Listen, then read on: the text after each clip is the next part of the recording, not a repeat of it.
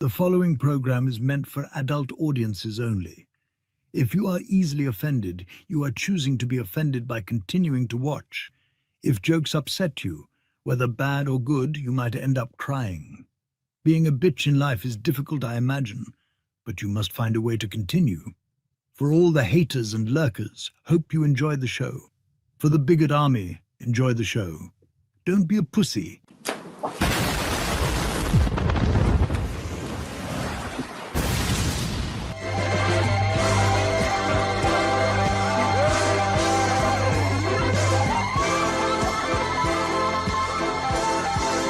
Here we go! Mucha lucha, mucha lucha. It's the way of life.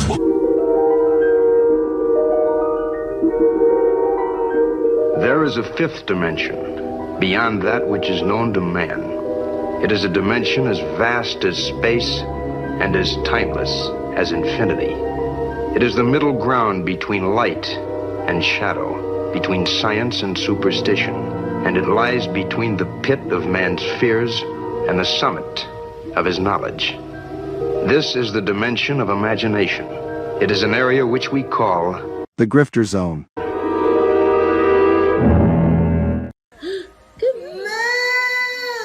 Oh, you found your moo. My crew is big and it keeps getting bigger. That's because Jesus Christ is. Man, I want to get drunk in a hotel room with you. That might be taken out of context. Gay, gay, gay. Oh. No.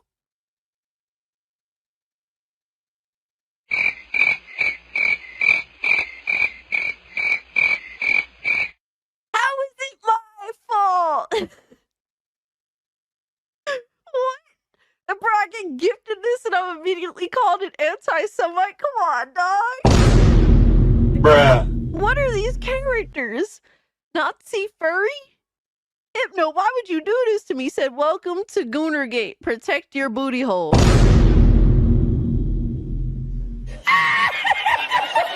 What's up, nerds? It's Alyssa Mercante, Kotaku senior editor, and nobody even wants you here.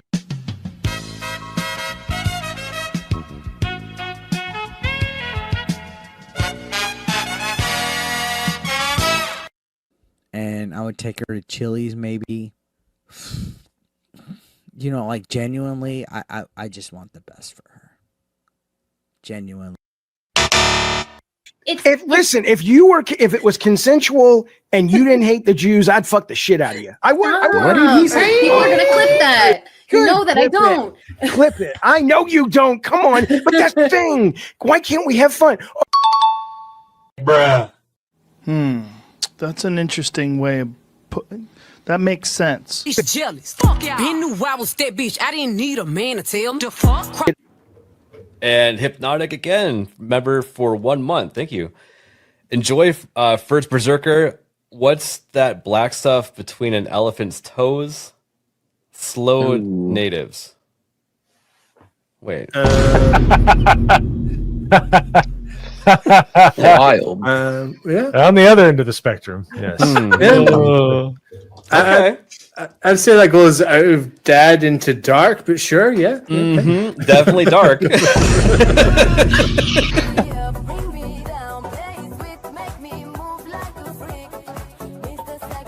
Somebody replies and it says, "This is embarrassing."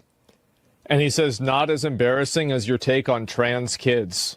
It was not researched. It was cruel and it had no basis in facts. So forgive me if I don't take all your takes that seriously."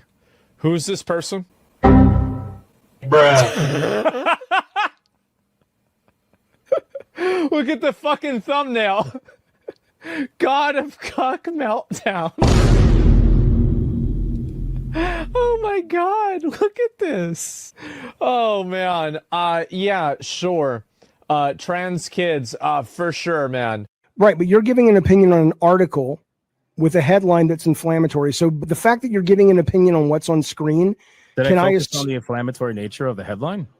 Well, can I assume that everything in this article you would agree with? You shouldn't assume. It makes an ass out of yourself and me. Okay, so then down his timeline, you're gonna see a lot of ass and titties. Okay, me on my Twitter timeline, you ain't gonna see none of that. As a matter of fact, like I can show you, I can scroll down my entire news feed on Twitter.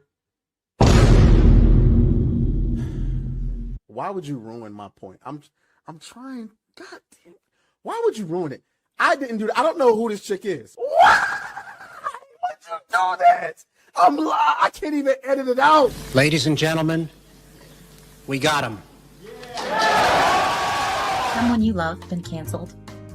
Have you been the target of online harassment because of something you said or refused to be compelled to say by the mob? Did you mistakenly think you could be an individual, form your own opinions, and keep all of your friends? Did your social credit score tanked because you had a conversation with, subscribe to, or follow someone who suffers from wrongthink? Have you been called a literal Nazi because you think taking care of one's physical health is important? Have you tried apologizing for your transgressions only to find out you actually poured gasoline on the they-them flames? Have you ever had a politically incorrect thought or, heaven forbid, made an off-color joke? Well, we here at the Office of the Cancelled are here for you. As a member of the club, we offer exclusive trading cards, black jackets, lapel pins, access to bomb shelters, as well as audio tracks from based artists that are sure to pump you up for a day at the range and get some of that much-needed two-way therapy. Remember, folks, you're only canceled if you let yourself be canceled, and every one of those collectivist NPCs can go fuck themselves. Eating the dogs, they're eating the cats. Eat the cat, eat the cat. I'll wait some time because the longer we wait, like the more realistic it'll be, you know, when he comes back to life. The touch of the black man in a woke story. The God hand shining down, shining upon thee. White man as you lay down. This white man and couple in background. Understand the power of a black man is a God hand. Pro-black Twitter! I breathe life into you. One touch is not enough from greatness. One touch from the black man. Watch me do it again. Kneel and be amazed at the touch of the black man. I bring life. I bring life. Pro-black Twitter hoes! That's right! That's right! Robocock, don't clip that, no! Bruh. Oh God, that's getting clipped. Hey, yo, what the fuck?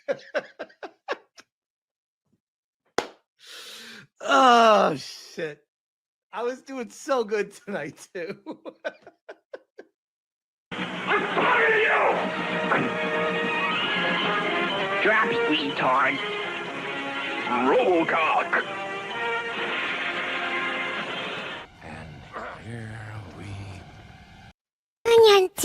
そうだ。テレビつけてもいいぞ。冒険アニメ、スパイあや、これ好き。よりによって。サイレンサー付きの拳銃だと。ワクワク。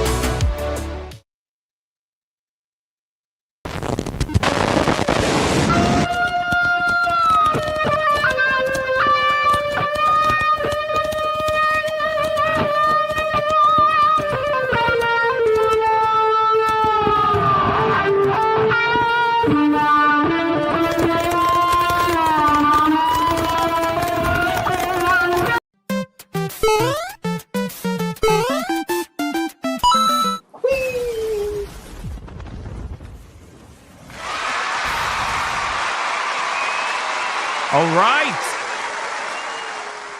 What's up, everybody? Welcome to another episode of SNH 171. Hell yeah. We got Lara Croft on the cover of this one. That's how you know it's going to be a good one. Shout out, man. Notice We it got was the real Lara Croft.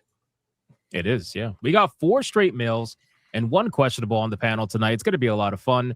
I'll let you decide who's the questionable one, although it looks like he made himself guilty already. So that's you know. Look, I ain't even gonna try and hide it. Just like, let's give the people what they want, which is dunking on the homo. You know what? It's fine. Dunk on the homo. Just send super chats when you do it to enrich the boy here. But it doesn't mean it's you, because honestly, the conversation we just had with Atreus, that would make me think it was him. You know what? You make a real good point. I'm not even gonna break it out. I'm just saying. Don't. No, I'm saying, yeah, that shit was crazy. But welcome again, guys. It's gonna be a fantastic night. We got a lot we gotta talk about. The chat is saying that real life fake wizard has officially survived hanging out with Arch and Lumi. That's right. Yeah, we just finished up a little while ago. We had a good time. Was it that crazy?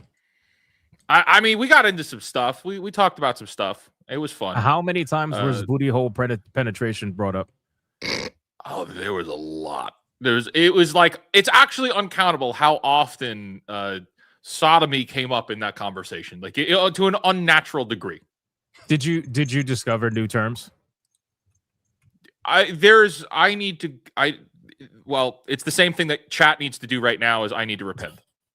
Okay, that's what I thought. That's what I thought. Yeah, usually when I watch like Lumi and Arch, I tend to learn things that I really didn't need to know, but it's okay. It's all good. Anyway, shout out to you guys again. We're gonna have a great time today. Obviously, a lot has happened this week. Tons of gaming news to talk about, because obviously a lot of you may or may not be aware.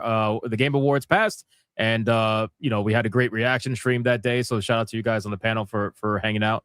And we're just kind of going to recap. We're going to talk about all the video games that were announced, the games we're looking forward to, the games we're not looking forward to, the games that look like absolute shit, and everything in between. So let's get right into it. But first, we're going to start off with our intros. We're going to say hello to Leon. What's up, man? How you doing?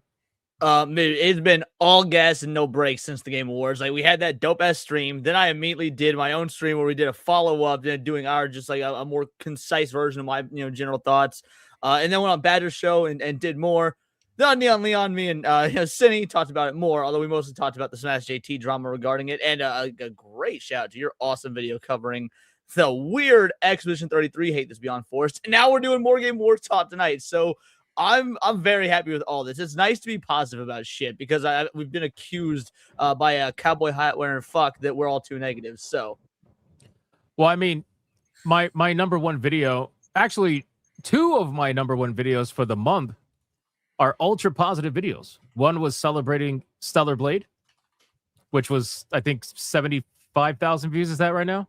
And then the Expedition 33 celebration video is at almost 70 now. So there goes that narrative, I guess.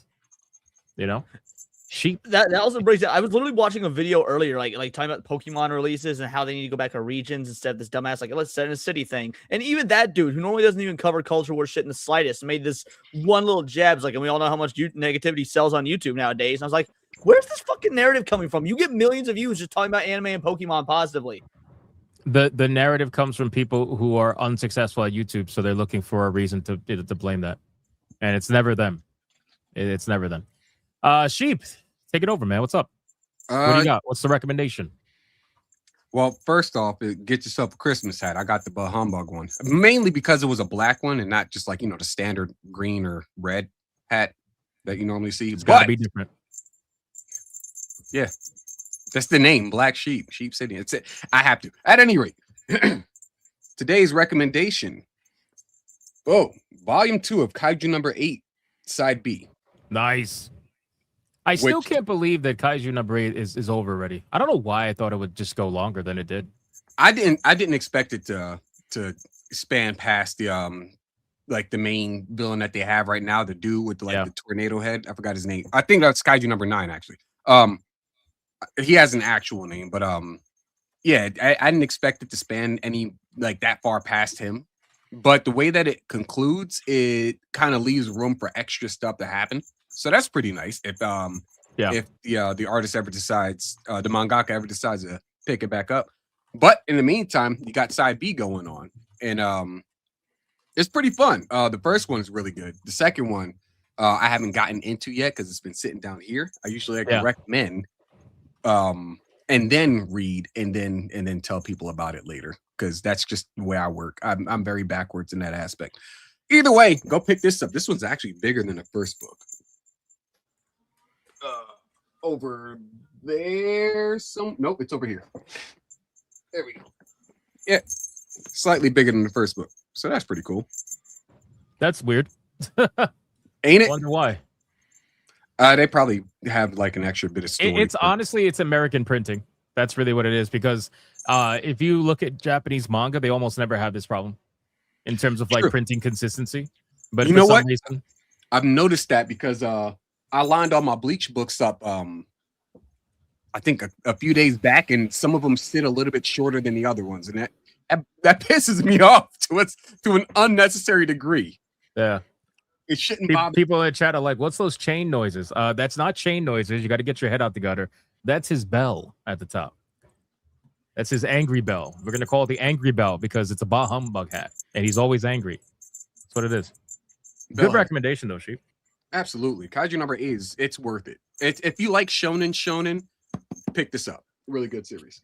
Well, actually, even more so than that, as somebody that does not like a lot of shonen, because in my opinion, like most modern shonen is incredibly played out and is not doing anything really different than like the big three did back in the day. Kaiju number 8 is one of the exceptions. Kaiju number 8 is one of my favorite. I haven't read the manga, but as far as the anime goes, it is one of my favorite modern anime of the last probably 10 years in terms of shonen.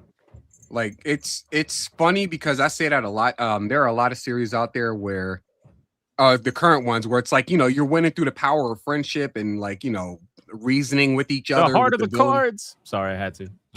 Yeah, the heart of the cards. That's fine. I mean, because that's a skill. I'm fine with the protagonist beating like, the big bad through skill and not because like, spoilers, because Deku hit Shigaraki with talk no jutsu.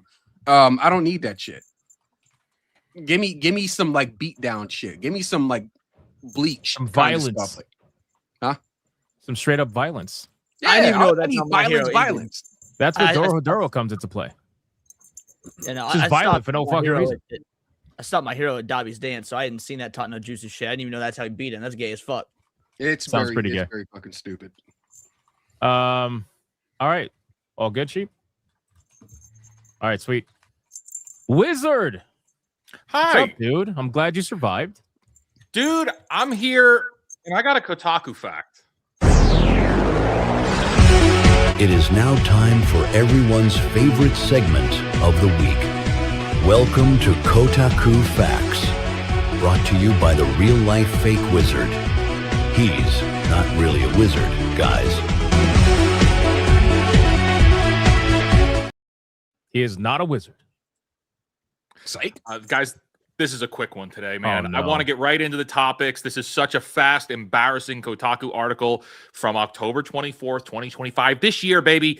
It took me 8 years to discover my favorite Switch feature. I've been changing the brightness the wrong way all this time. Our boy Ethan here just discovered the brightness bar on the Switch and wrote an article about it. Wait. That's talking about GAC this year? Yeah, this was this year. Are we talking about Ethan Gack? Ethan Gack, yeah. Yep. Oh my god, bro! Dean Takahashi 2.0. My man just discovered the brightness bar and then wrote an article about it. That's fucking crazy. How and they won't just let you write an article about anything up in that bitch. Wait, but he decided to put that out there on the internet? Yeah, it turns out this feature existed on the original Switch as well. All you have to do is hold down the home button to instantly bring up the sidebar. The slider. Eureka. And look, discovering things like that is okay. Like, that's fine. I find, like, and you're like, oh, I should have known that. But, dude, you wrote an article about it? Yep. Keep in mind. I'm sorry to interrupt, but I really have to say this. Keep in mind, these are the people who complain about YouTubers supposedly taking very small things and then dragging it out into like fucking videos. You know what I mean? You just made an article about a brightness bar. A whole article. Walter Cronkite, Bob Woodward, Ethan Gack, really impressing us this week. On Out of Kotaku curiosity, Facts. how many paragraphs? How many paragraphs? 1, 2, 3, 4, 5. And you got to hit a certain I'm forgetting what the fucking acronym For is. SEO, you have to hit a certain SEO, there you go. threshold. You got to hit a certain SEO. You got your word count has to be a specific word count for it to like pop up on like Google shit. Wow. Thank you, Wizard. Thank you. Yeah. I'm gonna blow everybody's mind here, and just make the whole article. I'm gonna summarize it in like one sentence here. Hold down the home button, and you also have an auto adjust. You just hit that instead. Wow, you just saved us a lot of time reading that article. You got to write an article about it. Nah, cheap. Nah, 1,500 words. What else you got, Wiz? I'm here. I'm happy to be here. I've been having a really, I'd say, a great day. We just had some massive breakthroughs with like the fake portal project. I got announcements coming by the end of the year. This is gonna blow everyone away. So keep it locked. Happy to be here. Oh yeah. And last, we got Atreus, who's probably playing something. Let's see. Let's check Steam. Let's check Steam real quick. Friends list. Let's see. No. Atreus. Let me no. search. Oh, Mega Bonk. Wow. No. Wow. No. Oh, I saw you went invisible. You motherfucker went invisible. You son of a bitch. Why'd it take so long? Oh no, you just logged off the game, bro. What a bitch. Look at that guy. You were playing Mega Bonk this whole time. And you just logged off, bro. That's crazy. Fuck y'all, man. Can y'all hear me? No. Yes. Yes. Oh yeah, we can hear you. Yeah, man. Happy to be here as always. Saturday Night Hypnosis. Glad to see you guys. Man, fuck y'all in this narrative about Atreus saying y'all were too negative. Nigga, it was two people. I was referring to two people who had a negative comment about damn near everything that appeared on screen. Jesus Will, Will was going hard with the negativity. He was not having a good night. When the fucking Lara Croft shit came up, literally everybody on the panel was like, "Hey," and he was like, "Hey," and I was like, "What the fuck?" I've been gaming since 1979, and I've seen tits before, and those tits were better. Dude, That Will, shit settle was down, throwing me man. off. Like, You just have to let him be, man. It's okay. It's if some people black pilled on things, let him be black pilled. It's fine. It's a good counter. There's black pill, and then there's just flat out learning the law at delusional at this point. No, it's funny because I'm gonna throw some. I'm not gonna name names, so I'm gonna throw somebody on the bus. But I got a fucking DM that night, like while we were watching the Game Wars, just DM to my Discord, be like, "Okay, look, I don't think I fucking like Will anymore. It's one thing to be negative about everything, but the fucking Muppets, really?" I was like, "Damn, I got a DM about Will specifically." The Muppets are funny. I would Oh say, my God. I will say that like it's slightly in defense of Will. It wasn't as funny as it used to be, but it's still got some humor to it. I like it. Yeah, I like it as well. I like the Muppets. It's all good. I thought Atreus, do your intro. Yeah, man. Subscribe to Atreus. Subscribe to New Blackstreet. The water faucet is on, guys. So I mean, if you have a channel, make your videos specifically around some of the stuff. Is what did I say? I'm just laughing at Sheep's face because you said the water faucet's on. I'm referring to the algorithm. I'm glad it's on gay, you. though. My shit getting It fucking wouldn't have felt been gay if we last didn't 2 hear an weeks. entire montage for about 15 minutes about, you know. Oh God, nah, don't Yeah. repeat it. But anyway, yeah, the water. Go ahead. The faucet's on. How's your videos doing? Yeah, I mean they're doing pretty fine. You know what I'm saying? I can't complain. I would definitely say I had a video that I thought was gonna be a banger yesterday, but then like a fucking what is that? A copyright? Fuck the WWE. They stopped they said nope, bitch. This might not be the night to say fuck the WWE because a lot of WWE fans are excited right now. Oh Yep. shit. It's John Cena's final match today. So Oh, boy. Yep, I'm missing it to be here. Damn, I wish I cared enough to watch that shit. I mean, man, I've been a professional John Cena hater for years at this point. I can't fucking stand the guy, so I don't care. Like, it's cool, the legacy, it's over. I hope it goes out the bang, but I would honestly rather be here than with you guys. Loved John Cena growing up, and I just don't care. I respect it. I respect it. Anyway, some dumb bitch in a different chat last night said they should have got John Cena to play Guile instead of Cody Rhodes. So fuck that individual specifically. Oh, come on. No, the Cody Rhodes cast was damn near perfect. Right? Wasn't there somebody else that people wanted Cody Rhodes to play? It was I can't remember what character. I don't know, but I got to be honest with you. Like, I wish. Oh, my only complaint is probably Chun Li, because I think Chun Li's a little lacking for Chun Li, especially in the legs. But yeah, aside from that, I thought it was amazing casting, to be honest with you. Well, the 50 Cent cast was. I mean, like it looks like Street Fighter, but it's like that nigga. I can't take. He looks hilarious, bro. I'm not gonna lie to you. It looks like somebody drew on his fucking hair. Have you seen the video, Atreus? Cody Rhodes is a Negro icon. No. I've got something to send you later, son. That's on YouTube? Holy shit. It's on YouTube. It's fucking hilarious. Oh no, you gotta send that to me too. All right, everybody subscribe to Atreus, man. His video is doing very well. He's killing it right now, putting in some work, editing his videos and whatnot. It's good stuff, man. All it took was for him to remove himself from camera for his videos to start blowing up. All right. It's great, man. You love to see it. I'm happy. That's racist. We're going to get into the pre-stream legends because we got a lot of games to talk about. A lot of games, a lot of trailers, a lot of nonsense, a lot of Game Awards nonsense, all kinds of shit. So let's just get right into it. Here we go. Money, print money, cash, money, wealth, capitalism, raise a bunch of money, more money, heaps and heaps of money, print money, cash, money, wealth, capitalism, raise a bunch of money, super chat money. As salty as the sea, calling us no-code names. SJW screaming, but it's money they blame.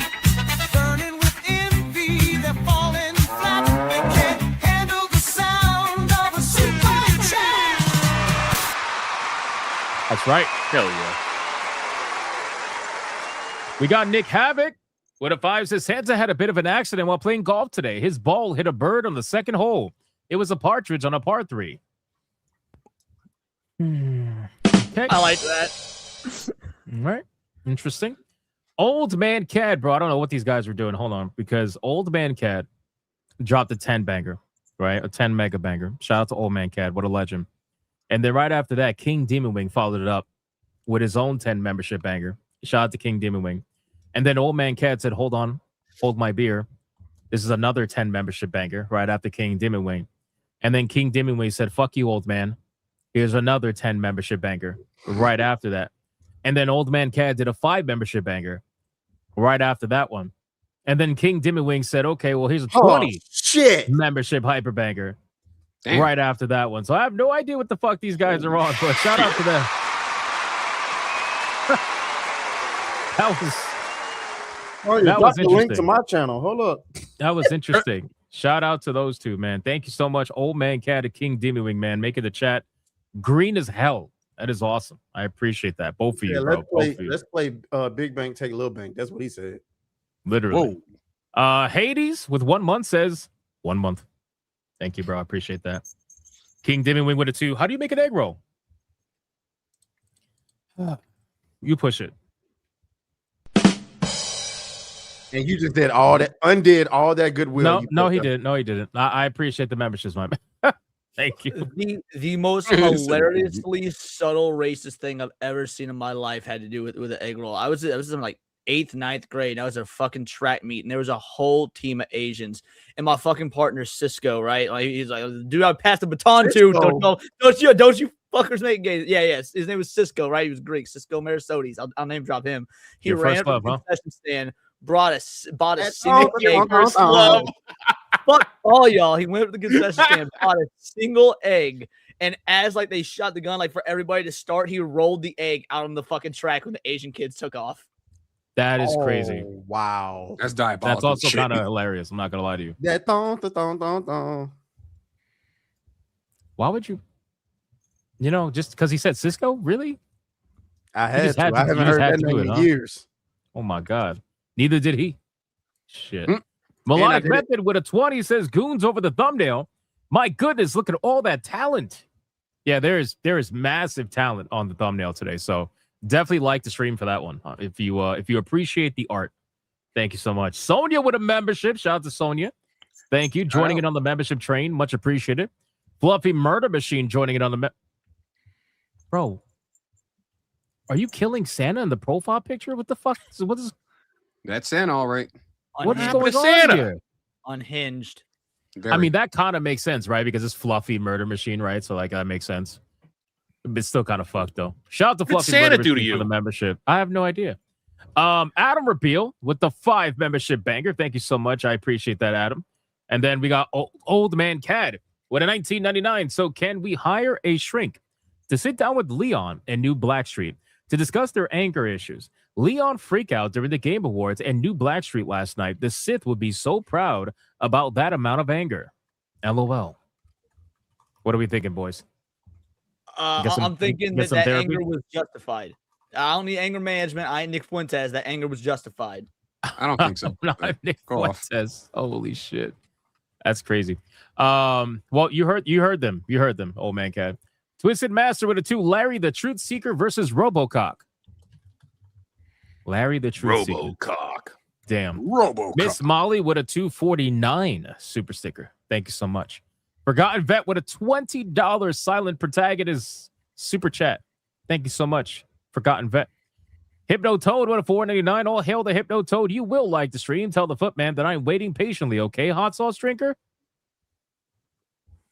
Talking to you, Atreus. There you go. No one talking to me. Well, I mean, we do have footage.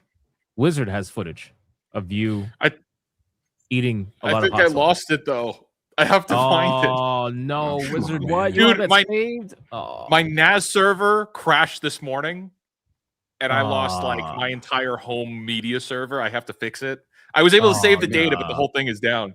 So no, sorry, we don't have. I will see if I can find the original though. So stand by. Yo, look at this fuck that's in the chat, but he's not in the stream. Look at this. Look at this. Whining about being sick and shit. Meanwhile, he could be in the chat. That's crazy. The bro. most disrespectful short motherfucker I've ever seen in my life. They usually are disrespectful. It's always the short ones. Nobody has spoken for 4 months. Says, hope you're enjoying the Chrome extension, Atreus. Yes, sir. There you go. Final Twin with a 5. Search Steam for Kaya the dog for a good laugh. No, they didn't make a game about Kaya, did they? Oh, no. Oh, no. Is that real? Kaya. I will look right now. The Oh, you got it. All dog. right, cool.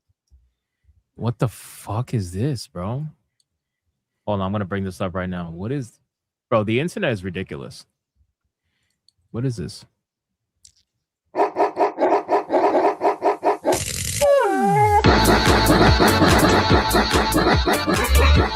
Why is the song black? Oh, you are Kaya. Oh, I was like, wait, You're what's going on? the Oh, That's why is there funny. one Pokemon ball back there?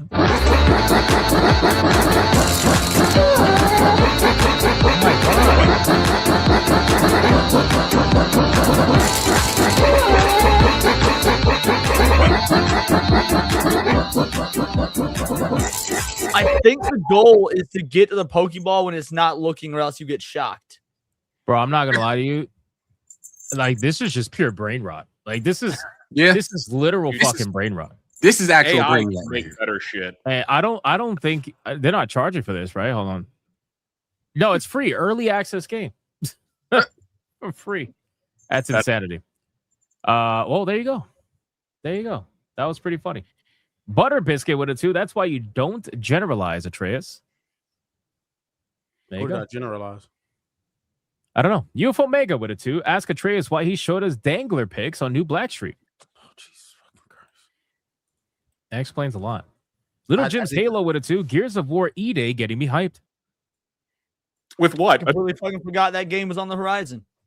I did too. No to be footage. honest with you. No nothing. Subtle Deviancy with $4.99. My HR rep said that I'm an ally after becoming a channel member of Blackstreet. Little People of America stopped illegal cis and assist letters to me too. Makes sense. Makes sense. Shout out. Let's check over on Rumble, and then we're going to be checking gifted games, and then we're good to go. We got Deidre on Rumble with a membership. Thank you, Deidre. I appreciate it. We also got Anime Mania 500 with a membership over there. Thank you, my man. And then Dead Eyes Lock with $1 says Dalcim's going to do good stretching out. Too bad Pedro Pascal couldn't stretch Fantastic Four out of a flop.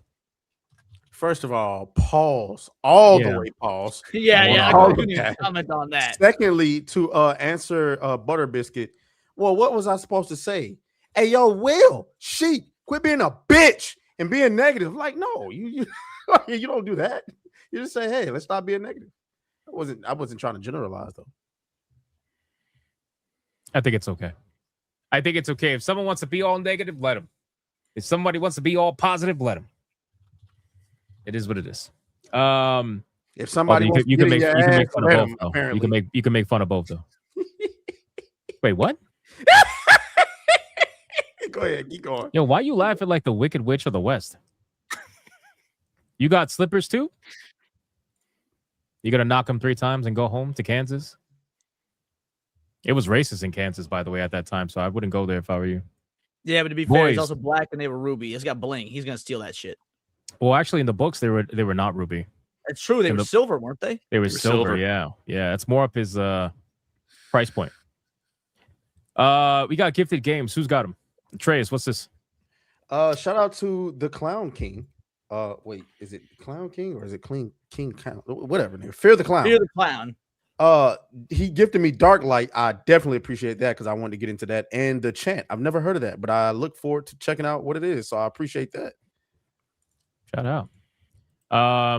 Anybody else? Really quick. Yep, I got one from. I also got one. Oh, here we go. like, same one as Ray's got, which I'm a-okay with. The chant. Is this for your horror collection? I'm down. Thank you. And then also, just mad shout out to Amar in general. He and Pouty between the two during my show yesterday, giving me 9 fucking games. So this makes including me 9 buying games. Wow. 9 games plus this. Plus, I bought Protocol after Control after you guys were telling me that Control was really good because that's one that I completely missed out on. So in the Oh, last you should 24 definitely play hours, I've gotten 11 games. Somebody left a comment on my video the other day because my stream because I was recapping everything and I was talking about Control and people were asking if I played Quantum Break and I was saying Quantum Break's the only like game from that kind of thing that I haven't actually played. But somebody left a comment saying Quantum Break's not actually part of that universe. Like they make references to it just as like a an Easter egg, but it's not actually part of the universe. But Alan Wake and Control are like tied together. So there's that. Because I was gonna shout out Amar though. I appreciate it, man. I'm sorry, I thought you were finished it now. No, you're good. I was just gonna say I was thinking about playing Quantum Break if that was the case, which I still probably will. I just haven't played it yet. All right, last one. We got Anubis Hentai Hades with a 2 says no games today. Bought DBZ Sparkling Zero on sale. Nice. Shout out. That is Sparking awesome. Zero is good, man. Sparking Zero is fun. I need to get back to it. That is awesome. I do have one gifted game. We got Angmar also gifting me the chant for the horror collection. So thank you, Angmar. Appreciate it. Angmar always, you got to be careful with his games, man. He be gifting some addictive fucking games, man. So shout out to him. Thank you, Angmar. I appreciate that. All right, we are fully caught up. Yeah, that's it. All right, guys, we got a lot we got to talk about, man. The Game Awards. The Fallout has been glorious. It's also been interesting, I guess, to say the least, to see the forced bullshit all across the board. All the way to the point where, you sent it, Leon, I think. I think it was you, where the picture of the girl who was like, congratulations on your white game, or whatever the case may be. It's fucking insane. So much teething, so much scoping. Yeah, so we're gonna get into the cope, but before we get into that, I want to just focus on some game trailers for some video games that we may or may not be interested. So, like Leon, what are you looking forward to that they announced from the Game Awards, and let me know what it is ahead of time so I can pull up the trailer real quick. Yeah, I mean, absolutely. So the game that to this, because I've rewatched several of these trailers, and Bradley the Badger. Right? No, fuck you. Bradley the Badger was still like the games that actually showed gameplay. At least is still a show stealer for me. I love old school PS1 and 2 style mascot games. This looks like that. Plus, I didn't notice during the initial reveal when we were watching it because we were all just so intent on the gameplay. But the concept is just him going through all these other video game inspired worlds. It wasn't just the Bloodborne style one. There was also like a Last of Us one. There was like maybe a Fallout one, something like that. So this seems like such an interesting game. So yeah, I'm all in. This is the one that so far has piqued my interest the most that we actually got gameplay from. Obviously Mega Man as well, but that's some 2027 shit. We got time. Yeah. I actually think this one looks cool. I know Atreus is not really like that into it, right? I'm in the middle of something right now. Oh, What was it? I muted it. What's going on? No, I don't have no money right now. I'm trying to figure out some other stuff right now. Bro, mute. I got my note coming. Nah, don't mute. Keep going. This is good. This is good. What's the content? Yeah. Oh shit. Yeah. Nice. Trays. Yep. I know my mic was on. You need some cash or like what's up? No, I was lying. Oh, okay. I can super chat you at 20, homie. It's cool. Like, nope, I was lying. Right. So we're talking about some video games. I don't know. You're on a show called SNH. I don't know if you're aware, but this game looks pretty cool. But I know you're not really that into it, right? Like it's not something that interests you too much. Not at all. So what about Sheep? What's up?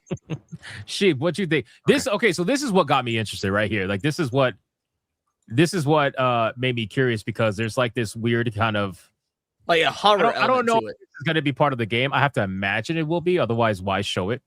But it makes me question like how is this real life element going to be in this game, if at all?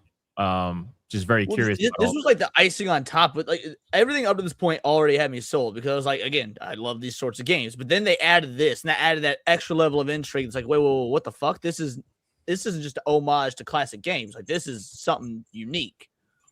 Yeah, I mean the gameplay looks pretty solid. I do like how you can visit. Is this a PlayStation game? Like, is it PlayStation developed? I forgot who. Wishlist now on Steam. Is it available on consoles or Steam only? Mm-hmm. If it's Steam only, it'd be hilarious. Get fucked console plebs. If No it's way. Steam, it's only getting one sequel. Oh, I'm about to look that up right now. This is called Bradley the Badger, right? Mm-hmm. Where is Bradley the Badger releasing? Let's see. So Bradley the Badger is releasing. Oh shit! Is it really Steam only? It's confirmed for PC via Steam, with other platforms unannounced but likely to come later. Bro, a PC funny. exclusive platformer like this, that is top tier fucking comedy. I actually think that's cool. I think that's really cool. That explains why they are going through all these different levels, because I thought, maybe they're specifically tied to like, PlayStation or something, but no, it's apparently it's PC. I do like they have a Cyberpunk level. I think that's pretty cool. Yeah, the Cyberpunk one looks good. Yeah. Wow, that's cool. I didn't even know that. I didn't realize that at first when we watched the trailer. See, it's good to do these kind of callbacks to see all this. This is the Last of Us level right here. Yeah, it's a pretty typical platformer. So I don't know. I think it looks fun overall. What are the games you're looking forward to? I mean, someone else go, or are you still asking me? Whoever wants to go. I mean, if you had more, go for it. I'll go after you. Well, one that I'm curious about. I don't know if I'm very mixed on whether I'm excited for it or not because I see a lot of good and a lot of bad in the trailer. But it was the Star Wars Galactic Racer. Oh yeah. Oh, okay. Now this is pod racing. Now this is pod racing. There was one thing in the trailer that I didn't see until doing the rewatch that broke my fucking brain. I went from being lukewarm on it to if this is what I think it is, I'm fucking stoked. What's that? Or horrified. And I'll point out when we get to it. I'll ask you to pause because it's a straight up just Star Wars nerd moment for anybody that's heavily into like the EU, and that can be real worrisome because Disney obviously has owned it for quite a while, and when they incorporate This is Lucasfilm's games, so it's, I don't know. Yeah, I mean, Disney will have input, but they're not right here. Pause it. Pause it right there. Oh, sorry. Hold on. No, you're good. Yeah, go back. Right here.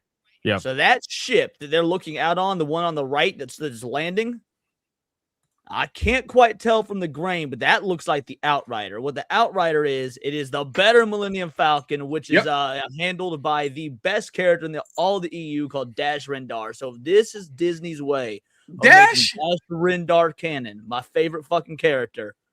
Okay, that's Bro, fine. I'm all in. You could be your favorite. Wait, which ship is the Outrider? The one on the right that's landing. It looks like it could be the Outrider. I can't quite tell because it's far away and there's like that dust and stuff covering it. It could be. It could be. You're not wrong. It's a bad angle. Well, let's see. Can you get a picture of it? Yeah, give me 1 sec. I'm more of a Kit Fisto personally. Personally. Kit Fisto's my favorite Jedi. Absolutely. I love Kit Fisto. That's my boy. What do we think? Smells like So a pod racing game, I think sounds really cool. Yeah, but do we think that they're making this trying to compete with like other kind of party racer games like Mario Kart and Sonic and all those, or do we think this is just something completely different? Depends on who's making this, because I don't know who's making it, but if it's EA, then that lines up with like EA did. We don't know who that is. Secret mode. Do we know who owns them? Because that'll tell us. Like, because EA did the Starfighter. Not what's it called? The shit. I could see the fucking poster. I don't remember the name, but it's the Starfighter game. Not sure. I'm looking up who owns Fuse Games really quick.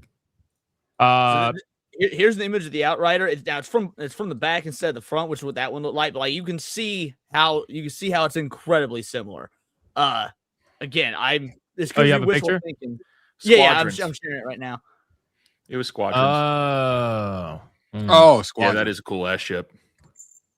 Yeah, this is better Millennium Falcon, and it looks like again, the thrusters would be on the back end of from what the video showed.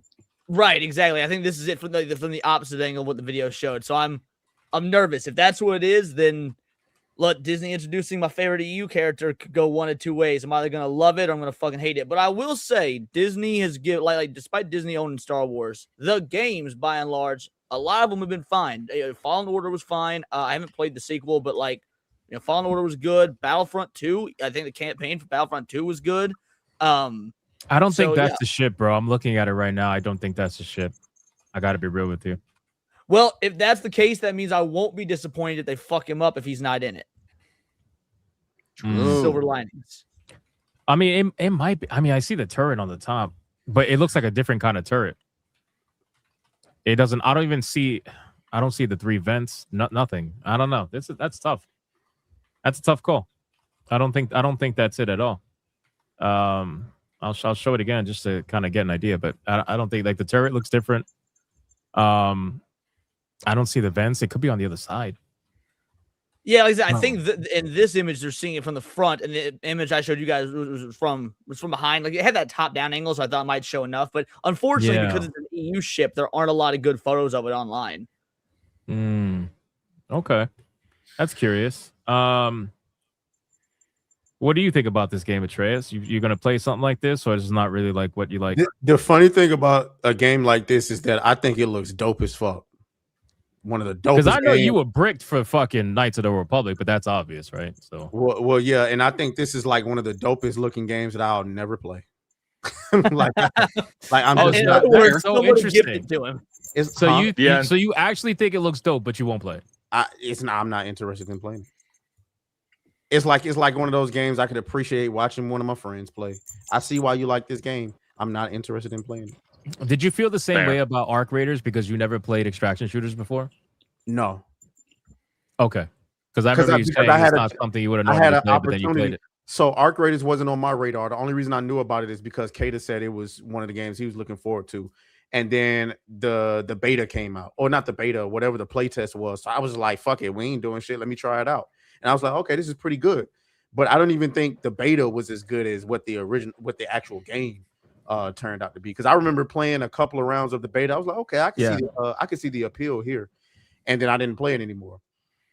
I would definitely play this. I love games like this. This is hilarious, by the way. Kayachu for 3 months. Shockingly good game. Shout out to Kayachu. I don't know why we have a Kayachu. Anubis with it too. I think I read this one. Mervov, they carried the same coping for Baldur's Gate 3, but harder. That's true. We're going to get into that. What about you, Sheep? Wizard? You guys going to play this? My bad. Give me a second. Sheep? I'm sorry, Wizard? I feel about this game the same way that I do about Squadrons, which is also very similarly to how Atreus just described it. That's perfect because that's exactly what I thought. I thought Squadrons was a dope idea that I would never. Beautiful looking game, dope idea. Not an interest in hell in playing it. I own Squadrons, but only because it got discounted to genuinely $5 on a PlayStation sale once, and I was like, you know what? Maybe one day I will be drunk during the day and depressed and finally have an interest in playing this game because I Wow, have that's nothing what else it to live takes to for. play that. Holy shit! I just don't care, man. There is so much to play that I don't care about. That's like, fair. I feel like when it comes to thing. Star Wars, the only thing I'm interested in with Star Wars is the full experience.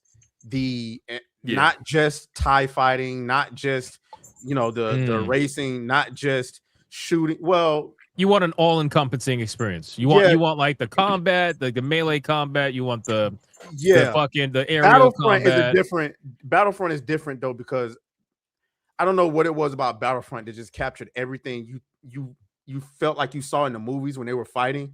Yeah, your aim being terrible is actually lore accurate, right? Like you're fucking terrible, but so were the goddamn clones. They were terrible too, so you can't feel bad. I love Battlefront, but other than that, I need the full Star Wars experience. I can't just be flying a ship or, I understand that.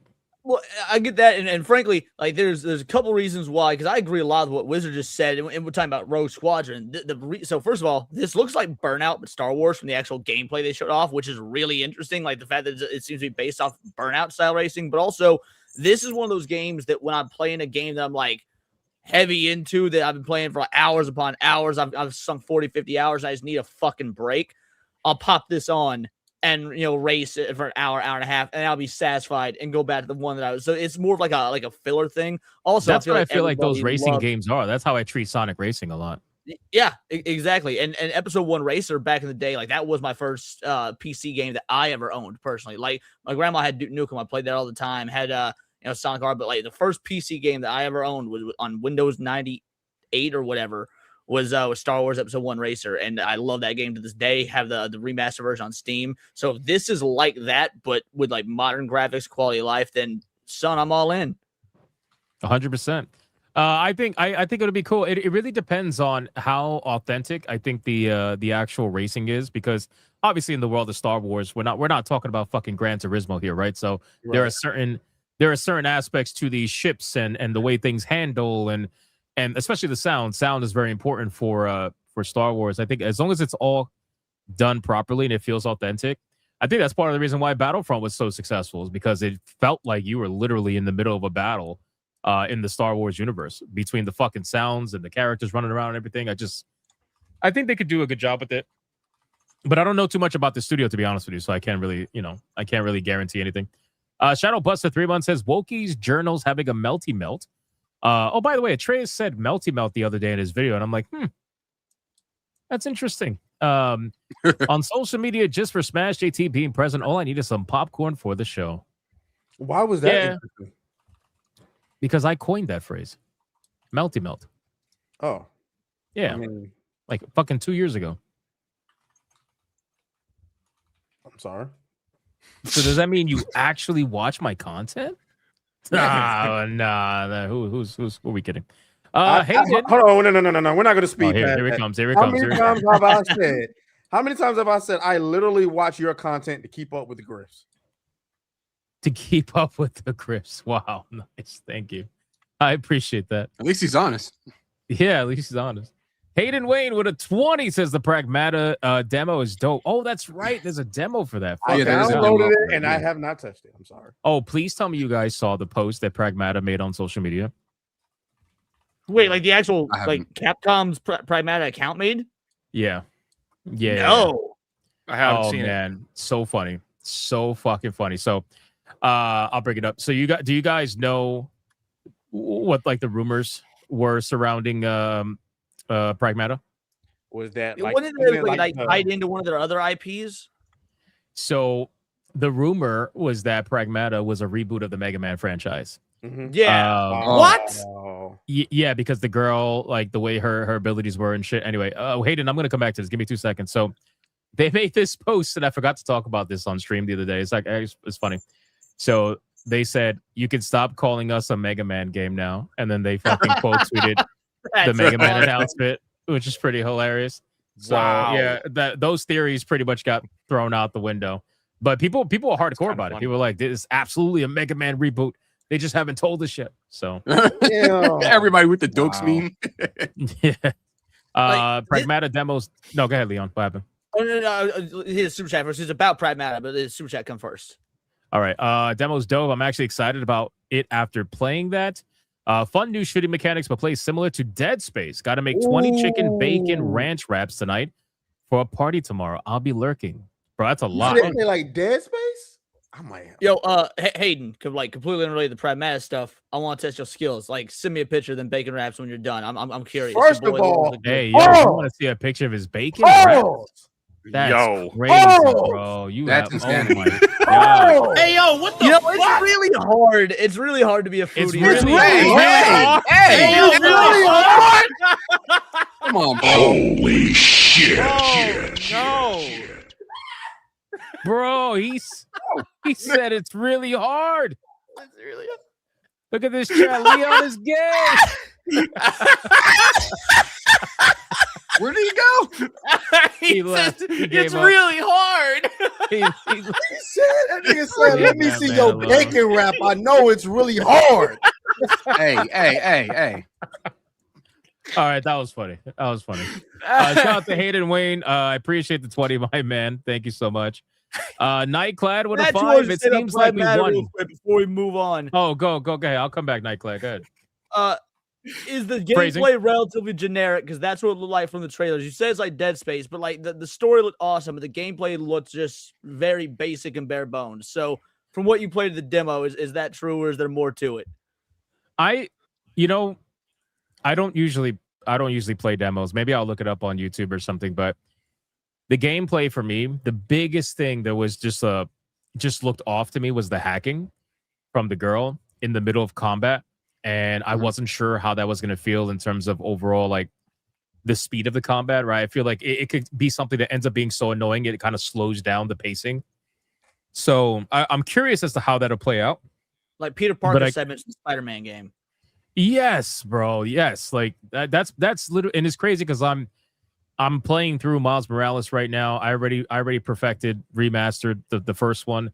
And when I'm playing the first one, bro, like, the game is awesome, but every time you are forced to play as Mary Jane or fucking Miles Morales before he was Spider-Man or whatever, and it turns into these bullshit, don't get discovered missions. It's bro, it's so gay. And it happens. Yeah, I don't care about that shit at all. Hey, yo, fuck Cal's World War Misfits. I had shirts made from MegaCon with Leon's face in a Sonic costume and says our resident furry. I'm done, bro. Quit. It's crazy. Nightclad with a 5. Seems like we won the whole Tomb Raider thing, but you know what they say, never celebrate too early. Oh yeah, for sure. Never celebrate too early, but she does look good. Mainly in the first one. I'm cautiously optimistic, man. I really am. I am too, but you know what it is, bro? It is the history of Crystal Dynamics that just throws me off, bro, because they just can't. Bro, I think about all the shit that they've done. I think about the retconning. I think about the whole Lara Croft as a truth seeker, not a Tomb Raider anymore. I think about them trying to say, oh, the original Lara Croft is fucking racist and all about colonialism and shit. I think about all that.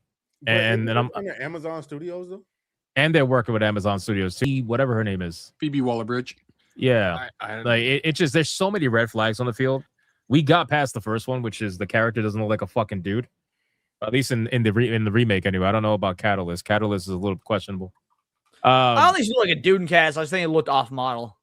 Yeah, that's what I mean. It just looked questionable. Like something's off. I can't explain what it is, but it's off. Randall with a membership, thank you. Chimpus with a $4.99. The Crop Crusading Charcoal Chieftain not on screen is an upgrade. Let me read. Hold on. Let me read that one. Wait. Crop Crusading Charcoal Chieftain. That is crazy, Chimpus. That's shit. A lot. What an alliteration. Holy shit. All right, I'm gonna leave these. Man. Hold on. We got Hayden Wayne with a 10. The hacking actually feels pretty good. Aim with left trigger, then use XYBA to navigate hacking interface and right trigger to start shooting. It works, and jump hover puzzle solving feels nice. I enjoy it. See, that just sounds like overcomplicated for me. Like if I'm in a gunfight and in the middle of the gunfight, I got to hack every enemy. Like, oh, slow down. Hold on. Wait a second. Press these combo sequences, then shoot. I don't know. I'm sure it probably does feel nice, but I'm going to have to experience the game myself. I don't know. I take your word for it though. What do you think to that answer, Leon? I mean, the hacking stuff doesn't necessarily bother me if it's not like overtly like you said, it doesn't slow down the pacing of the game. It was more the gunplay that I thought, like, again, it just looked. I feel like Capcom can do better. It looked like a game Capcom would have made in, 2016. It just looks like they're going It all in on was. the visuals. They've been developing this game for a while. The game was seemingly thought to be dead. It was supposed to come out years ago. I didn't know that. Oh, sorry. I thought it was a new announcement when they announced it. What was it? Nope. Summer Games Fest or was it last year's Game Awards? Either way. If you remember that trailer at the end, they made the little joke where they crossed out, I think, like, I don't know, 2020 or some year like that. They crossed it out. Oh, I And then didn't they get put what that was a reference smiley to. face next to Okay. 2026. Yeah. And they were like, for real this time. Yeah. So All right, let's continue. So that was the pragmatic thing. Thank you, Hayden, by the way, for giving us that info. We got. You think I skipped some? Yeah, I know. I did. I'm gonna catch up to them. I picked Hayden's because it was relevant to the conversation. I'm trying to catch up to them as we go along, so that they're not left behind. So, okay. What other games? Sheep? Anything? I got some. But I'll wait until the end of the show. End of the show. I don't think it means gifted games, like opinions on the Game Awards. No, I knew opinions. that as well. I mean, I put them in the private chat. If you were gonna look up the trailers. Okay. All right, so let's talk RE9. Good. This is gonna be good. Resident Evil 9, I was not interested in. I shit you not, because I don't give a fuck about the Ashcroft. Ashcroft, but yeah, Grace Ashcroft, like the whole I'm scared, this, that shit, and so on and so forth. I don't care about that. Like when I play Resident Evil, I don't play it for the horror aspect. You know what I mean? Like I don't play it to be scared or anything. I play it to do something about the situation. So, you know, as soon as they announced Leon, I was like, oh shit, I might buy this game. And I've not wanted to buy a Resident Evil game since 6. So there's that much. That trailer, what they showed was pretty interesting. Leon's design is kind of wild. He looks like he was on like a fucking rock tour or some shit like that. So did you not know about the leaks of him being like, because this has been announced for months, I feel like. What about Leon the leaks being have been out there, but they were never the leaks have confirmed. been the leaks have been out, but they've never been confirmed. But well, that's how out of tune I've been with Resident Evil since 6. It's like 7 I did not care for. I didn't give a shit about Ethan, like at all. And okay, fair 8 I enough. only played because Chris showed up. But ultimately, like I didn't care about a Resident Evil game until like I didn't care about like the remakes. And then as soon as they announced this, I was like, all right, well shit, I'll check it out. So now I gotta kind of like play a little bit of catch up, I guess, if that's how this is gonna all go down. Yeah.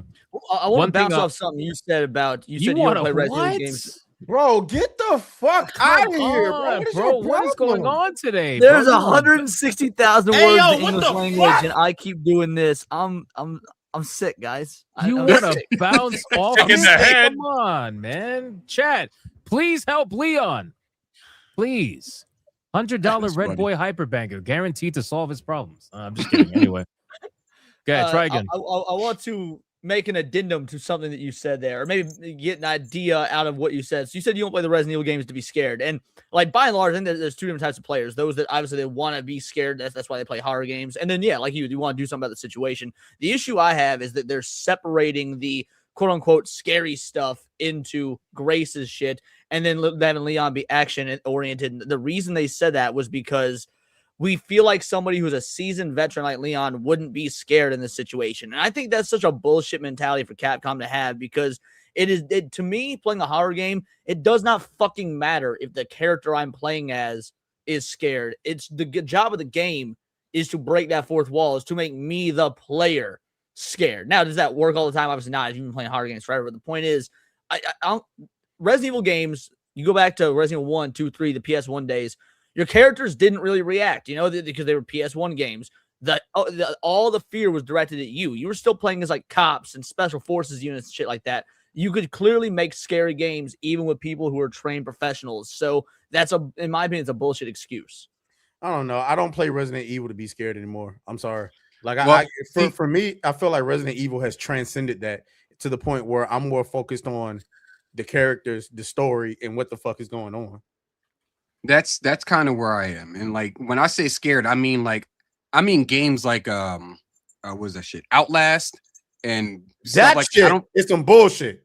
Yeah, I don't want to play a game as a character who can't do anything. I guess you can, Right. I guess you could say, like, I don't care much about horror games for the sake of fear factor. If I want a fear factor, I'll watch like a horror film or something like that. When I play a video game, I want to interact with the world, and I want to like actually feel like, oh, I'm a nigga playing a white dude or whatever fucking white chick or whatever character. I'm a nigga with the nigga mentality. Like, oh hell no, click clack. Good night. Like that's what I want to do. I don't care about like, oh, let me creep around and hide and stuff like that. That's not what I'm interested in. So them introducing Leon. So you think it's transcended past survival horror? Now it's just like action horror. I wouldn't even say action. I wouldn't say action horror. I wouldn't know what to call it because like I get what Sheep's saying in that there's horror in that I'm going in to be afraid, and if I come out of the experience like I haven't been scared, then I feel like it's a bad game. And then there's action games with horror elements to it. But like when I play Resident Evil, like I don't care if it has minimum action, I don't care if it has maximum action. To me, I'm in Resident Evil. And I'm talking about that's transcendent between what you're talking about, the movies, the video games, if it has books or comics or whatever, or video game, the fighting games, the characters that's in fighting games like Marvel vs. Capcom, right? Yeah. I'm just in the Resident Evil world and I like being there.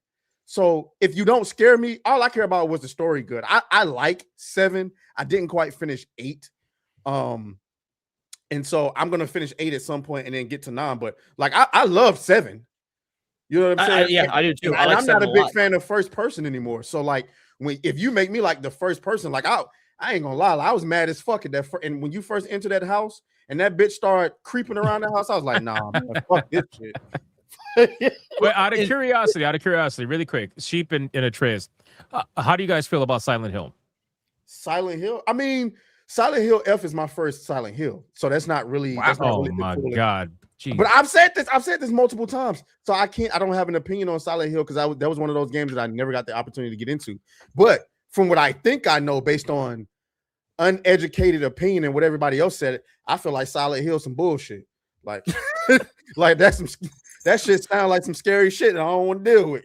You started with the wrong one, basically. I can tell. You started with the one that's not even a fucking Silent Hill game. It's like getting in a Monster Hunter, but starting with Wilds. Yes. That's fucked up. Yes. That's fucked up.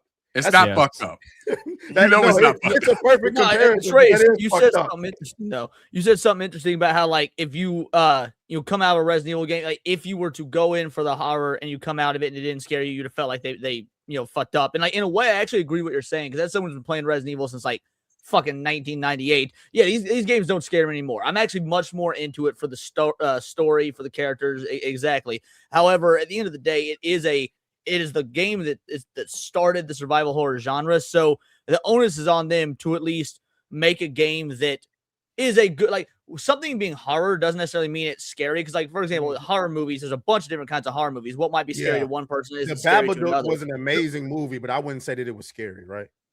Right. Examples like that. So like it needs to be horror, even if it's not necessarily scary, if that makes sense. So I get what you're saying. It's like it's got to have the horror theme.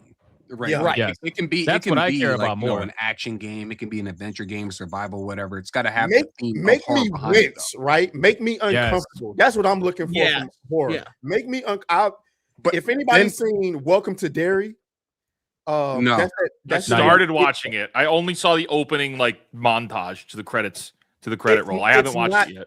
It's not scary, but goddamn, that shit make you uncomfortable.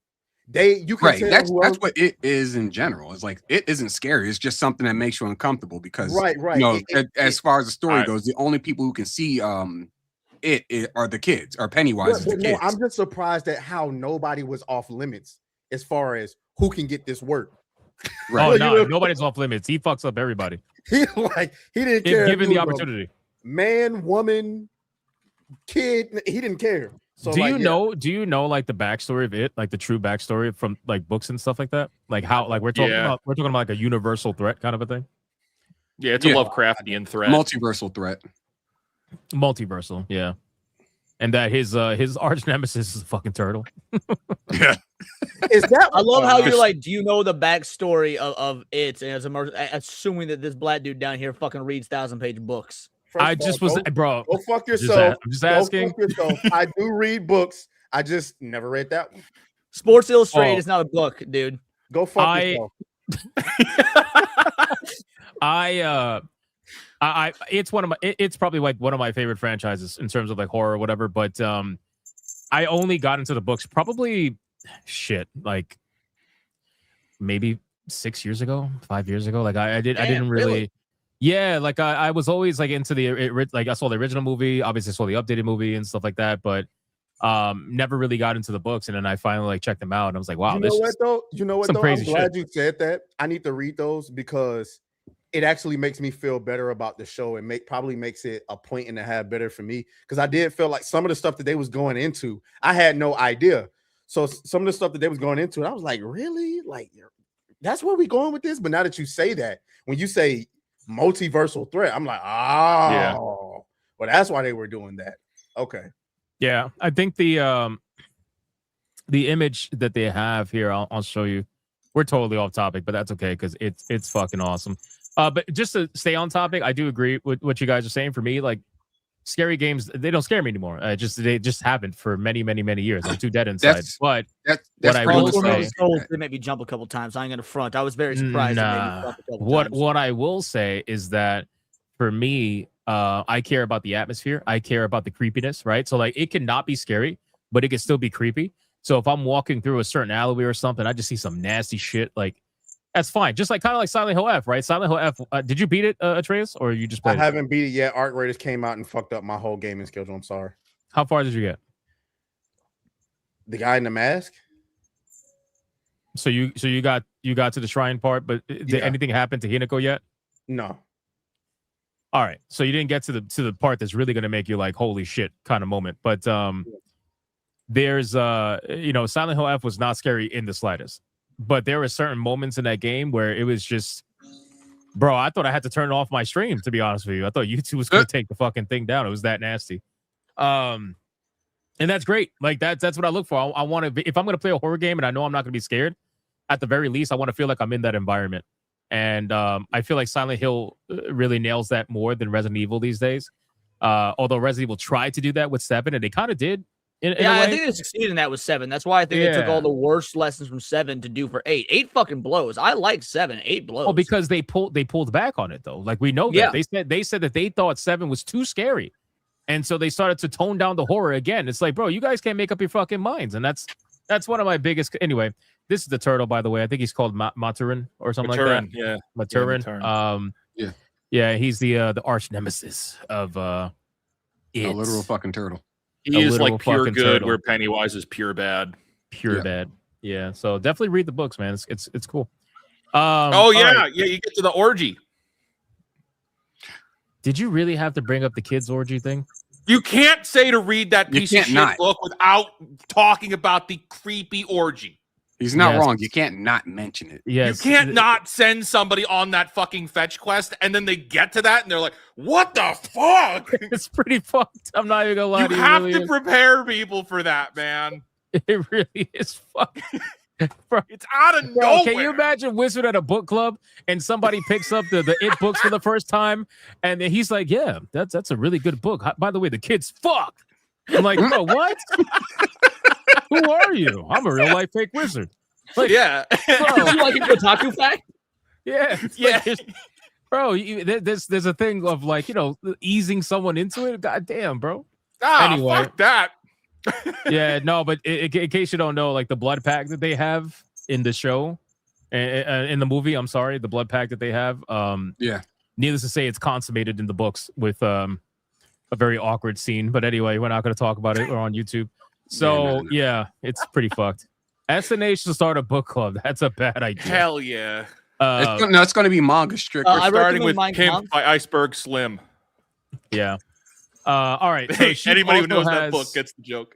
Sheep also has Mega Man. So let's bring up Mega Man. That was the highlight of the evening for me personally. Sheep, go ahead. Since you brought it up, you can talk about it. Go ahead. It's funny that it's funny seeing everybody lose their shit on a stream. I was sitting there patiently. I was like, I'm waiting for the other shoe to drop, and they said 2027. I was like, there it is. But hands down, that's like my highlight of the night because Mega Man is my third favorite gaming franchise of all time. It's Legend of Zelda, Sonic the Hedgehog, and then Mega Man. Like bar none, I was hyped as shit for this right here. So Did this you guys right here, hear the sound that plays at the end of the trailer? Yeah. Yeah, By the way, people were watching this trailer like solo with the sound and whatnot, as opposed to because the Game Wars they had that orchestral stuff. Yeah, it was Yeah. a totally different experience watching it without that. When I went back and just revisited the trailer, Bro, that silhouette. Oh, that silhouette is still did you notice all the years on the screens? Yeah. On here? No. No, go back. Yeah, go back to like the hallway thing and look up at the monitors. It's listing all. Back further. All the monitors are listing the years. 2018, Oh, wow. Yeah. No, I didn't even notice that. 1992. I noticed it when we were reacting 1990. live, and when I went back and saw it, like in my follow-up stream, I was like, "Holy shit, is that?" Oh yeah, 1987, 1988. I see. Oh shit. Yeah, really nice little touch there. That's cool. That's really cool. No, I did not notice that. There you go. That's why I like looking back at things because sometimes you just miss things, especially when you're in the moment, you're fucking hyped and shit, and the show is going on. It's like, it's good to go back and check it out. So yeah, I mean, like I said, I was just talking about Mega Man about 3-4 days ago because Capcom made that report saying they're coming out. They're going to try to come out with some more DMC games, Ace Attorney games, and Mega Man, and that they want to bring Mega Man back as a franchise that holds similar weight to like Street Fighter and Monster Hunter and all that stuff. But that they probably feel like the franchise is dormant, which it is. It's pretty much is. This looks so good. Look at my fucking boy. This looks so good. And it's the crazy classic, how it's the classic style too. Yeah, it's crazy how we're in fucking 2025, about to be in 2026, and fucking Mega Man still gets people just crazy over it. Oh yeah, excited over it.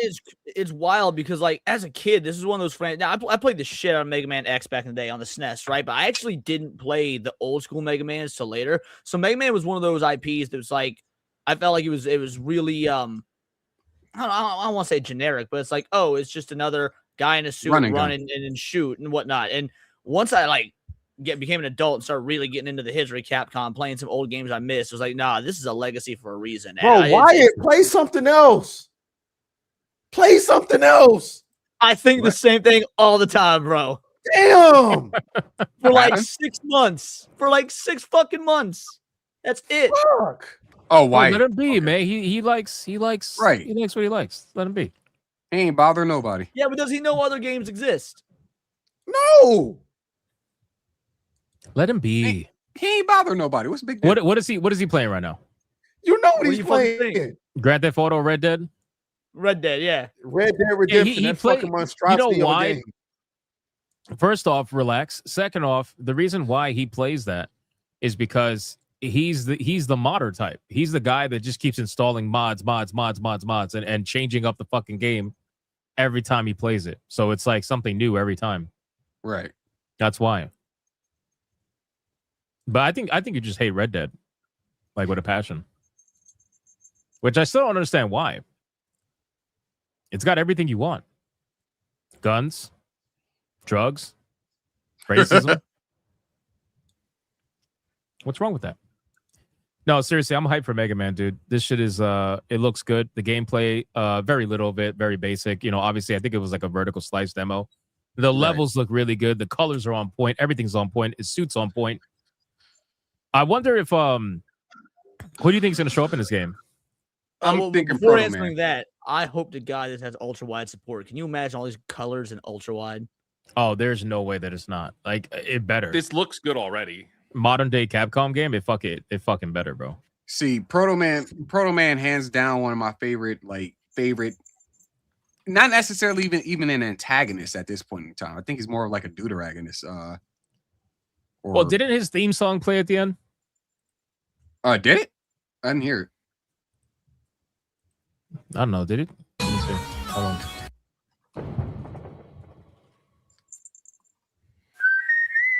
Oh shit! It did.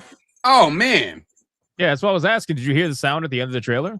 No, I wasn't paying attention because everybody was like being loud and shit. But listen.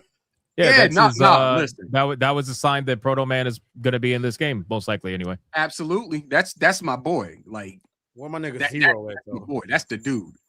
That's the motherfucker to talk shit and back it up. I love him. But yeah, I'm definitely I'm playing through that game at least like 7-8 times. I need to figure out like how much backtracking I need to do, all of that stuff. It's gonna be great. I wondered how big this game is actually going to be because I mean, Mega Man game, you have your Yeah, expectations, like 9-10 stages. right? But maybe it'll be more. I don't know. I feel like If it modern is, day cool. Capcom, they're not releasing it anytime soon. They got to 2027. Bro, look They at didn't even specify when in 2027, so could be late 27 for all we know. But I mean, this shit just looks so fucking good, man. The animations are does. smooth as hell.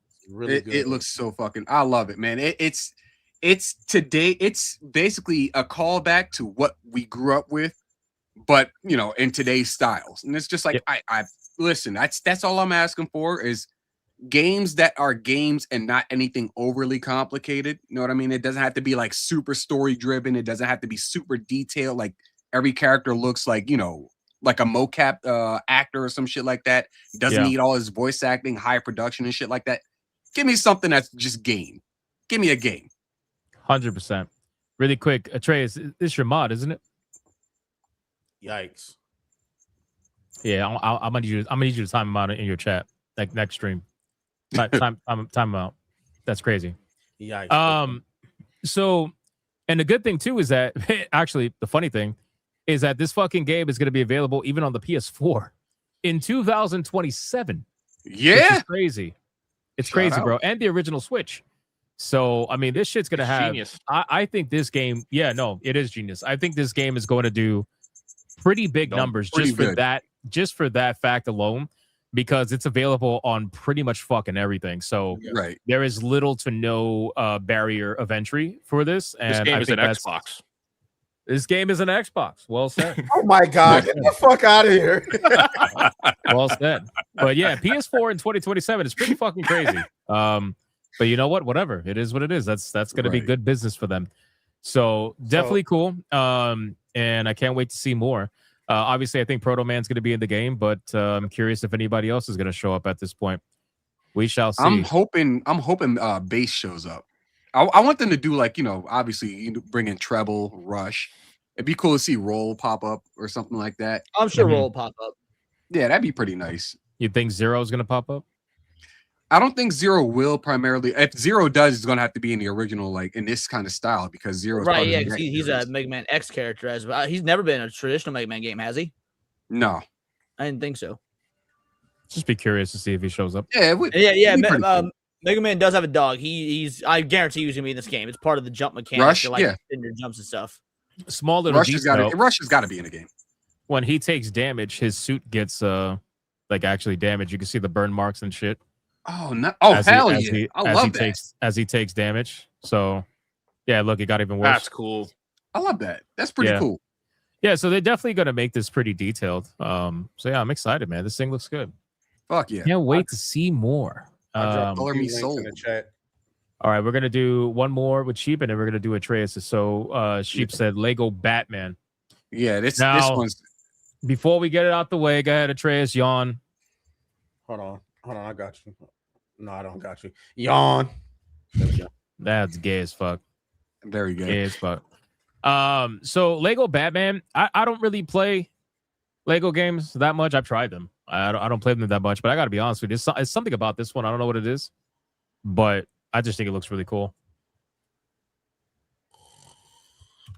Bro, this motherfucker knew he got big face. He knew he was getting full screen. He absolutely. Yep, he knew he was catching full screen. So, I mean, what do you think, it's Sheep? Why are you looking forward to this? Well, the trailer showed off a couple extra characters that are going to be showing up. So I like that Nightwing was popping up. Like Nightwing is hands down favorite DC hero of all, DC character of all time, and it has been since his introduction, really. And they showed off a little bit more of what's going on in the game. They have like classic. Can we go back real quick to the beginning of the what's trailer? Guys, can we go back to the beginning of the trailer? Oh, real you quick? want me to go Like, back? Yeah. Where's this Traveler's Tales? Like on the logo for Traveler's Tales. Yeah. Because can we just talk about how much of a fucking downgrade that logo? Like for anyone that Traveler's remembers Tales? Traveler's Tales back in the day. Oh, at the Wolf. Yeah, dude. Yeah, the How wolf you was so go- fucking How you cool. go from this logo right here to just a couple of the letter fucking T? I don't know, man. Look at the Pringles logo. It looks so boring now. Bro, I love the comic, the fucking like Oh, I love it. the Yeah. wording, the sound wording. Oh, it's so good. It's I think what they're doing with this game in comparison to other Lego games is they're adding in as much I guess accuracy as possible, be it from like, you know, the movies, the comics, other games probably. I like what they're doing in that they're just amalgamizing what like every kind of, I guess, aspect or platform that Batman has been a part of, the Arkhamverse, if you will. So just seeing all of this in a Lego game, and it's not in the same play style as what classic Lego games are. This is more of like, you know, an Arkham game, the play style that they're going for. Well, that's So what I felt when I was watching it. Like, this looks like an Arkham game, just cartoonized, if that makes sense. Yeah, pretty much. So it's like I'm fine with it. I'm first off, I'm a Lego fan, and then second, I'm also an Arkham fan. So when you do all of this shit, I'm like, hey, listen, you had me at day zero. So I'm now I will ask, as you know, as a Lego fan, because I'm also a fan of the Lego games, but there's one thing they've changed that I think has been a net negative ever since they did it. Now, me personally, I love when the Lego games were silent, when there's no voice acting. They had to communicate everything via like miming and whatnot. I think that added so much personality. Right. It bums me out that they use voice acting in these games nowadays. Yeah, Really? I mean, yeah, it has its boons and its banes. There are some games that I'm just like, all right, you can do without the voice acting, but then some of them, it's just funny the way that the lines are delivered. Like, right, it's like the first trailer. The first trailer, the first Lego Batman trailer they put out for this game. I'm on your side in that, like the Bane line at the end of the trailer. That was yawn inducing to me. But then the scene where it's like Batman just walking up to the criminal as the Ace truck is flipped upside down with the rubber ducks. He's just walking up to him intimidatingly. You just hear the squeaks of the ducks that he's stepping on. That shit made me laugh on the inside. Actually, on the outside too. It's pretty funny. But Anyone that played like Lego Star Wars back in the day, you remember like when Vader was telling Luke, you know, I am your father. There's no dialogue. So like, he pulls out like a fucking family photo, like him and Padme, and she's pregnant or whatever. Maybe she's holding them as babies. I don't remember. And it's like that's such a clever way to, in a game with no dialogue, do the no, I'm your father line. Yeah, I can see that. But I mean, we'll see how it goes, I guess you can say, because I don't think every character is going to have a voice. They have like dozens of characters that you can play as in this game, apparently. So Wait, you we'll play see. as Catwoman, I could see. Yeah, Catwoman, Nightwing. I'm pretty sure you can play as like some of the villains too. The Robin right there. I'm pretty sure you'll be able to play as Two-Face eventually if you unlock them and stuff I like that. this Tommy Lee Jones Two-Face. Like they're going. Yeah, all exactly. That's what I was saying. Video Tommy Lee games, Jones is movies, Two-Face. comics, basically just the greatest hits of Batman. Yeah.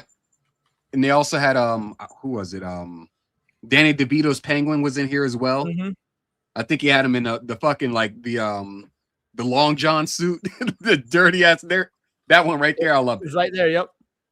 And then Arnold of course Arnold Schwarzenegger's Freeze and like a lot of other characters. I'm hyped. I'm hyped. It looks like a pretty stacked cast. So. Oh yeah. But to be fair, aren't Lego games usually like that though? They usually fit like they usually have a lot of now the they are, franchise in one. Yeah. It Looks depends cool. on which franchise they are. I think Harry Potter, they only allowed you to play as Harry. I think. Whoa, no. Wait, Lego Harry Potter? I believe. Oh no. I'm incorrect on that one. Now I'm thinking about it because I distinctly remember year 5 where you were playing. Where I was playing his other characters. I was playing as like. Yeah, all the Lego Harry Potter games absolutely slapped. Those were good. So yeah, I mean, I got to go back and play these Lego games because they just remastered the Harry Potter games. Good. I'm going to pick those up eventually. Yeah, Nice. I would wait for it to go on sale. I'm going to wait for it to go on sale eventually. All right, those have pretty much been the highlights of my of the show for me. Yeah, I can agree with pretty much all of those. All right, Trace wants to talk about this. So, Lords of the Fallen 2. Yeah. Yawn. Yawn. Yeah. Yeah, so that probably would have been. I mean, like it's hard to say what my number one game was. I mean, as far as announcements goes, we already know what that is. It's Knights of the Old Republic. But as far as something that we know is coming like soon, I thought Lords of the Fallen 2 looked great. Hey, if I don't do nothing, I'm gonna play some Souls games. I don't know how many people here play, you know, the first one. I guess that's what it is. I enjoyed it. People like Kata said they didn't, or they thought the game was trash. I know Hypnotic played it, but I expect this one to be significantly better. I want them to get rid of the lamp mechanic. I thought that shit was gay as fuck. I rather they focus more on just like better world building. But I mean, I guess I don't know. Well, I mean, if we look at the trailer, if we look at the both of the trailers that we've seen for well, I think this might be the only trailer. There's no mention of the lamp mechanic. Now, you saw the lamp right there, but like they're not showing it here. So I wonder if don't see they're it. downplaying it. Maybe. I mean, again, I don't know. I don't know if the lamp mechanic was controversial for anybody else. I'm just saying for me, I didn't like it. I thought it was pretty dumb. It was a little bit off-putting considering that it wasn't anywhere in the first game, and I understand what they were trying to do with it. I just think they could have did better with it. I don't know. I think they were trying to be different from. They were trying to, because like every Souls like tries to do something that sets it apart from actual Souls games, and I think that was their gimmick. And except like for Code Vein, huh? I said except for Code Vein, that game was shit. So I wasn't the only one that thought Code Vein was. Yeah, you was playing it the other day. So I saw you playing it, and it looked like you. No, it actually I was didn't look giving like you Code was Vein having last fun. night. I actually can't wait to play Code Vein. It was like the difficulty scaling in it is non-existent, and like you can breeze through the game with like one fucking weapon. I mean, to be fair, the only Souls-like game I've ever played, minus playing Dark Souls 2 once, drinking every time I died, so I don't really remember playing it. The only Souls-like game I've ever played is Lies of P. So I don't really have much of a comparison.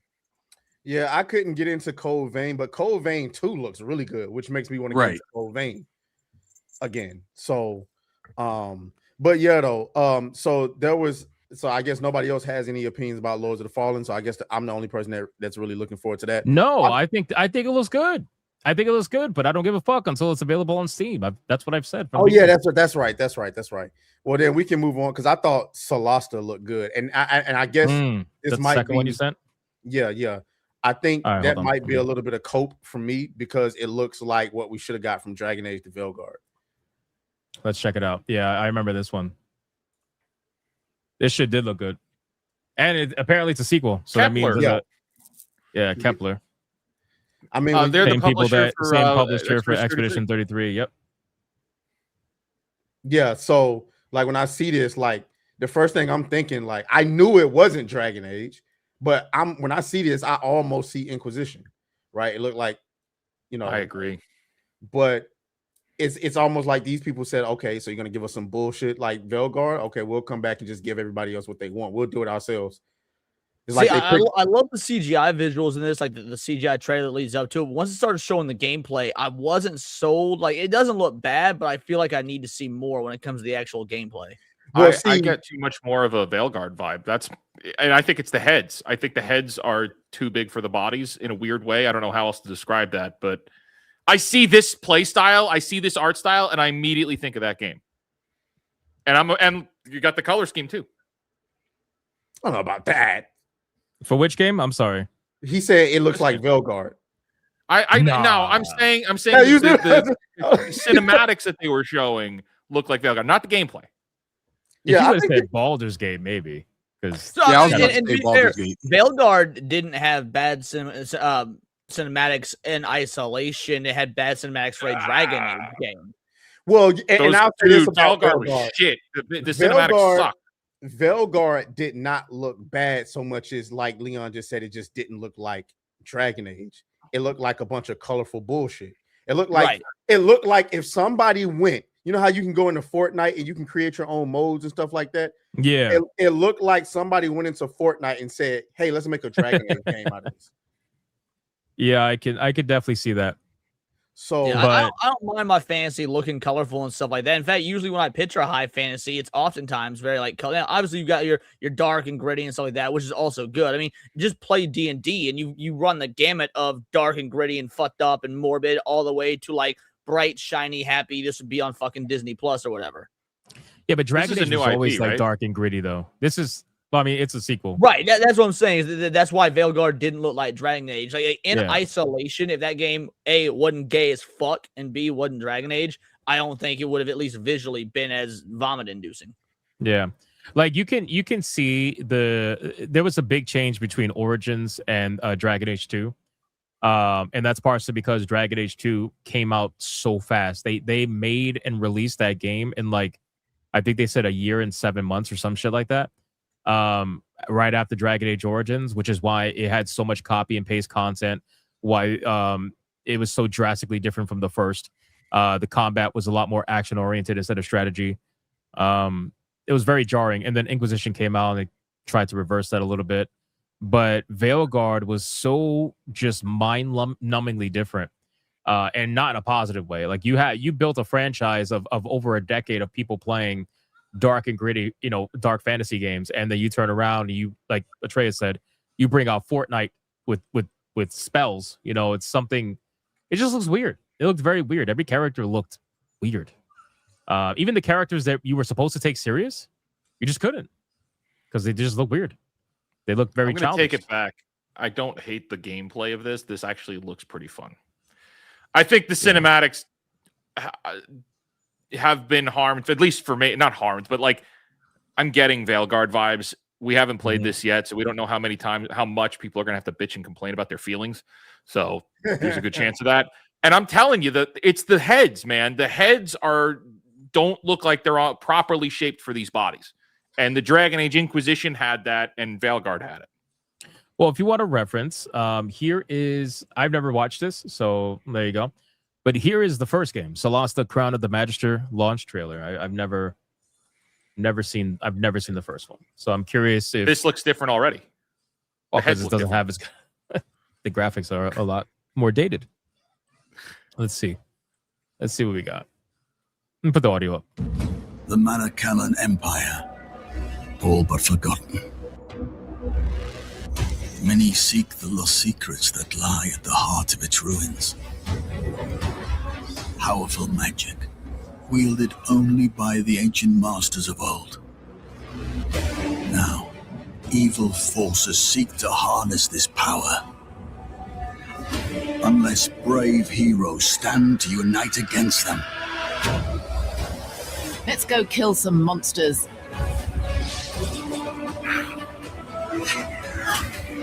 You must find a way. Ensure that never again Solasta falls into an age of chaos and darkness.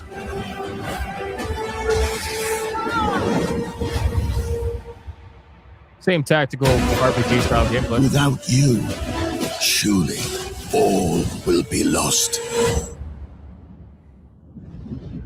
Yeah. Yeah, those models look like I would actually Dragon check Age that 2. Yeah. Which is kind of funny. Yeah, basically. Oh, this came out. So this launch trailer came out when? Let's see, 5 years ago. So in 2020 is when this game came out. So that means it was being developed a couple of years before that. So we're talking about 2016, 2017 graphics. They probably upgraded some shit. More than likely. I think it looks cool. I think Solasta 2 looks cool. I have no reason to think it doesn't right now. So, but I know the turn-based combat is going to turn off some people. I already saw some people in the chat. They're like, turn-based. No. Hey, Expedition 33. Great, they had the same mentality as Square Enix, and look where that got Square Enix. Exactly. Yeah. Fair.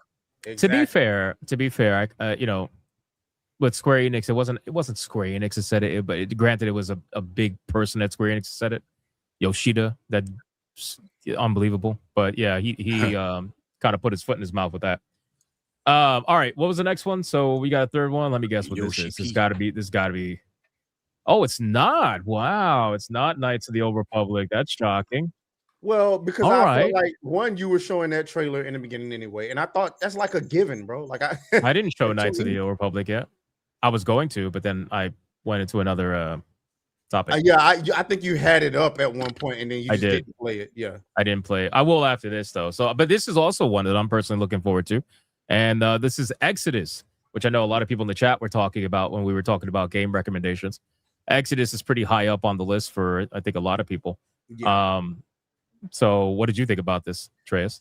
So, I mean, obviously, guys, as somebody who got into Mass Effect pretty late, this is on my radar because it basically looks like Mass Effect. It's just not Mass Effect, right? So if we're getting this before Mass Effect 5, I mean, like, I'm interested to see how do they set the bar high enough to where EA is like, oh shit, boy, if Mass Effect 5 ain't perfect. What the fuck? So, quick question: did you beat Mass Effect? Mass Effect 1 and 2, and then I started to realize why people didn't like Mass Effect 3, and I couldn't bring myself to finish it. Okay, all right, fair enough. So you never got to the ending of 3. I did not, because people kept telling me, yeah, and even hearing y'all talk about the ending of it, I was like, I don't know if you ever experienced something like so great, like the first one was so great, the second one was so great, and then you hear so much negative shit about the third, you can't bring yourself. It's like if I could have avoided season 8 of Game of Thrones, I would have done it.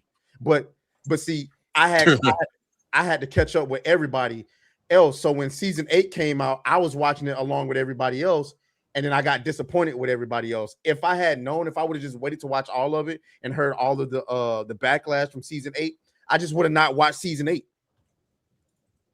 So it's tough, right? Because you're playing Mass Effect now, right? So you're not playing Mass Effect during its prime, where that shit was like the video game Star Wars level hype, where everybody was waiting for the next one to drop. Everybody just there was magazines on it, interviews everywhere about it, and the hatred that game got was not just because the ending was bad, but because the ending was literally everything they said it was not going to be.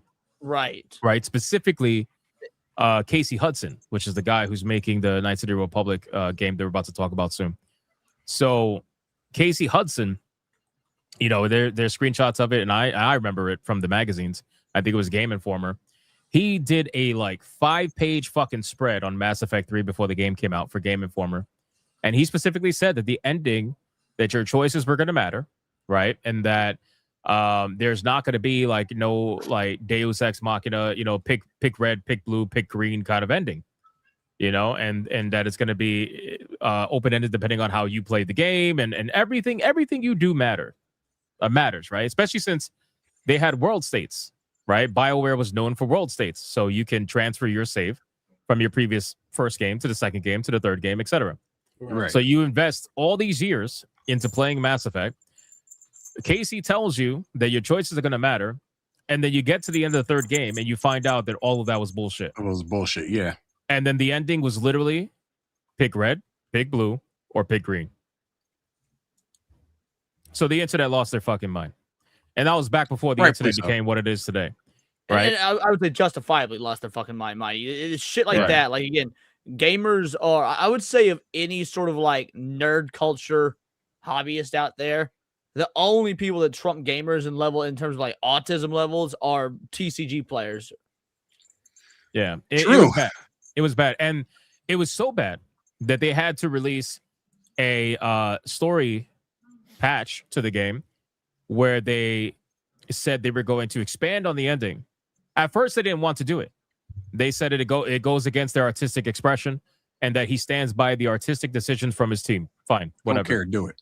But eventually, he ends up bending the knee, and he does this DLC that just adds a couple of cutscenes and expands on the story, because everybody was believing the indoctrination theory. Even I was. And to be honest with you, I still kind of do. I feel like that's my ending. But anyway, that's a whole nother fucking conversation. That DLC came out and completely disproved the indoctrination theory. It made things make even less sense. It added a whole bunch of cutscenes that are supposed to make you just feel good about what happened to the characters after the fact. Mm-hmm. But realistically, it went from choose red, green, blue to choose red, green, blue. And now there's another option. And that's it. So it sucked. So yeah, if you don't have that kind of attachment to when it actually happened, I can see it not being that big of a deal. Like I feel like if you played through Mass Effect 3, you got to the end, you're probably gonna think the ending sucks, but you're not really gonna care too much. You're gonna be Yeah, like, because it's a different beast to grow up with that fandom festering in your soul like that versus somebody who just got into it, right? So, right. And you're also gonna end up playing the different ending. You're not gonna play the OG ending. You're gonna play the ending that we got like eight months later or whatever when they added the DLC. So yeah, it's just again, I look at Exodus and obviously I see Mass Effect for obvious reasons, and I think it looks cool. I do. I think it looks cool. I think we desperately need some sci-fi epics. Because there was a time where we were getting nothing but sci-fi epics, and they were epic. They were great. Now not so much, you know. So I would love to see it happen because it's this game and what's the other game that's coming out that looks like Mass Effect? I keep forgetting the name. Fuck. Oh shit. I forgot. There's another one that's coming out. Maybe Chad can help. I know exactly what you're talking about too. I can't remember off the top of my head. Isn't there's that the one with Corian one. Bush in it? No. Have the world? No. There's another one. Oh no, I'm out thinking that of looks like Warlock. Mass Never mind. Effect. I don't know. I can't. That is the Corinne Bush game, right? Oh, it's The Expanse. It was The Expanse. Did you see The Expanse, Atreus? That sounds new. Hold on. Let me see if I can bring it up really quick. Here we go. The Expanse, Osiris Reborn. Here, I'll bring it up. This is a trailer from 3 weeks ago. Check this one out. One of the biggest fears of an astronaut doing extravehicular activity, or EVA, is somehow becoming detached and floating away. Hi, I'm Leroy Chow. I'm a former NASA astronaut. Hello, Leroy Jenkins. Alcat Games asked me to help them to create what it's like to live and work in space. And then it's really a challenge to take that experience and make it into a realistic game. And that's where their team stepped in. We wanted to strike the right balance, realism grounded in science fiction, not simulation. During real spacewalks, we actually use tethers to keep ourselves attached to the vehicle. In a reactive game, that would be too clumsy. And so mag boots is a creative way to kind of compromise and keep it realistic, but also be able to be reactive. But the fear is the same, becoming detached somehow and drifting away. And that's just one example. Even firearms would be in space. Recoil and ballistics would also be different. People think about space as silent, but silence can mean danger. For example, inside of the spacesuit, there's a steady hum of the fan that's blowing oxygen over your face. The people at Alcat Games did some research and figured out that vibrations caused by shots inside of a vehicle would translate to the hull and likely be felt through the mag boots. We love the idea, but have to adapt. That's impressive. Realism would mean that's a lot. This is all impressive. More vacuum, you feel more than astronauts do, but far less than an atmosphere. What you hear is what your character feels. Breath comes, vibrations. The tension stays, and so does the fear. Okay. Oh, shit.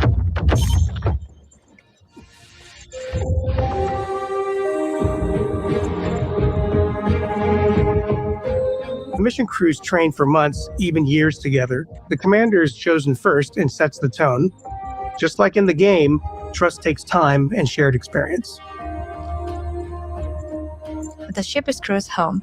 To craft the right atmosphere, we focus on the smallest of details.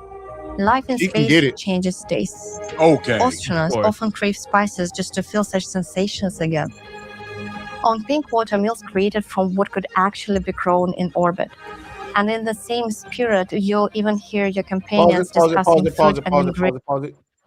Nah, you got to go back a frame or two. What the fuck am I looking at, bro? I'm pretty sure that's bro, fucking, what is that hair? I just told you that's Kata's hair. He better not be black, bro. He better not be black. I don't think he's black. Why my man got the fucking Jupiter cut? What the hell is this shit? The Jupiter cut? That is out of control, bro. Have you ever seen a desert when like it's very still and you know no winds and everything? Yes. And Got like the fucking dunes. Yes. The dunes, yeah. That's what it looks Bro, like. got the Dunes dune haircut. cut. Oh my god, bro. I mean, he's a little brown. I wouldn't say he's black, so the light skins are gonna have to claim him.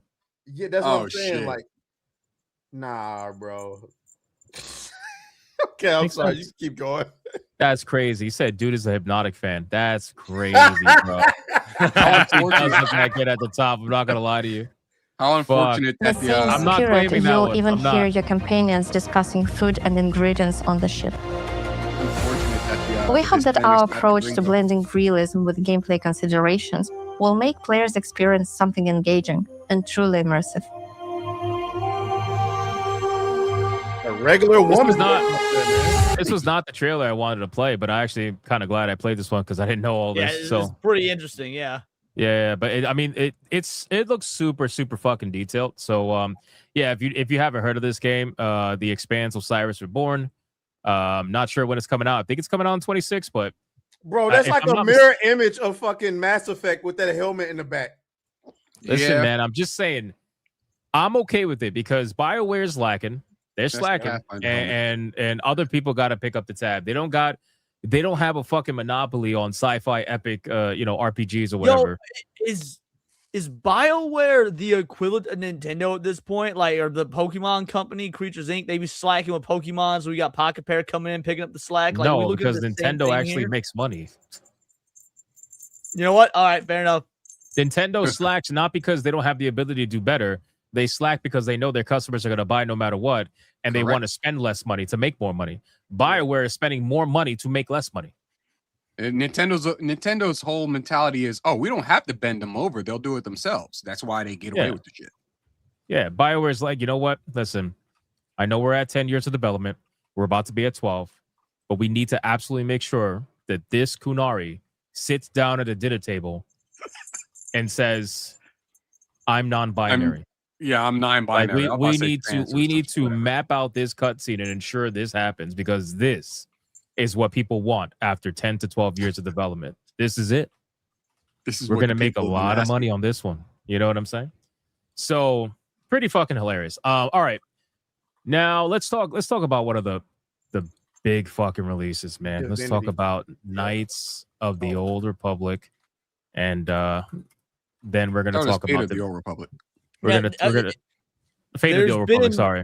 There's been updates to this since it dropped since the trailer dropped. So if anybody, let me know if you guys have or haven't heard them or need to. Go ahead, just say it. I'm gonna have it play in the background. Go ahead. So yeah, Casey Hudson did an interview afterwards saying this is not a Knights of the Old Republic sequel. In fact, this takes place about 1,000 years after Knights of the Old Republic. However, what he did say was that they want to basically recreate the idea and the gameplay, the feeling of when you first played Knights of the Old Republic. They want to expand it to where all your choices matter, to where you've got all these skill trees, you make the decisions. So basically, it's a spiritual successor as opposed to a direct sequel, which almost certainly implies, like you saw all the people freaking out about, like this girl right here almost certainly implies, nah, man, this is going to be a created character game just like the others. But point is it's not a direct sequel. He also said, I think this one y'all did see because we put this in the group chat, that whole 2030 rumor is bullshit. Yeah. Well, how much bullshit? Because you're not. Keep in mind, this is Casey fucking Hudson. Exactly. Well, I'm thinking 2028. To be fair, personally, I'm thinking 2028, 2029. Yeah, like September 2029 or some shit like that. I'm thinking Christmas 29. If this is this early on in development, and they have to move mountains, and they just opened this company, and working with Lucasfilm is a fucking nightmare. So I don't think I think it's going to be expensive. Then, like, what the fuck? fuck? Here's the thing though. If in fact, if they are trying to remake KOTOR and KOTOR 2, and that's coming out relatively, within that time frame, I don't have a problem with waiting that long. If I'm getting Knights of the Old Republic remade sometime soon, now if you telling me Knights of the Old Republic remake ain't coming until 2027 or 2028, then no, I'm like, what the fuck are we doing? I'm curious. I mean, the existence of this game brings up a lot of questions into the the validity of the Old Republic. Are they going to canonize the Old Republic now? Are they going to canonize Knights? I understand that Knights was getting the remake. That we could assume was getting. Let me finish. I'm ramping to something. Yeah, I assume that I assume that the Knights 2 or the Knights remake is going to be a canonized version. That's why it's a remake. It's going to be canonized into the new Disney canon. The Old Republic lore gets really shitty and messy, and I had hoped that this was going to branch into 1 and 2 and disregard the books and disregard the MMO game. But if this is coming in really at the end of the Old Republic, that sucks.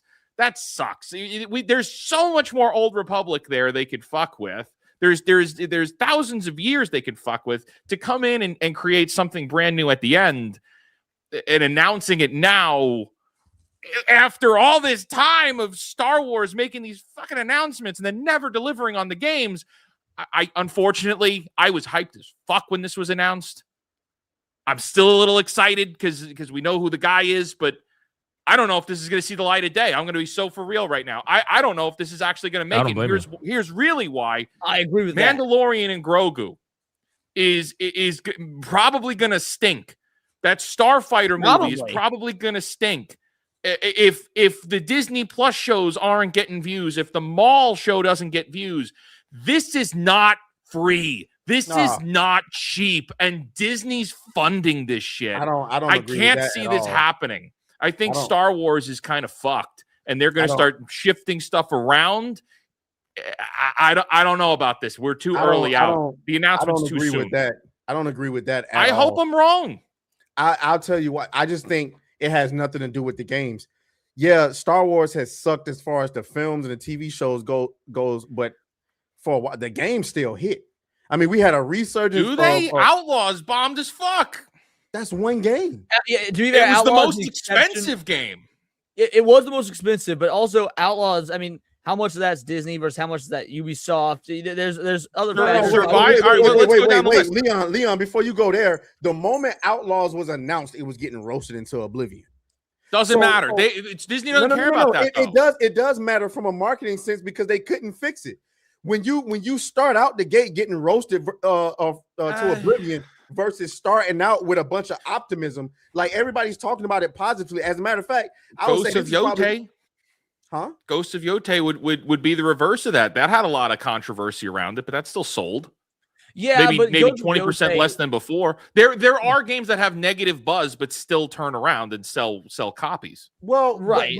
But what I'm trying to argue is that you were saying Star Wars. You were basically saying Star Wars is dead, and I believe the movies and the shows have no bearing on the video games. The same way I would say that Marvel is dead when it comes to the cinematic universe and all of that, but the games still sell. As a matter of fact, we know that Star Wars is still popular based on the Fortnite. Remember the Fortnite event where Darth Vader was walking around talking to everybody? AI Vader. Yeah, AI. That shit was crazy. Everybody was talking about that. So it's not like Star Wars is like a dormant franchise almost. I'm not saying that it is, but it's like a dormant franchise. It's a giant that's ready to be released. If they get a string of good content, I believe Star Wars could come back. I don't disagree 100%. I would say Fortnite is in a different category because a Fortnite collab is extraordinarily different from a $300 million game, which is what this thing is probably going to cost right here. Let's look down the line. We had Star Wars Fallen Order. Fortnite's collaborating with fucking Kim Kardashian right now. So let's be real. Anyway, it's hard to put that in the same ballpark, but we had Jedi Fallen Order, which did pretty good to get a sequel. The sequel had tremendous problems with it. It was discounted almost immediately. They had to roll it back onto the PlayStation 4. They had to roll it back a generation and re-release it to make up the sales difference. Hang on. But then we had Star Wars Hunters, which was a mobile game. That shut down. That failed. That was a multi-year Zynga release, and that failed. That was a close to $100 million. Outlaws was $400 million, and that failed. Star Wars Eclipse is burning in hell. I want to go back to what you're saying. I'm talking about the brand performance versus the actual performance of the game. If we're talking about the performance of the game, yes, Jedi Survivor, it didn't perform well because the game didn't perform well. The game had a bunch of problems with it and all of that. But I'm saying, assuming that Fate of the Old Republic comes out and it works well and it faces no controversy, I have no problem believing that game sells 8 million out the gate. Completely agree with you. I'm saying I don't know if it's going to see the light of day, not if it's going to succeed or not. The Lucasfilm getting shit done. They don't get shit done. I agree. If this game comes out, if this game actually gets made, it will sell gangbusters. I don't think it's going to get that far based on the leadership involved. You brought up the canonization. I think that we can talk about the meta of the development and whatnot. However, I think that when it comes to Star Wars and really any of these big IPs, Lord of the Rings, Harry Potter, shit like that, the fans, diehard fans, they're lore hounds, right? There's, like you said, the Old Republic got literally thousands of years of lore, and you were talking about the canon status.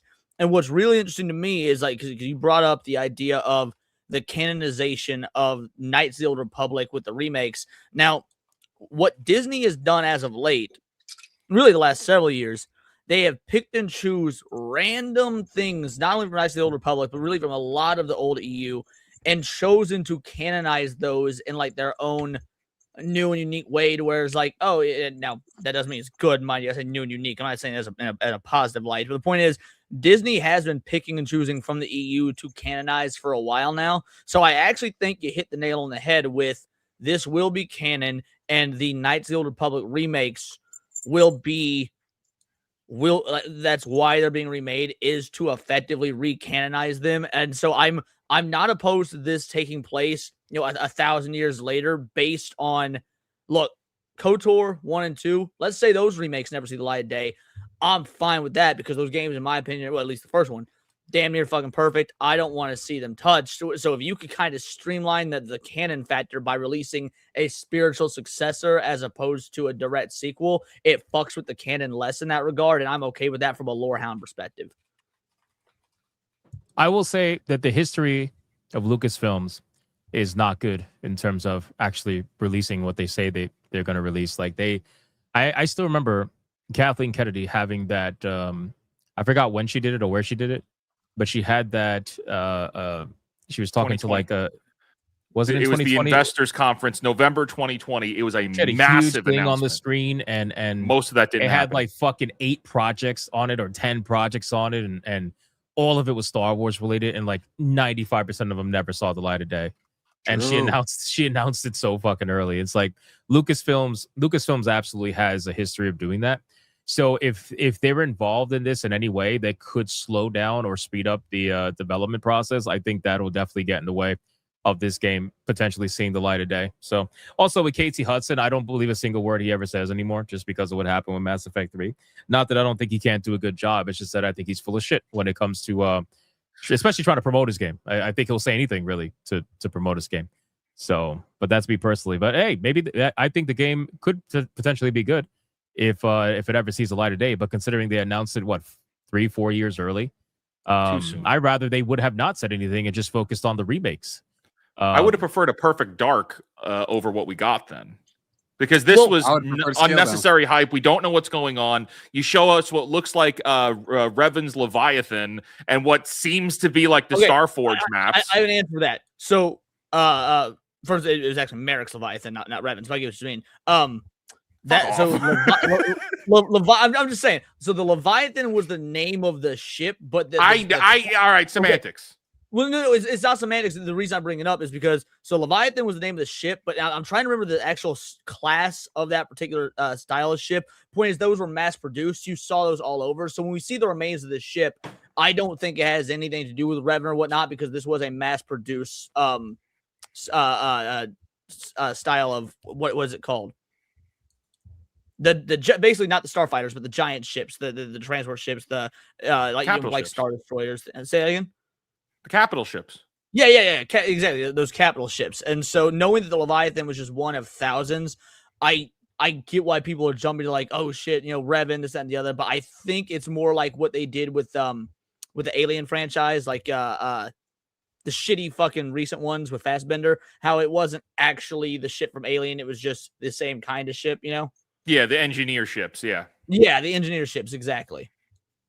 Yeah, I don't disagree with that. I guess I was trying to say is this doesn't tell us shit, but you got us all super excited, and then you turn around and say, we ain't got fucking nothing else than this. Let's take this back 20 years. 20 years ago, them not telling us shit and get us excited would have been amazing because we had 4 years of theory crafting and talking and hype. But now, because of the state that Star Wars is in, that's a bad thing because they're like, oh, great, you gave us nothing good. The goodwill has been spent in every regard to where now 4-year drop like this and nothing is disheartening as opposed to 20 years ago. That would have been awesome. It's like after Perfect Dark, the world of announcing games is different. After Perfect Dark, I cannot look at trailers the same way. If I don't see gameplay, I don't believe it's real. There was a trailer when I was on Archcast, and that shit was still fake. So but you can tell now. There is you can tell if you really pay attention that there are some ways to tell that this ain't gameplay. It's moving too much in a way where it's maybe uncanny is the word, but you can pretty much tell in the trailers that we got what's real gameplay and what isn't. And that's something like I had said, and not to deviate away, but Marvel's Wolverine, most of that shit was fucking video. And everybody was bitching that it was gameplay. No, it the fuck wasn't. You remember back in the E3 days, they would have a motherfucker. No, back in the E3 days, 1 second of gameplay can be faked. Sorry, Leon. No, back in the E3 days, you would have the guy standing on stage presenting, and then off to the side, you'd actually see the motherfucker playing the game that was projected on the big screen. Yes. We need to go back to that. I feel like if you're going to release a trailer at a big event like the Game Awards or Summer Game Fest or whatever, and you've got a developer on stage saying, hey, look at the new Mario game, look at the new Star Wars game, whatever, some little motherfucker got to be sitting there playing on his controller that's projecting onto the big screens. I mean, because you're right. A world post Perfect Dark is bananas. What they can fake now. Yeah. And to be fair, I know Perfect Dark gets the hate, but that's not the first example that a trailer has ever been, faked, or like a demo has ever been faked. Right. I mean, look at Cyberpunk 2077. I mean, when they showcased the trailer for that game, they were like, oh, look at all the NPCs you're going to be able to see on the screen at one time. And look at this, look at that. And then we all know how that worked out. Even Witcher 3 that everybody loves. If you remember the tech demo for Witcher 3, it was way ahead of what actually released at first. Yeah, but now I don't know about Witcher 3, but in the case of Cyberpunk, wasn't it? That was real gameplay. It was just an early build, and that's not what we got later. But the gameplay of that build was real. That's just not what they ended up going with, right? Like Perfect Dark was 100% fake. It wasn't even real gameplay. It was footage that was made to look like gameplay. Yeah. Well, they called it, they call it like the vertical slice demo or whatever, but realistically it's fucking scripted. It's scripted gameplay. They're like, oh yeah, well technically it's gameplay, but it's gameplay that is meant to play out in a very specific way. And if you deviate from it, nothing's gonna work. Kind of a situation. By the way, really quick, since we were arguing about this game, I just figured I would bring us all together collectively just to laugh at this person. I was scrolling through social media and I saw this post. I don't know who needs to hear this, but Angel Reese looks better than Sydney Sweetie. I saw this earlier today or yesterday, whatever. This dude dumb as fuck. This guy. When I talk about Twitter is just not a place for conversation anymore, this is what I mean. Like it's so obvious that this is bullshit. Saying that Angel Reese looks better than Sydney Sweeney is like saying that Bleach is like saying that Naruto is better than Bleach. Yeah. Look at this, 3.4 million views. He's gonna get paid for this. Good on him. Yeah, good on him. This is why I fucking can't stand. I completely just becoming engaged. I completely disagree with that analogy, Sheep, because I feel like you could have an actual fruitful discussion about Naruto versus Bleach. There is no fruitful discussion to be had with that bullshit. There's zero whatsoever. All right. So, any last thoughts on Fate of the Old Republic? Well, I would say. Oh yeah, don't fuck it up. Sorry, go for it, Trace. I would say if I could get Sydney with Angel's ass and legs, I take that. I take that. All right, whatever. Thank you. Boys. I don't know. I don't hate that. I'm gonna be real. You know what? Sometimes, it's crazy, man. We do solve racism every day on this stream. We just had a white wizard and a black cowboy agree on something really stupid. I mean, it just doesn't. It doesn't get better than that. The black cowboy is crazy. It doesn't get better than that. Oh my god, bro! I swear. Anyway, yeah, exactly. What are we doing? Yeah, I don't know, bro. I don't know what we're doing. I don't know what we're doing. I did not say I like Sid the Sloth over Sydney Sweeney. That's not what I said. I said if I That's not what he said. I heard what he said. Bro. Anyway, so yeah, I mean, like I said, am I excited about it? Sure, but now that I know that it's so far away, bro, talk to me when this shit's like two years to a year out, and then we'll kind of figure it out from there. I There's do gonna be have so many something to games that are say. gonna come out before that. What happened? I do have an update though. I just finished the Pragmata demo, and yeah, now it's definitely interesting. The hacking isn't as tedious as you think it is, as long as you got enough space to move your mouse. But Okay. It's keyboard and mouse friendly. Yes. Okay. I would definitely advise that the dodge button you take off a control and put it somewhere else. But the hacking, it's not, so you're not going to be fighting a horde of enemies. I don't think you are, because it's like every enemy, you don't have to hack, but it makes it easier to hack. And it's kind of, you're swiping your mouse in like different directions. You can, if you get really good at it, you can do it quick and just waste away enemies. I just did a boss battle where the hacking and the weapons that you're picking up, you don't keep them, right? They're like power-ups, right? So they're like a shotgun is like a power-up. You know what I mean? You pick it up, you hack, and you do crazy damage or whatever the case may be. So it's definitely something different. I've never played anything like it before, but it gives me a little bit of that Death Stranding vibe.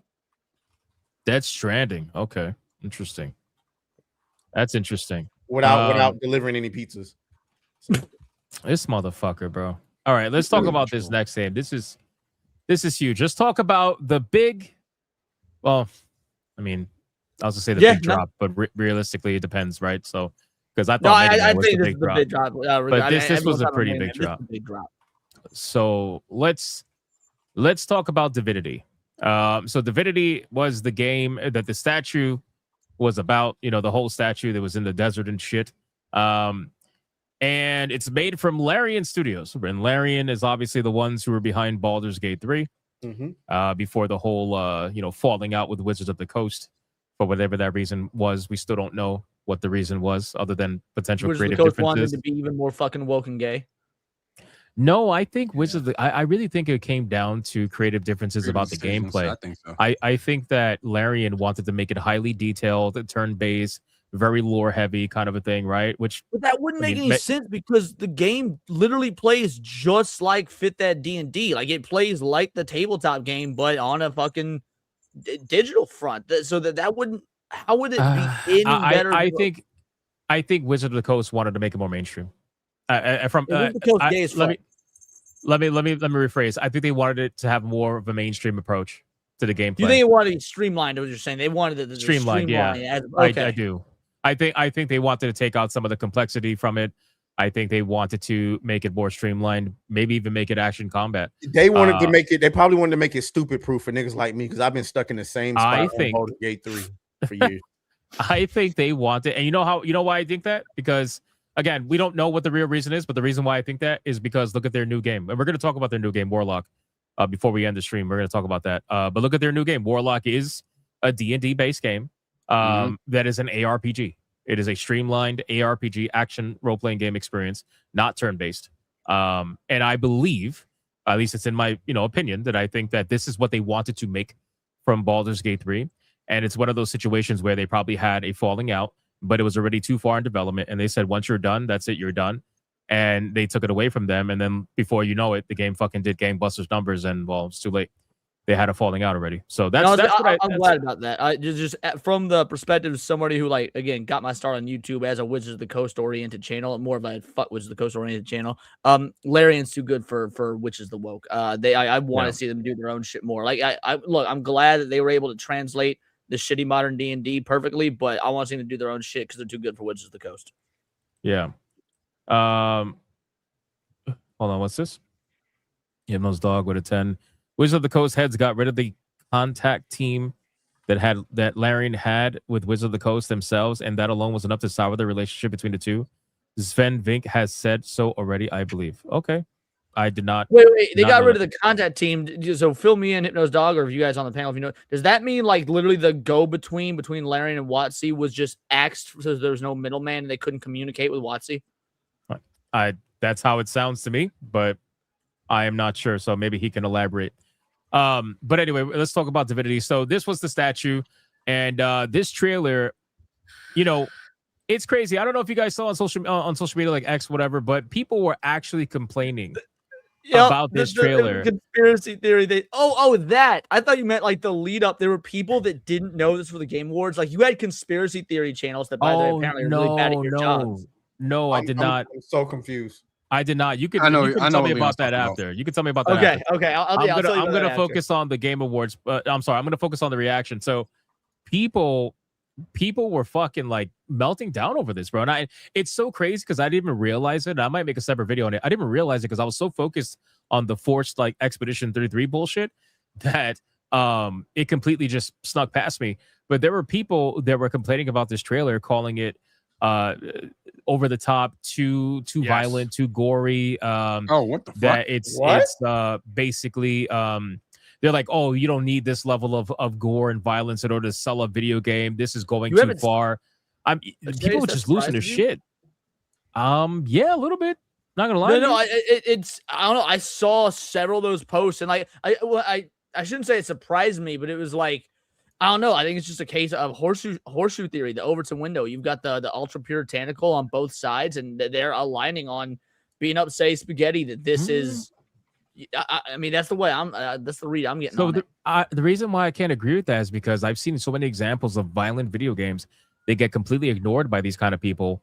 But the only way that those games get any attention is if they show a titty or something. Then all of a sudden it's like, oh, you get upset, right? Because almost nobody seems to ever care about the violence when they're complaining about whatever. Now, all of a sudden, this game, and I think it's because it's like a cinematic, so it's super realistic, right? So there were moments where, it's like, holy shit, bro. Like you can. Oh, dude, yeah. When you see like the boils forming and popping, like let's be real. This is the most realistic depiction of someone burning alive in a video game I've ever fucking seen. No, they did not pull punches. They did not pull punches, but that's a good thing though. Like I don't want video games to have to pull punches, but apparently it was enough to make people highly upset. Apparently it was, and ironically, a lot of them seem to be women. Sorry, ladies, but that's just how it goes. A lot of them, some of them even game developers. They were just like, we need to stop.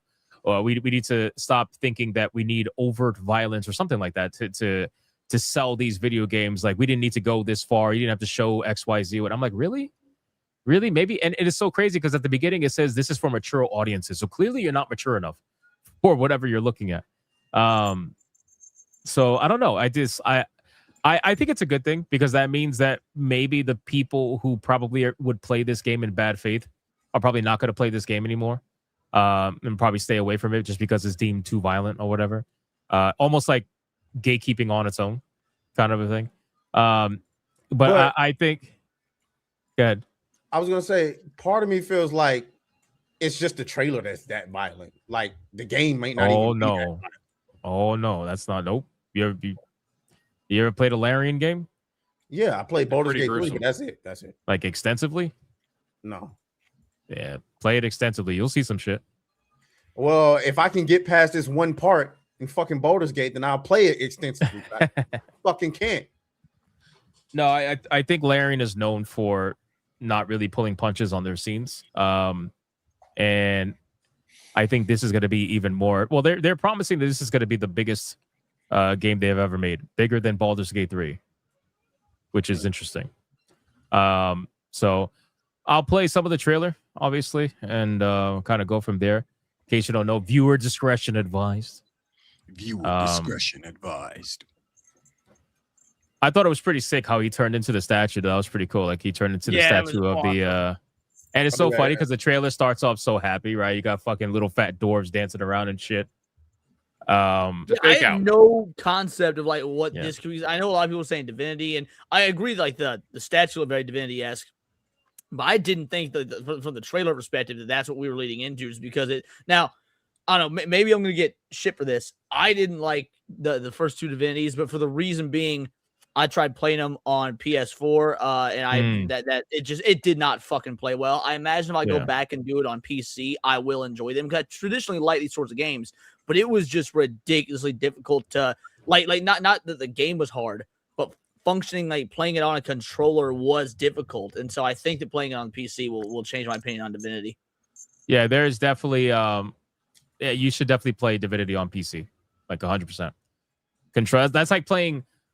Like Civilization is known to have to be just be on PC up until the most recent one, and that's where a lot of the complaints were about the most recent one because they changed the UI to be friendly to consoles. and people still Divinity prefer did not change no UI for the consoles. And like the whole reason I got into it or tried to get into it was like it was a time when I was jonesing for some D&D content beyond just playing with my homies, and like there really aren't that many good modern D&D games. At least there wasn't at the time. Most of them were like stuck on the PS2 and older. And so someone's like, "No, play Divinity. Divinity is basically D&D without having the brand name D&D." And I was liking where the story was going. I was liking the ideas, but it was just so unintuitive. This shit was so sick. I thought it would have been cool if the statue that they made at the Game Awards, I thought it would have been cool, like on release day, if it would have opened up or something. 'Cause I thought it was gonna open up. It looked like it had a door, which the door is probably for like their electronic components on the inside, but still, I thought it would look really cool if like the middle here would have opened up like it shows and kind of glowed and whatnot. Yeah, it would have been really cool. But listen, man, I just honestly think that people are overreacting with this. Yes, it's going to be probably very violent. It's going to showcase, things that you might not want to see. But if that's the case, then I don't know, just don't play it. I really don't know what to tell you at this point. Like, this game is meant for mature audiences. And if you really are mature enough to handle certain things like that, then that's fine. Just don't. This might not be it. This might not be it. But they're trying to accuse Larian of going for the shock factor and whatnot. I'm like, you guys really, have you not seen Larian trailers before? I don't know. I think what happened is Baldur's Gate introduced a lot of new people to Larian. They probably don't know their history. Right. So they don't know that this is pretty typical of Larian. Maybe not to this extent, but, they try to one-up every now and then. But, wait, somebody says we need more humping? The fuck? That's crazy. What does that mean? Right. Well, apparently there was humping in the trailer.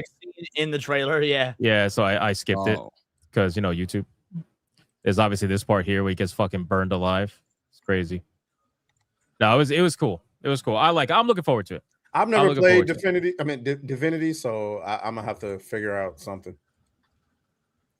What do you mean? Well, I've never played it, so I'm gonna have to figure out if I like it or not. They're really not that hard of games. Like, you should pick up the first one and try it on PC specifically. Well, yeah, and then I believe you. It's just that, if I'm getting my back broken in on Baldur's Gate, you getting your what? Come on, you just spoke to Leon about the gay shit, and then now you're over here talking about getting your back broken in? It's very hard. It's what? What is with you and Atreus today? You guys in sync with the gayness or something? Look, Leon left. Look what you did. Look what you did. Leon's gone now. Now what are we going to do? Sheep Obsidian has given up. That's it. It's game over. The gay is spreading. Yo, that's crazy. Yeah, but listen, man, it's currently the year of the soft boy, apparently. Fuck that. Apparently. I don't need that shit. Both he found it. He found it. Shout out Wizard. What the fuck? Oh, he did. Yes. Let's go. Very nice. Exclusive content from the resident hot sauce drinker. You love to see it. All right, so that's it. Any final thoughts on Divinity? I didn't care for it personally. Yeah, well, more of a question than a final thought. So, like, are these games, because like I said, I didn't get super far in them because of the unintuitive console aspect. Are they a continuous narrative, or can you hypothetically jump into the new Divinity or even any of the Divinities without having to play the previous ones? I don't know where this is gonna fall in that. I mean, the other ones you should play the first one, but like with this, I don't know, because it's just called Divinity, right? So I think this is a brand new story within the universe of. I don't know. This one is curious. Do they have a? Let me see. Do they have a Steam page yet with a description or no? Let me see. I hadn't checked. I can look right now. Let's see. Divinity. Let's see. Nope. Nothing at all. Damn. Yeah. So, but no, I think you can jump into any, really, if you really wanted to. I don't think you like.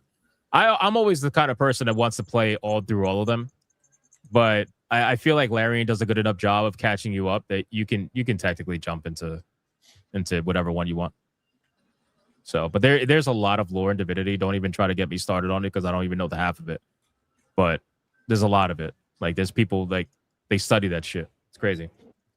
All right, where are we at? Let's I want to put this out there for those Yo. that aren't privy to the information. Every Mega Man game on Steam, save for X Dive Offline, every single game is on sale, and it's looking like you got some pretty hefty sales prices too, like $8, $5, $4.50 for Mega Man 11. It's like I get in on it, bro. Mega Man is one of the best franchises. Here's what you're gonna buy right now.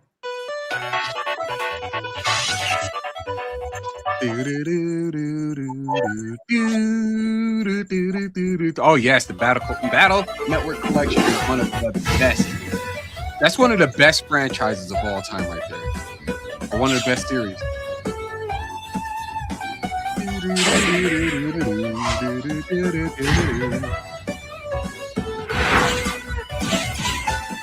Fuck, I love Battle Network so much. Oh yeah. And then the music is just so fucking clean. Bro, the music hits. It's like sometimes you just be sitting still because the music just won't stop playing. It's good. And there's actual like really good strategic gameplay in this, right? With the Battle Network grid and whatnot. Like you set up your chip deck, and it's basically like you're drawing cards. Essentially, you're drawing chips, playing, and like as soon as you go back into your hand, just resets what you have on the screen, kind of deal. I love that it's like, you know, you got to make sure you're using the right chips at the right time, or you just waste what you got, something like that. It's really good. It's so good. Oh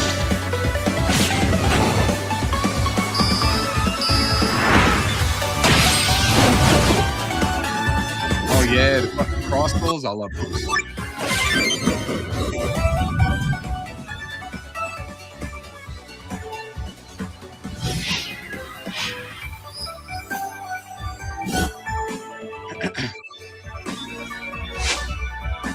I think I don't. 188 songs. Man. High resolution filter option. Wow, I didn't realize it had that. It does. Mega Man 10 Battle games. Network Legacy Collection. Guys, that's 10 fucking games. You know how much this is? Bro, this shit, I think it's like $19. Let me see. It's 19. It's on 20. sale from $60 to $19.79. It's That is crazy. Hey, y'all just found out I'm a broke boy. Y'all might as well. No, you said that's not true. You lied. So volume 1 and volume 2 both separately are $19.79 each. So basically you're spending about $40 for 10 games. Crazy.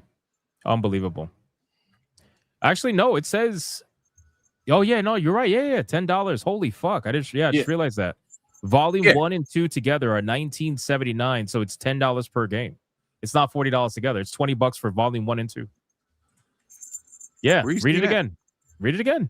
It says buy Mega Man. I guess I gotta click on it then. Yeah, it says buy Mega Man Battle Network Legacy Collection 1 and 2. It's shit, yeah, that's it's why. 19. Okay. Yeah, so it's $20 for volume 1 and 2. The Cyber World pack bundle, basically that's like X Dive as well. It puts it at 82, but X Dive that can wait. Get that Battle Network Legacy Collection. Like, yeah, that's fucking worth it, dog. $20 for they're having a Capcom TGA deals. Oh, I see. Okay. I'm all for it. Yeah, they got everything on sale. Look at this shit. Mega Man 11 is $449. Man. By the way, Mega Man 11 was real fucking good. Like, I can't believe I don't have Mega Man 11. I could have sworn I did. Mega Man 11 is good. Yeah, I'm looking through it all right now. It just didn't get the same fanfare that, you know, I mean, it's a Mega Man game, so it got about as much fanfare as you would expect it to get, but it's good. In 2026, they're apparently coming out with Mega Man Star Force Legacy Collection. I'm fine with that too. Did we even know about that? I didn't know about that. I didn't know about it, but I'm fine with it. I'm about to watch a trailer right now. Forgive me, Chad. Hold on, I'm going down a Mega Man rabbit hole. Yeah, hold on. Let's go.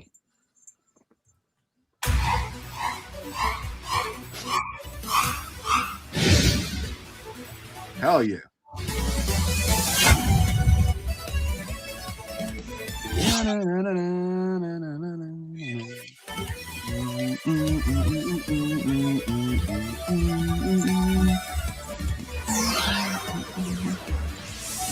Oh shit.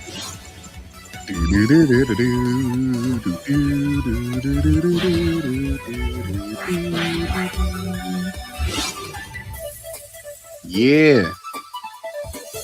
So instead of the side view, you get basically the for those that aren't keen to it, instead of the side view, you get the you get like the essentially the first person perspective. Yeah. That's like 3D-ish kind of look. Yeah. It was made for the DS version. Yeah.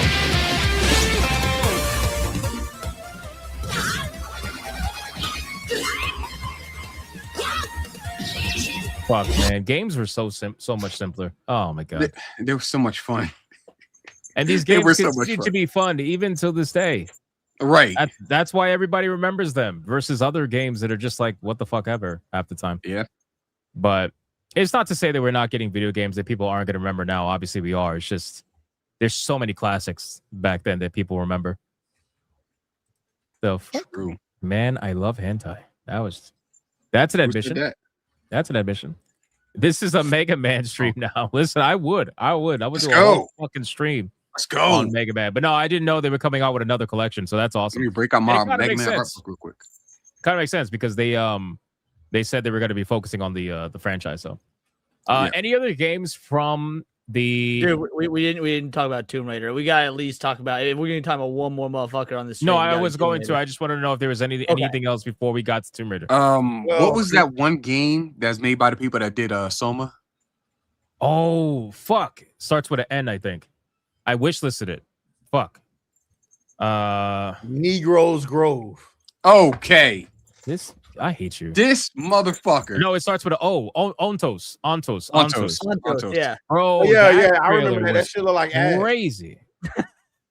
Weren't you just bitching about how fucking negative I Will can't, bro. was all I screaming? can't. And like, no, I Batman can't. like ass. Antos was like I ass. don't take This a guy chance is summoning seriously. his inner will today, bro. What This the motherfucker.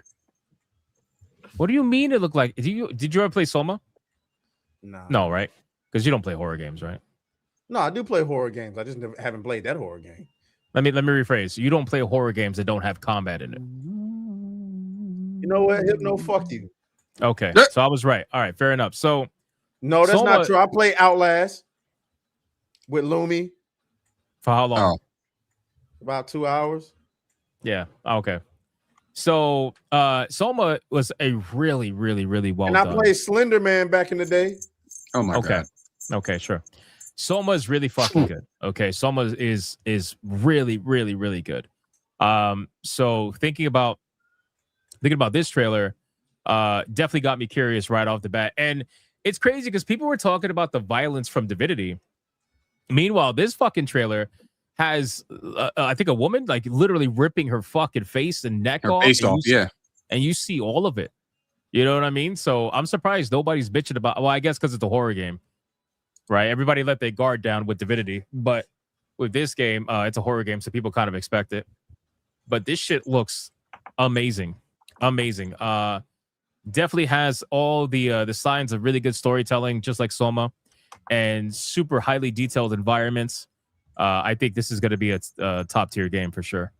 I don't know about you guys, but what do you think about it? I'm definitely interested in it. I don't know if it'll be a top tier game. I'm definitely interested in it. I got stoked. Oh, there it is. That looks great. Soma, but it's like, yeah, I definitely want to see more from this. This looks good.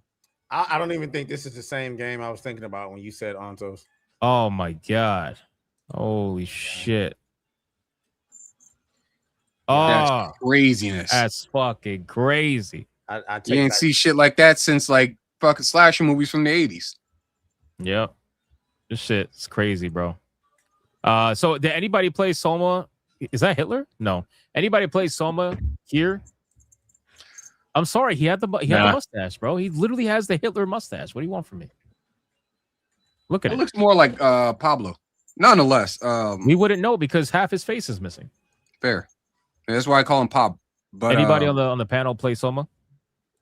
Nope. No, I watched my buddy play Soma. I didn't play it personally, but I watched my buddy play Soma, and that's all I was gonna say. I was watching other people play it, but I haven't played it. Such a good game, man. Have you guys played Amnesia? I played Amnesia. I heard like about a it. while I heard back. about it, but I never. No, played it. I love Amnesia. Amnesia. It's been years since I played it. Bro, I'm telling you, Soma is such a good fucking. Oh my god, dude. Such a good sci-fi story. Like you got to play it. And then if you play it, then maybe you'll understand my excitement for this. For sure. Dope. But I mean, graphically it looks top tier, but that's to be expected from the people who made Soma. What the fuck? I like the visuals they were going for with that shit. It was something crazy. Damn. That and obviously Control. Dude, I went out and bought Control because the Control sequel looks so good. And Badger was telling me, he's like, just so you know, don't go into this sequel thing, or don't go into the first thing and say anything like the sequel. It looks completely different in terms of the gameplay and stuff. I was like, that's fine. But like I like Alan Wake, the first one. I haven't played the second. I'm gonna talk about the second. I like the first Alan Wake. I like knowing they're in the same universe. So I'm definitely down. I definitely need to play Control again because, like I said, I beat Control ages ago, but I don't remember. I'm not even gonna lie to you. I don't remember much of the story because it's one of those stories that, bro, if you don't pay attention to every little fucking detail, you're gonna get lost probably pretty quickly. Control Ultimate Deluxe Edition, whatever, is on sale for like $6 right now on Steam. No, I have it. I have it again. I just gotta replay it again. That's all. But I'm definitely gonna play it for sure. Speaking of shit being on Steam, I am 3 trading cards short of having all 10 trading cards for the winter sale. I'm trying, man. Okay. I completely forgot about that. I haven't even been doing that. Shit, I gotta do that. The chat also wants to bring up Forest 3, which I thought Forest 3 looked pretty good too. Oh yeah, I forgot about that.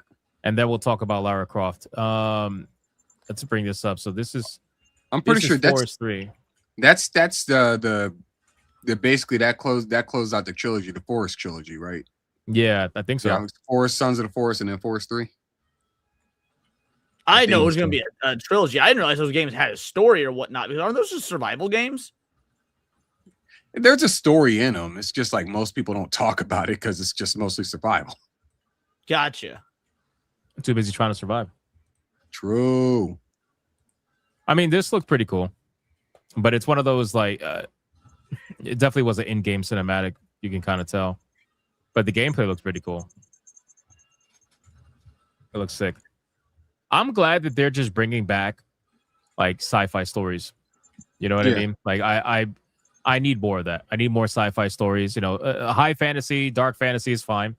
Nothing wrong with that, but we have been severely lacking on sci-fi, and I'm glad that over the last like year or two, they're starting to really come through with them. And I mean, yeah, we do get games like Soma and stuff like that, sure, but like we just need more. We need really good sci-fi games. This shit's crazy. What the fuck? Yeah. Oh yeah, this is the one with the full ass and half a titty that I said Atreus would still hit. I remember that. So this looks cool. It was I think it was Sons of the Forest. Me and the wife were trying to play, and or we're not trying to, but we started playing, but then like we stopped playing for a while. Either way, it was like they had this crazy ass the trailer introduced like this chick who had like 4 legs, kind of like, and she moved like a fucking deer or some shit like that. It was something crazy. But she was like naked and shit. So, you know, immediately both of us are sold. It was a pretty good game. Yeah. For what we played. This looks like some Stranger Things shit. Some old Upside Down. Mm-hmm. That's how it looks. I'm surprised they haven't come out with a Stranger Things game like this. How would it even play? There's a VR game. That's a pretty big deal right now. I mean, I guess if you're saying survival horror, I suppose. No, I would maybe do adventure horror, where it's like how do I want to put it? Probably third person perspective, little to no combat. And I don't know if you would play as one of the kids, because that might be a hard sell. But you could play as an adult who gets trapped in the Upside Down or something along those lines. Or maybe you could do a dual world kind of a thing. You know what game really did that really well? It's a game called Medium. You ever played? I remember that. I remember that was supposed to be like an Xbox thing, and then they fumbled it or some shit like that. Yeah, the Medium did dual world really, really good. I actually really enjoyed the Medium. And again, it was one of those games that it was classified as a horror game, but wasn't scary, but the atmosphere was fantastic. So definitely enjoyed that.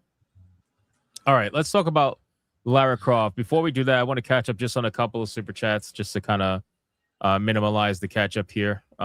Let's do Legacy of Atlantis because that's the one I think looks the best. And then we'll kind of go. It looks, again, Catalyst doesn't look bad, but Legacy of Atlantis or Secret of Atlantis or whatever. Bro, I might break my day one rule. If I read reviews and that shit isn't fucking broken on release and it looks exactly like they're portraying in this trailer, it might be a day oneer, bro. Yeah, I wanna reviews I or wanna talk watch about reviews. What? We reading reviews or we watching reviews? What we Well, doing? when I say reading reviews, I mean Steam reviews, Oh, not okay. like IGN and Okay, shit. okay. I mean, like He means my play the Steam game. review, right? I'm just making sure. Right? No. What was that? No? I say you mean my Steam review, right? Right? No, it's okay. I mean, to be fair, I doubt you're gonna beat it on day one. But if you have a review out day one, No, then yeah, I'll be I reading don't. yours. I don't get my reviews out too quickly. I take my time. I actually want to beat the game first, and then I review it. All right, really quick. Let's catch up. We got Cows with a 2 month says bought all the Sniper Ghost Warrior games and all DLC for $27.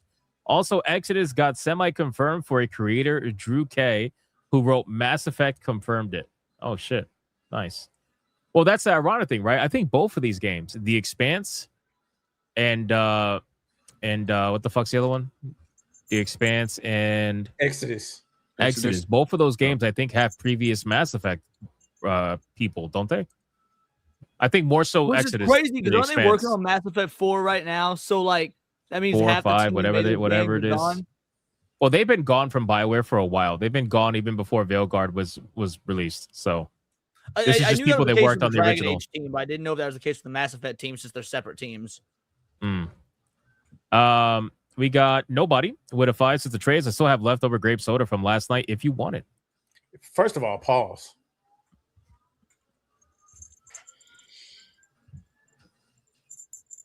What happened last night? Why are we?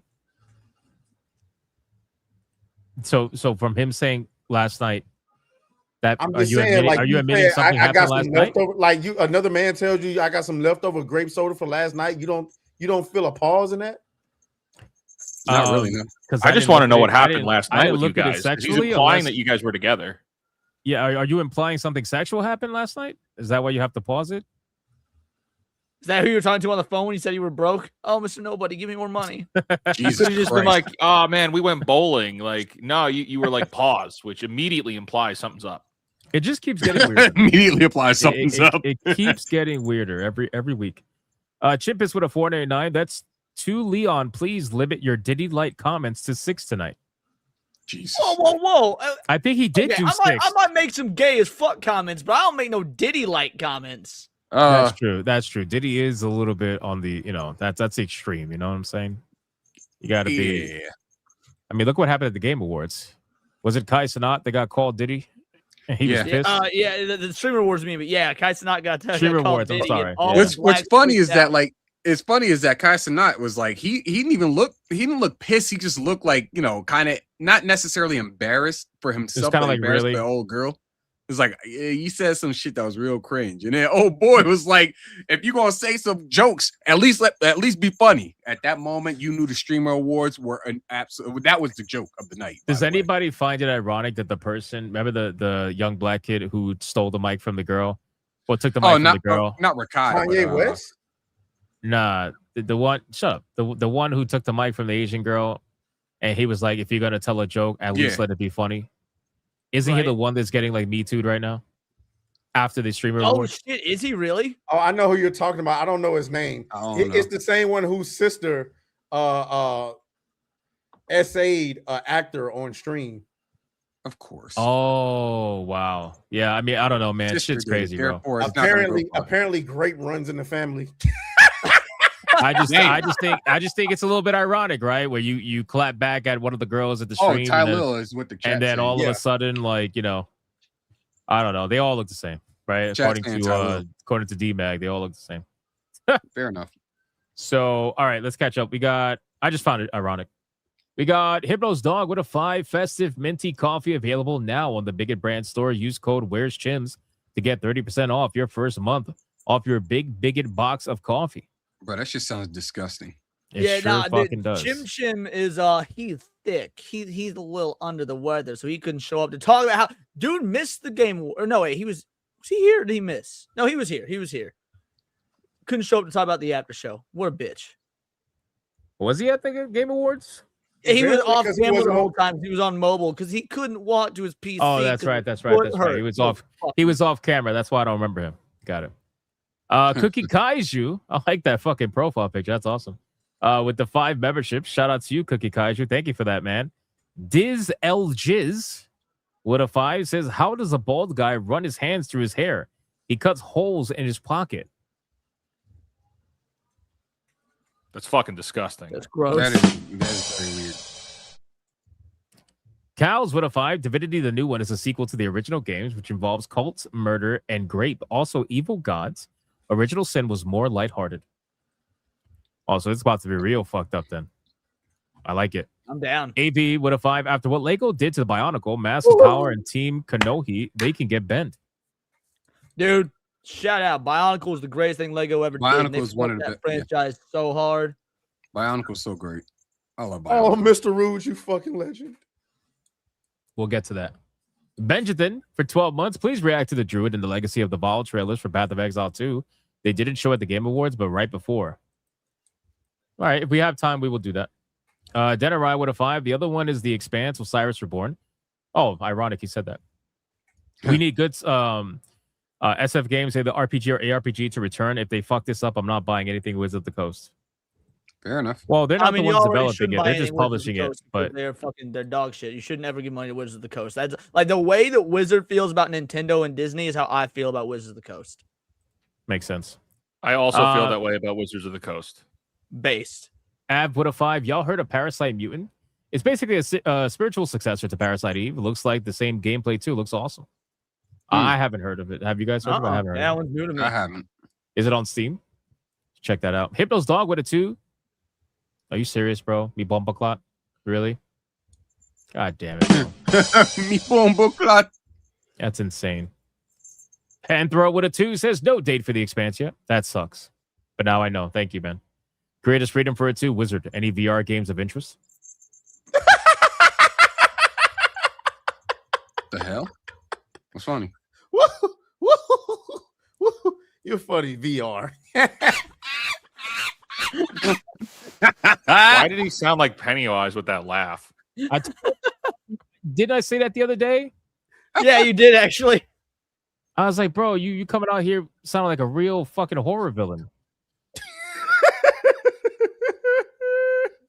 Bro, I'm telling you, he's the Black Are you Pennywise. okay, bro? I don't think he's okay. Hypno's Dog, maybe he really is broke. I don't know. I have no idea. Hypno's Dog with a 10. Wizard of the Coast heads got rid. Oh, I already read this one. All right, hold on. Hypno's Dog with another 10. Yes, the go between the two companies on the Wizard of the Coast side. They had an amazing relationship with the contact team who really helped them develop the game, going above and beyond their contracts. Oh, some internal drama. Got it. Denarai with a 5. Women, we don't want violence in the game. Same women, 50 Shades of Grey, or the weird milking fantasies. Can we stop trying to appease everyone? Yeah, it's weird, right? It's weird, man. You know what it is because when women say they don't want violence in video games, they don't want the violence that men enjoy in video games. That's what it is. Their violence that they don't consider violence because they're totally trying to fix the misunderstood villain. They're okay with that. So it's rules for thee. All right, a couple more. Hypno's Dog with a 10. Wizards of the Coast would have been fine with Larian going bankrupt. They didn't care about Baldur's Gate 3, but that team is part of the reason why Baldur's Gate 3 is a success. They were laid off around the time of OGL debacle, I believe. That is true. Oh, the OGL debacle. That brings me back. GDR with a 10. ESRB ratings are there for parents and consumers to make informed decisions on their purchase. There shouldn't be any censorship. Life is way more unrated than anything they have released so far. That's true. That's fairly true. Our cuz dropping a 10 membership banger. Shout out to our cuz, brother. Thank you so much. That's legendary. And then Randall Hess following it up with a membership. Thank you, Randall. I appreciate that. And then we got DJ with a $100 Red Boy. He says Atreus is off camera wearing that cowboy hat and still doesn't know who the hell Bill Pickett is. Sheep should admonish him. Leon's still a colorless Twizzler. All right, homie, you're gonna be calling me a colorless Twizzler and whatnot. You be dropping those super chats on my fucking show. Shout out to Saying. DJ. Thank you so much, brother. I appreciate it. And then UF Omega with a 2. Atreus showed the panel the book you flashed on New Black Street. Oh shit, exposed. Uh-oh. I don't even want to know. Sean Soar with $1 would love for Mega Man 12 to have Mega Man Fights Prototype 0, which has been foreshadowed in Mega Man Classic and X Series. They're doing Robot Master Contest winner. Get their design in Mega Man 12. Really? That sounds interesting. And then Gray the Merchant with Larian releases this trailer. It sets the type of fucked up shit we are going into. Depravity Warship. This Divinity coming out wants you to play Original Sin 1 and 2 to get lore only. I'm bricked. And then he says, also, Divinity gave me the Dragon Age Origins vibe that I once lost so long ago. I want to play it when it comes out. I'm looking forward to it. Atreus get good on Baldur's Gate 3 broke back. Bro. Nice. How, bro? Nice. How do you get good on it? Bro. Atreus, you wanted to thank Mr. Rouge on something before we begin? Yeah. Well, yes, I wanted to thank Mr. Rouge and tell fucking Eric Jenkins to go fuck himself for what he just sent me. Okay. So what are we doing? I shared my screen. Here we go. Oh, shout out. Sick. Now that Escaping Diddler is crazy. Now that, Escaping Diddler is a Escaping Diddler is a stealth survival game where you escape the Diddler party while navigating Diddler's backyard. Steel bottle. They didn't even spell steel. Wait, yeah, they did. Never mind. Steel bottles. You sure you have a book? Steel bottles of baby oil to escape, but beware, getting caught means game over. Stay hidden, outsmart the Diddler, and escape. Thank you for that, Eric Jenkins. That is insane. Thank you, Mr. Rouge, for so much. Mega Man 11. Let's go. And Mega Man Battle Work. Legendary. Yo, Mr. Rouge really loves you, man. Shout out to Mr. Rouge. That's awesome. That just goes to show you beg enough. And how much is Mega Man 11? I gotta buy that shit. I Mr. think Rouge it's don't like me anymore. $5 or something like that. 5 or 8. Well, Mr. Rouge came in with Shadow Walker and saved my tears last night, like fucking superheroes, bro. So shout out to them. Appreciate you, legends, and shout out to Co-Classic Cage for not being here tonight. You know, just fucking way too many moms and just caught something in the meantime. Yeah, okay. You're gonna heal up. Right.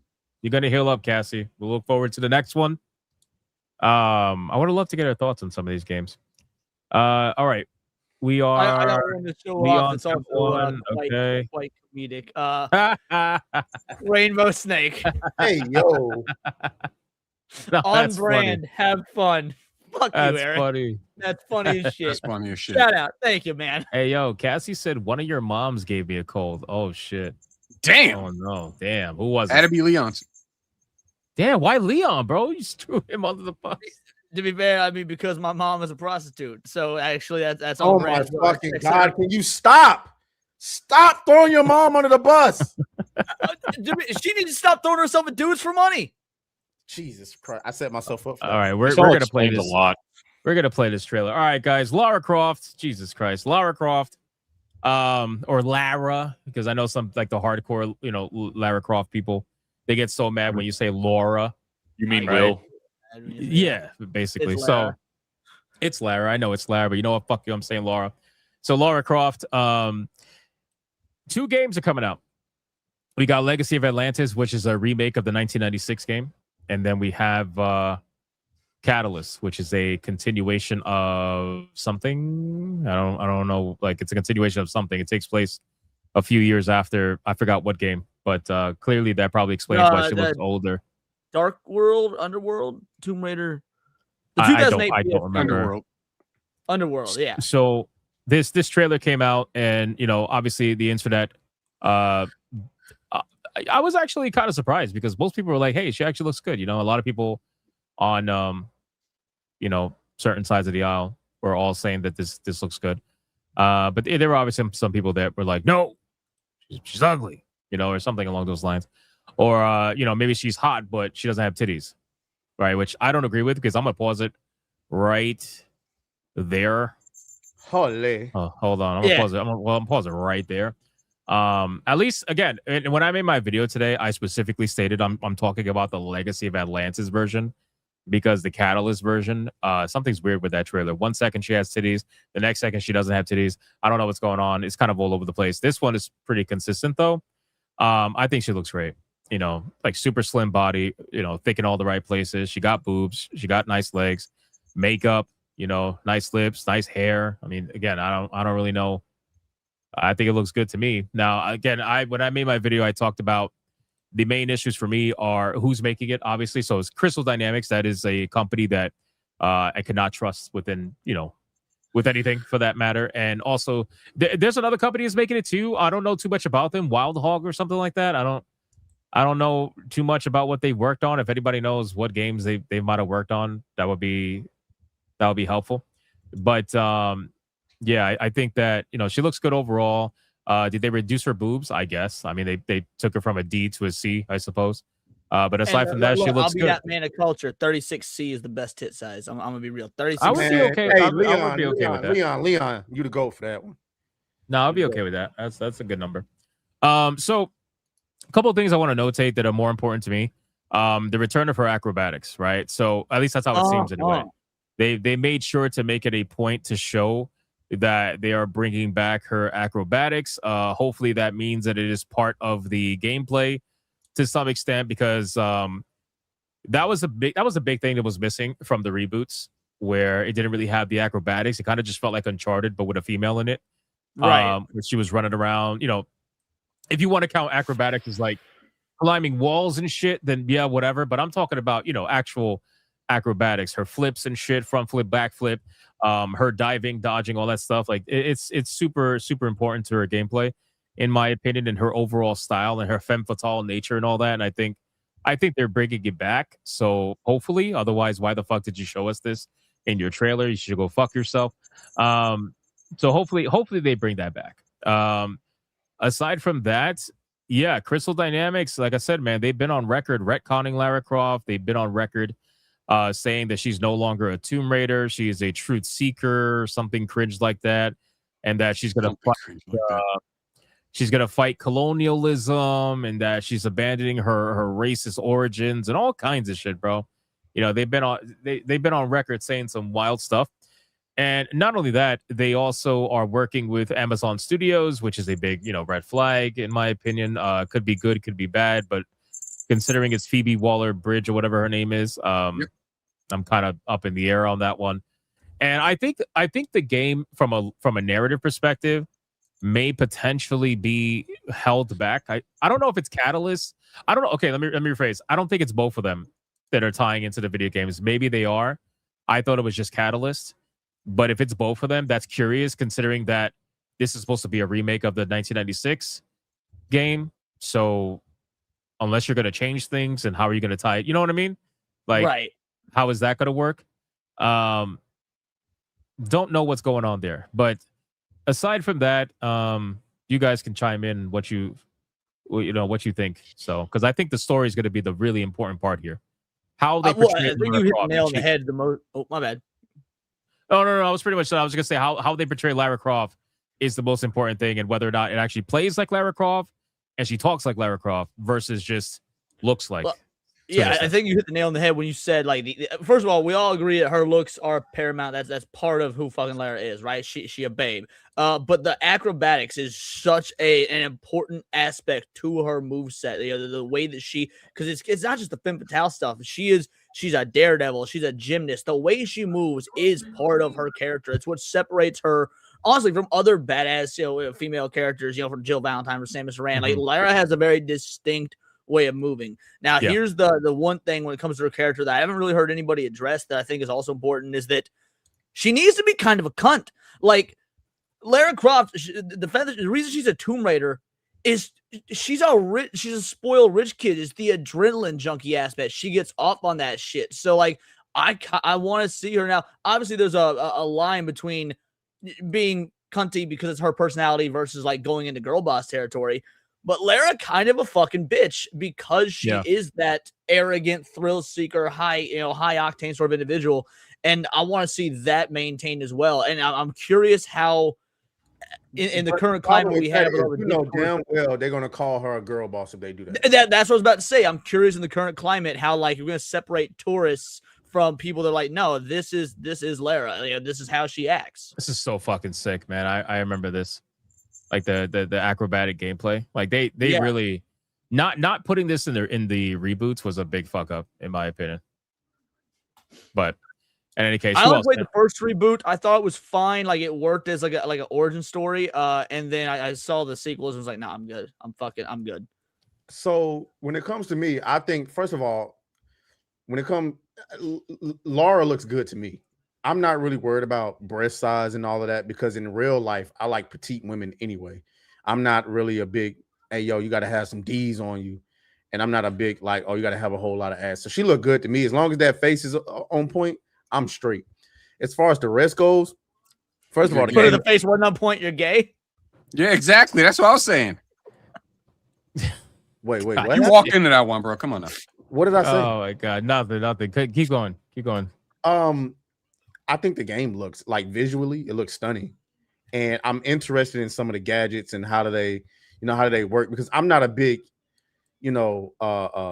what's the game with Nathan Drake? I don't even know the fucking name. Uncharted. I don't care for that shit. I don't care for Indiana Jones, but somehow You really don't like Uncharted? Really interesting. Yeah, I don't care for it. You know, I don't want to say I don't like it. It's like one of those games where I respect why everybody else like it, but like I don't care. But Tomb Raider is childhood. Ooh, like look at this. Yeah, the Tomb Raider is childhood, right? I didn't realize they were gonna do this. Oh.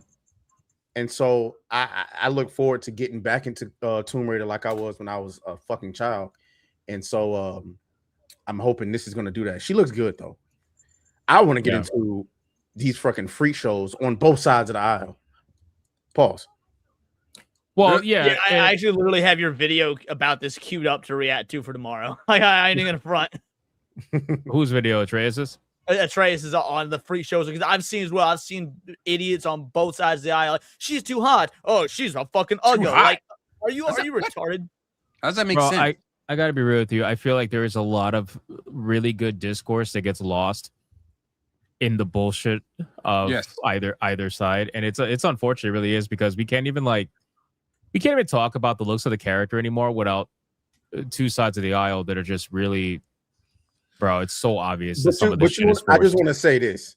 You know what really has kind of made it like I know we all thank Elon for rescuing Twitter in some sort of way or fashion, but I think them making Twitter paid has kind of ruined it because now niggas is just saying anything, random, unnecessary, right? Saying anything to anything to get that sweet precious engagement.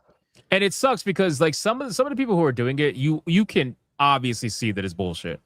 Right. But there are some people that do it that you can't necessarily right Some off of the the bat. Expedition 33 shit, I was like, okay, most of this is manufactured.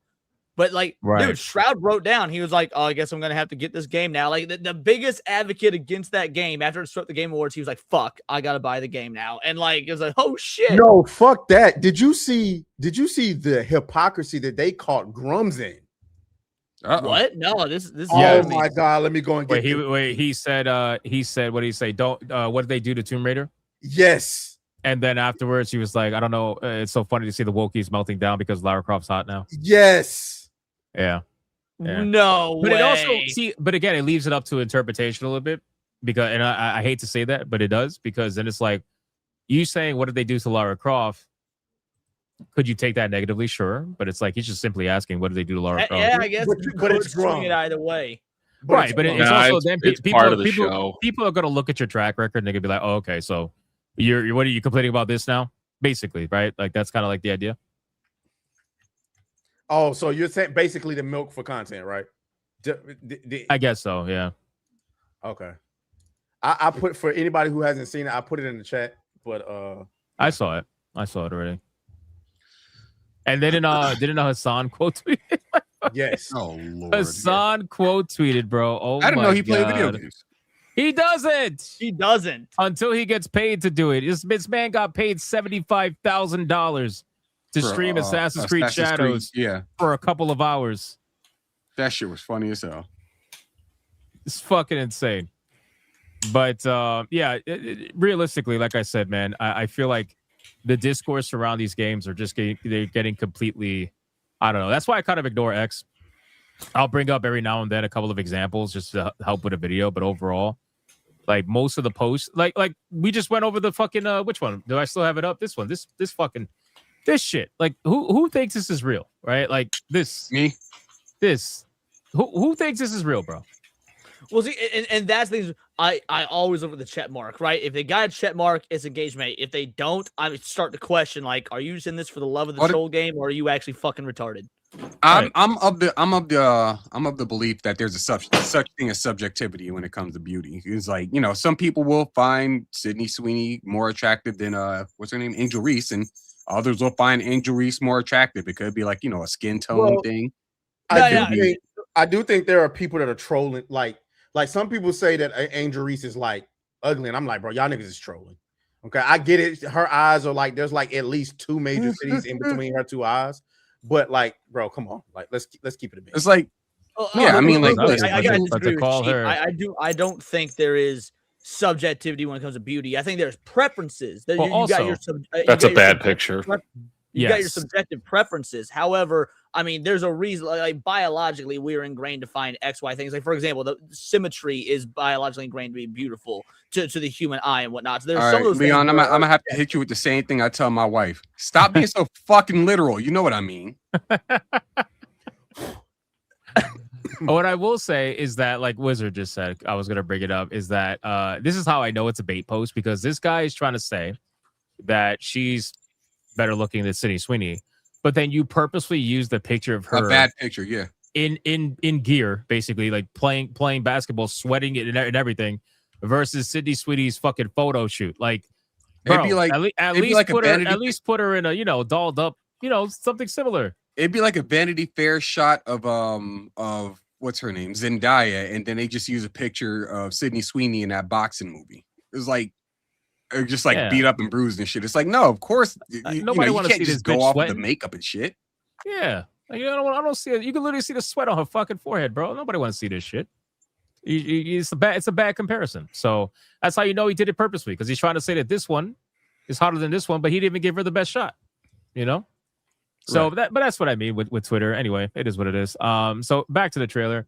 Overall, I think it looks good. I am more concerned about, like I said, who's making it and the history of retcons that we have experience with Crystal Dynamics. And, you know, guys, you got to remember, these are the people who put a trigger warning on the remasters of Tomb Raider, right? These are the people who literally think that the origins of Tomb Raider is racist and is in everything under the sun. Like these are the people who are remaking Lara Croft. So I am more concerned of the story and how they represent it. Now, to be fair, they did put the trigger warning in the remasters, but they did keep the remasters pretty much, you know, what they were supposed to be. So yeah, there's that. Now, obviously, they did that because they know that's how they were going to make money from it. But still, like, they did at least keep the games what it was. But at the end of the day, man, I'm not saying you can't be excited, but what I am saying is keep it at an arm's length, because at any moment, Crystal Dynamics will pull a Crystal Dynamics, and you'll realize what they mean by Truth Seeker at some point in time, I'm sure. Imagine her getting into the tomb and she's about to, like, she finds the artifact she's been looking for. Like, finally, yes, I've been looking for this. And then she's like, you know, I'm just gonna leave it here. I found my truth. I'm out. Found it. Takes a picture and leaves. Yeah. They did censor the posters. No, not to my knowledge. I think it was a bug supposedly that removed the posters, then they put it back in. They ended up putting the posters back in. It's a bug, not a feature. What they did censor, and it kind of makes sense when you think about it because of how it was back in the day. They censored the jacket that had the nude female, the topless female on it. They put a bra on her because it was pixelated back in the day. So even though, like, yes, you knew it was titties, like, you couldn't see anything. So it wasn't affecting the game's rating or anything. So go get a mod. Basically. In high resolution, obviously you're going to see them titties. So they covered it up to avoid, you know, the rating for the game. Well, you're gonna see all the details of the areola. That's what they were saying. It's like, we can't have that. Yeah, but Crystal Dynamics didn't work on. Keep in mind, they didn't work on the remasters. They only forced them to put that trigger warning in at the beginning of the remasters, but they didn't actually work on the remasters. So there's also that aspect too. So it's kind of all over the place. It's all over the place. But again, first impression is not a bad one for Legacy of Atlantis. Not for me anyway. I don't know about you guys, but I don't see anything bad here at all. I see an acrobatic, nice looking Lara, the gear and everything, old school gameplay coming back. You know, I don't have any problems. Bullet Can time I say something controversial? No, you never. I'm going to say something controversial. As well. I think this is fine.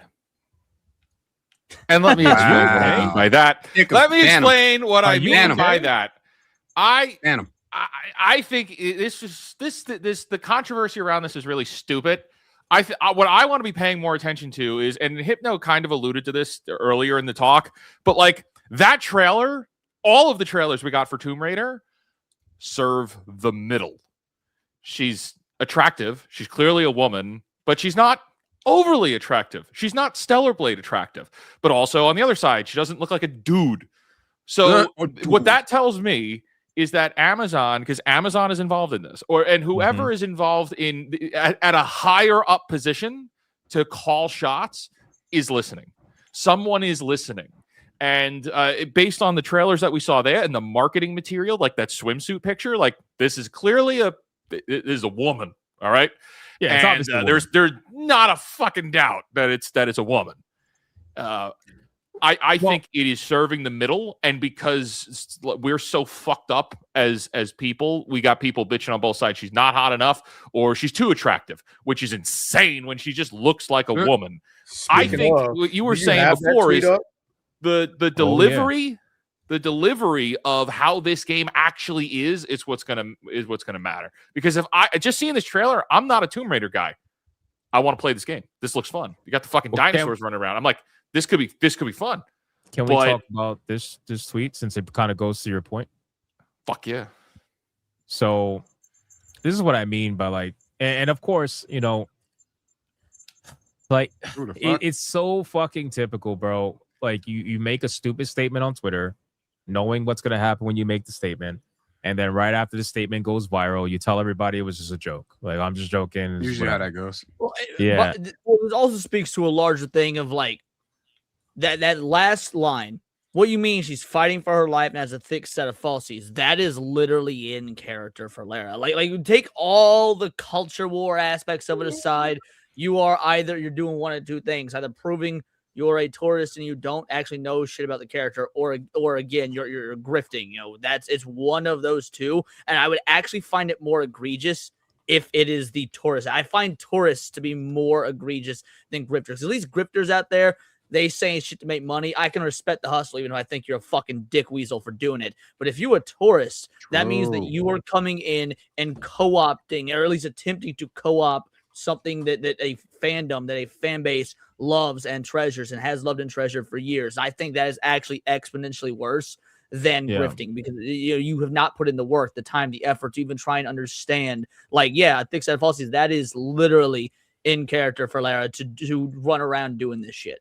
But can I just reference something? So, like, first off, you know, this Lara Croft, again, she's above mid, I would say, but like at the end of the day, this isn't something that most women don't look like. You go outside today, I'm sure you could find 5 girls that look something like this. Like, it's not 5 at the minimum.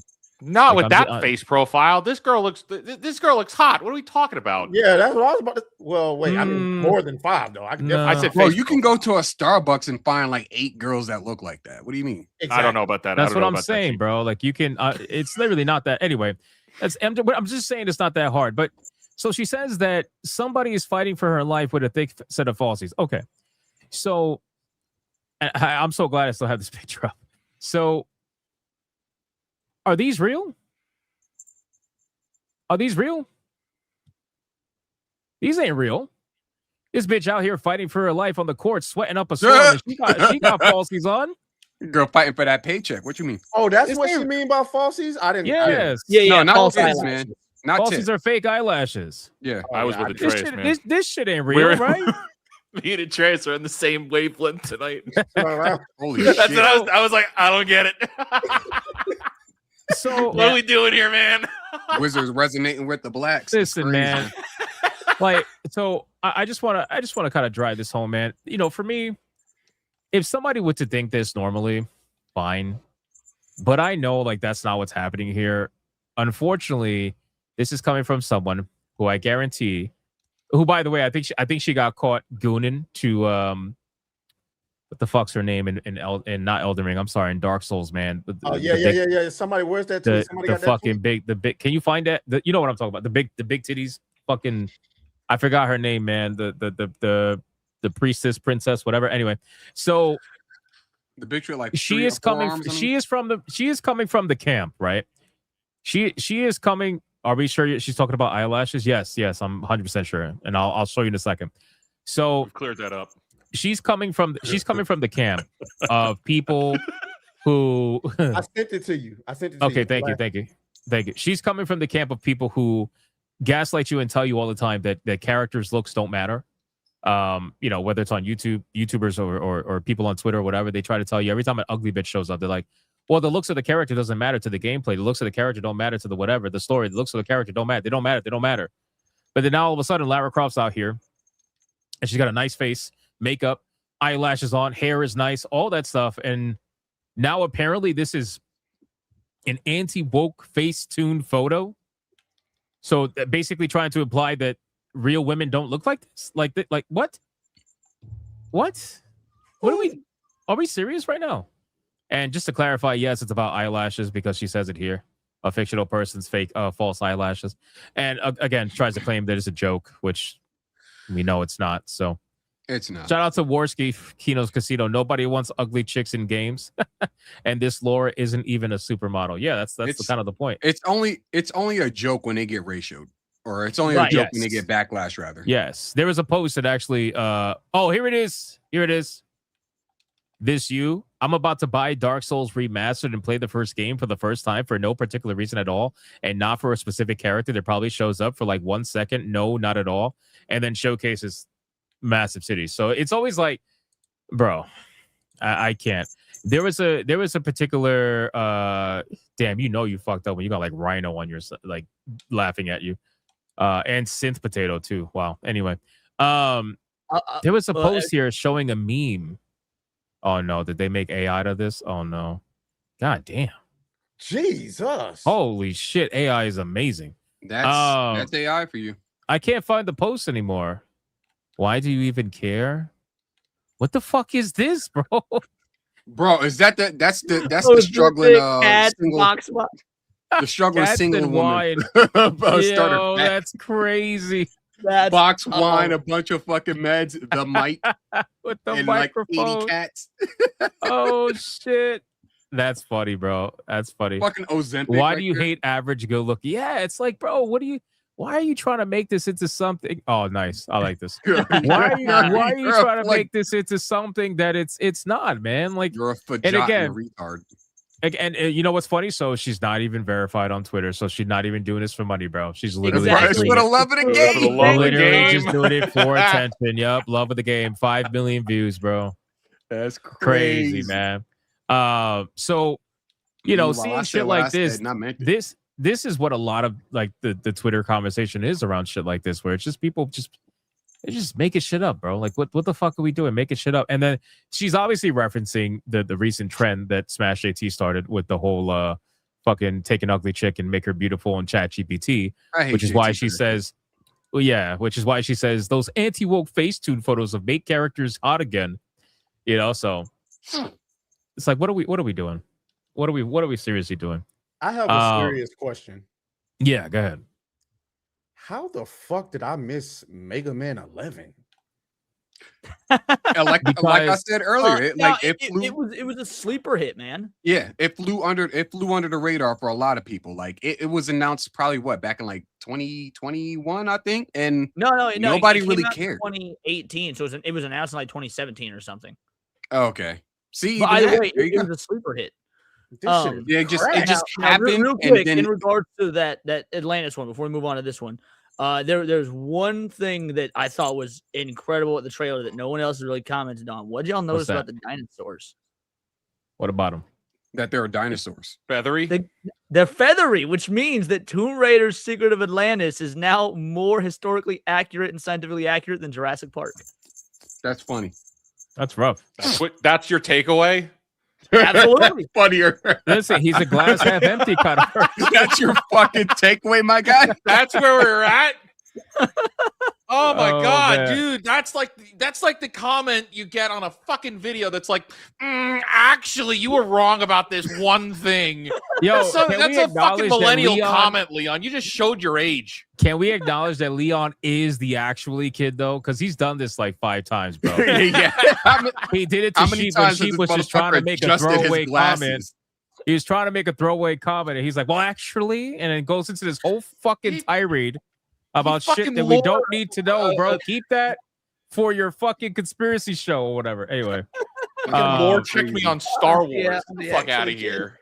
it's so crazy, bro. Actually. All right, let's cover this quickly, and then we're gonna catch up on Super Chat. So, anyway, so this is the next one, right? And this is Catalyst, and this is the one that's a little bit more like, I don't know, jarring a little bit. She's not ugly. I'm not gonna say she's ugly. It's just for some reason the model just looks off to me. Now, apparently, this is supposed to be in the future, a few years, so she's obviously older. So maybe that's what it is. They're trying to portray a little bit of an older face. That's how I took it, but it still looks off model. Yeah, something just seems odd, and it's crazy because I'll show you. If you look here, this is how she looks, right? Which is, it's not bad. Her boobs disappear, whereas before, if you look at the silhouette, let me see. If you look at the silhouette right here, I mean, look at that, bro, stacked. Like I don't know if you can see it on the screen because it might be like small. They got 2 development teams, bro. She's stacked here, bro. Look at the waist to titty ratio. Yeah. It's like she's fucking stacked here. That's what you call the hourglass figure. Yeah, and then all of a sudden it just fucking disappears. I'm like, oh, even here with the kick, with the kick, where is it at? Shit. Yeah, bro, look at the titty to waist ratio. She's stacked. And then where does it go? From hourglass to Gogurt tube. It's kind of crazy. It's like, no, man. I'm seeing that. I'm hopping down on all of that. Atreus, that is the loudest I haven't gotten though, any in a while you've ever said. Calm down, bro. Atreus, that is irrelevant. Like, I'm not saying I wouldn't tackle, but what I'm saying is that where did it go? Like, why is there tackle? I've never heard that before. I'm using Listen, it is what it is, the Puerto Rican term. But my point is, where did it go? Like the trailer is this trailer is so inconsistent. And at first I thought maybe this is a bulletproof vest because I see like this kind of armor liner shit. So I'm thinking maybe it's like, restricting her titties. But yeah, it's a little bit weird. Anyway, face card looks good here for the most part. She definitely looks older. A little bit. Yeah, I think that's what it is. I think, and again, it's I don't know. The rest of this trailer, the majority of this trailer, like, yeah, all these sweeping landscapes, the way she's crawling up and looking out, it's all still very Tomb Raider. It's just there's something off. And I don't know if it's our nostalgia. I don't know if it's because they showed the two side by side and we've got like the Secret of Atlantis, which looks like classic Tomb Raider just with modern day graphics. And this, isn't quite classic Tomb Raider. There's there's a disconnect somewhere. That being said, it's not enough of a disconnect to make me not interested in this. I don't remember if I said this when we were actually going over the Game Awards stuff, or if I said it on my own stream, but my big takeaway, and frankly, this applies to the Atlantis one as well, the only gripe I have with the visuals is a gripe I have with most modern games visuals, and that it is they are emphasizing a more realistic art style as opposed to stylization. Therefore, it doesn't have a distinct art style, and maybe that's what's throwing me off. Like the original, polygons or not, it has a distinct art style. This does because it was limited with the technology that it had. Right. Again, all I'm saying is that most modern day games hyper emphasize how realistic it can look, for better or for worse. And I think that is going to, when we look back on this era of games years from now, we're not going to see like a distinctiveness between all these different titles and franchises like you can do with the PS2 or even the PS3 era. Yeah, so basically you're saying you're not going to be able to distinguish from looking at a game what era it probably came out in, right, like you used to be able to. Yeah, I would agree with that for sure. But people tend to what happened? I was about to say, everybody in the chat that's asking about how old she is and all this stuff. Listen, man, ain't nothing wrong with a woman that's a little older. All right, ain't nothing. I don't know how old she is, but she definitely looks like an older British woman here. I'm not talking like fucking 50s, but I'm talking, like, I'd say like late 30s. I can't believe they made Lara Croft 87 years old. Oh my God! Wow, 87. Crazy, why would they make her 108 years old? And they're catering to the Gooners. I can't believe it. How dare they? She How dare definitely they looks make a older here. 204-year-old woman? I need to know more. So overall, I mean, like I said, I'm curious about this one, but I just don't know enough about it to really, I'm more so looking towards the one that's about to release soon, which is that's Legacy of Atlantis. I'm looking more at that one first, and I'll worry about this one later. Personally.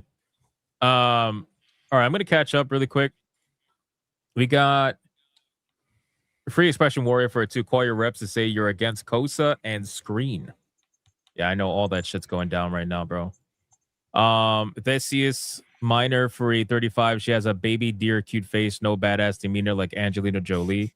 Well, I mean, bro, how many women have the fucking face card of Angelina Jolie? Oh, Jesus Yeah, Christ. you know what I'm saying? Like, you're gonna Break out have a calculator and an abacus for that shit. you're gonna have to find one that can both act, has experience, and also has the striking fucking face of Angelina Jolie. I mean, you can always pay Angelina Jolie, but I don't think they can afford her or want to. Also, let's separate personal preference and adherence to her iconic design. Again, I think Laura people focus. Good. I was about to say you could pay Laura. You could pay Angelina Jolie with like one African kid. She'll probably do it. That is fucking insane. And I'm glad you're the one that said it. I feel like there's racism in there. Nah. No. What I will say is that when it comes to, everybody always calls her design iconic, right? And I totally get that. But people need to realize, man, like we said earlier, and I said this on my video too, like that design, that was cutting edge graphics for the time. That was super realistic graphics for the time. That is the best that they could do. Now we look back at it and we say, wow, that's stylized and that's iconic and that's whatever. That's what we do now. But that's just not how graphics are these days, unless they are going to make the game in that style of graphics again, which they can. They're just choosing not to. They're going for the realistic route. You're never going to get a realistic Lara Croft that's going to look like that, even if there's always going to be something missing. You could give her double Ds, but then the face is going to be off or whatever. Like it's going to be very difficult to pull that off in realistic graphics, like what they're doing now. They're two totally different styles, Well, they are, and that's why I so often bring this up right here. Give me one moment. What's that? Right, I'm gonna share my screen. I always use this example because I think it's the perfect example. Is that you can do distinctive art style while still upgrade, because better graphics doesn't mean more realistic. Like you can clearly tell this is the same art style, just with modern, hyper good graphics. And so now how you would do that with like I was gonna say hyper realistic, but realistic's the more opposite. gooder. More gooder. They're choosing not to do that, right? They're choosing to go. This is a cartoon, right? So you can increase the graphics of Spyro, right? And still keep it animated, stylized, or whatever, because that's inherently what it is. But this is not like they took Lara Croft, who was an animated cartoon back in the day, and turned her into something realistic. They took Lara Croft, who was realistic for their time, and turned it into Lara Croft, who was realistic for our time. It just happens to be our graphics are so realistic now that it makes it look like there is that kind of exactly. It's a distinction. very difficult line to walk, and that's what I was gonna say. I don't know how they would do that with something like Tomb Raider. It's very obvious how you do it with something like Spyro, because like you say, it's very cartoony. Whereas Tomb Raider is, you could maybe make, the only thing I can think of is maybe you'll make the colors like more vibrant, make it more who would solve this? gamey. The Asians. If this game was made by the East, they would find a way to make Lara Croft look stylized, quote unquote stylized, but also realistic or whatever you want to call it. Like they would find a way. I guarantee you. If it was Eastern made, but it's not. It's Western made. So this is what they view as realistic graphics. So that's what I think anyway. True. We got Hypno's Dog with a 5. Theseus Minor. Why does your face look like the meme version of JD Vance but black? Also for Benjamin, my good Kuhn, please react to his trailers. Jesus. Entwined Space with a 5. I missed the 20-minute intros. Not gonna lie. Sup Hypnotic. What's up, man? How you doing? We have still pretty long intros, like 10 minutes, I think. 12. ACS Minor with 35. This Lara is like Goku with a dad bod. What? It's okay for a real fighter. Women and soys will be appeased, but it's not acceptable that Goku's not ripped. I mean, I don't think that's an accurate comparison though, because I mean, again, Goku and all Dragon Ball, it's animated. You can't, like him was saying with the cartoon stuff. This Lara isn't like, she's not, of course, unrealistically beautiful in the way that, I don't want to say unrealistically because I was about to use Eve as a comparison. Obviously, Eve is a real woman. The point is, Lara's whole thing. Yeah, right. Like Lara's whole thing. Yeah, she was a supermodel. Yeah, she was hot, but so much of what came through wasn't just the physical aspect. She was made hotter. She's made more attractive by her attitude. Right, exactly. Her attitude, the way she moved. You got this fucking chick with big titties holding guns and whatnot. It's not just you have to experience it. Yeah. No, again, I don't expect them to make a fucking, double E titty Lara Croft these days. I never did.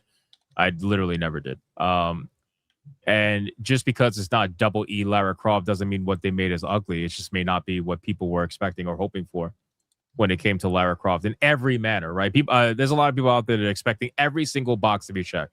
And if one box is unchecked, then that's it. They're throwing the whole fucking thing out. And that's fine. People are allowed to have that kind of mindset and that opinion. That's not going to be me, but that's fine. It's not a problem. We got Hippo's dog with a 2. What does new Lara look like compared to Corey Chase? The fuck is Corey Chase? I'll Google. I'm very worried about what I'm Googling here. Yeah. War Wizard with a 199. Older women don't make you pull out. Oh, never mind. Y'all Google already. Corey Chase. Never mind. No, it's fine. Google Corey Chase. I don't know if I trust that. No, I'm being dead serious. You can Google. Don't do it on screen. Don't share the screen. Just holy Google fuck. Nice. Right. Nice. Right. Nice. I don't really know what to say. It says restricted profile. Nice. Oh, did you guys have to put your social security number in? Thank God I did not look that up on your social security number is crazy. Thank God I did not look that up on screen. That's nice to you? I was looking directly at the stuff, No, describe what stuff. The really big round. They look fake. Because they are. So what's nice? Still looks nice. Video games look fake. They still look hot. No, this is like the number one MILF, or one of the number one MILFs, I think, whatever that people talk about. I legit did not know the name. With a wig on. That is insane, and you're full of shit. But that's okay. That's okay. But the chances of Lara Croft and Catalyst looking like this, probably not. Just to be real with you. All right, let's check Rumble really quick. Rumble, we got, what are we doing over on Rumble, man? You guys awake? Here we go. Chaotic. I am not talking about your mom. Come on. Kratos Raptor with a 2. As far as Lara Croft goes, throw some D's on that bitch. Throw some D's on that bitch. There you go. Y'all don't know nothing about the Cadillac. Now, in terms, let me see. YouTube, I think we are caught up there. All right, yeah. So, I mean, final thoughts on Lara Croft, man. Excited, not excited? Kind of like whatever until the game comes out. I'm excited to get back into Lara Croft, like Tomb Raider. Like I was. Did you play the reboots? I did not. I think so. After discovering you don't like Uncharted, I think you probably won't like it. Yeah, it's literally female Uncharted. So, well, here's the thing. Hold on, wait. No, wait.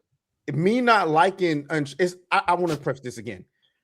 It's not that I don't like Uncharted. It's just I wasn't interested enough to play Uncharted. So like, no, Trace, I ain't judging. I don't like Uncharted. Never have. I don't think. Well, no, it's not that I like. Listen, like I will play Tomb Raider because I'm interested in Lara Croft. But like Nathan Drake and Uncharted, I didn't see the allure. Everybody liked that, so you know what I'm saying. I just never played it, and so and I was never interested in playing it. So it's not like, Well, no, Maybe- I mean, sorry, go on. I thought you were finished. My bad. No, you're good. You got it. Well, I was gonna say, it's like, 'cause I thought that I was gonna love Uncharted because my favorite movie of all time is Raiders of the Lost Ark. And to me, Uncharted was marketed as like, this is Indiana Jones, the video game. It's like, I was like, dude, we were getting, obviously it's not indie, but this is heavily inspired by Indiana Jones. I thought I would be in love with Uncharted. And like, from a gameplay perspective, just wasn't there. Like, story's fine, characters are fine. I can see what they're going for, and I like the idea. But as far as playing it goes, it's like, man, I'd rather just watch a movie of this. And then they made a movie of it, and it was fucking dog shit. But that's neither here nor there. Point is, like, even as a massive Indiana Jones fan, I didn't like the Uncharted games. Yeah, I mean, aside from the only real difference is that in Tomb Raider, you actually raid tombs. So like, there's these tombs that you could discover, do puzzles in and whatnot, and make it to the end. And that's really the big difference. But gameplay wise, they're very similar. You know, third person action adventure, lots of guns. Obviously, you have a bow and arrow. You know, a little bit of survival element in there, but nothing too crazy. I don't know. I think if you weren't open to Uncharted, I don't think you'd be open to that. But I mean, you could try it by all means. They But usually it's like cheap. I don't have to be open to it because I already know what Tomb Raider is. Yes, but I mean, did you play any of the older Tomb Raiders? Yep, I did. I'm about to die again. Yeah, so I feel like again, the reboots are such a drastic difference between the older games and you know what I mean? And plus the story, Lara Croft is, you know, she's discovering herself, so she's not actually like the Tomb Raider quite yet. You know, so there's Which that was element. fine for the first one, but you Right, need the that first for one I the feel like was fucking the better one. And then the other two was like, all right, whatever. I feel like we're just dragging it out now at this point. Yeah, it's kind of like, you know, the Batman Begins. That's not really a Batman movie. That's a Bruce Wayne, how he becomes. And like, I think Batman Begins is honestly the best of the trilogy, and that's fine for the first of the Crystal Dynamics. Honestly. No, I'm legit. Of the three Nolan Batman films, Batman Begins is legit my favorite. We'll save that for another stream.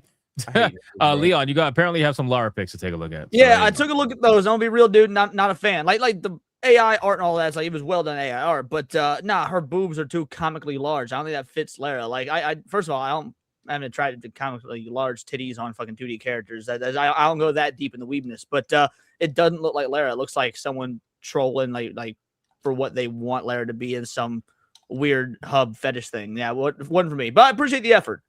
Yeah. Mr. Cougar says not bringing back her dual pistols was a crime. I agree. It was in the reboots. It definitely there was a lot of things that were considered a crime in the reboots, but it seems like they're bringing back the dual pistols in Legacy of Atlantis, so that's gonna be cool. So, all right, boys, we are fully caught up on everything.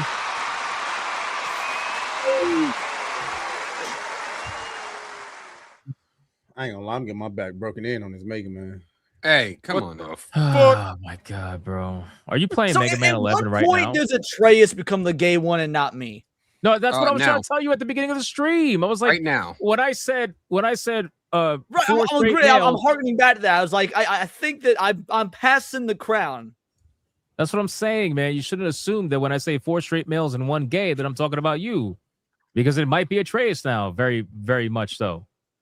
You know, we got to look at the magic ball that Wizard has, and maybe he can tell the future and see who ultimately becomes the gay here.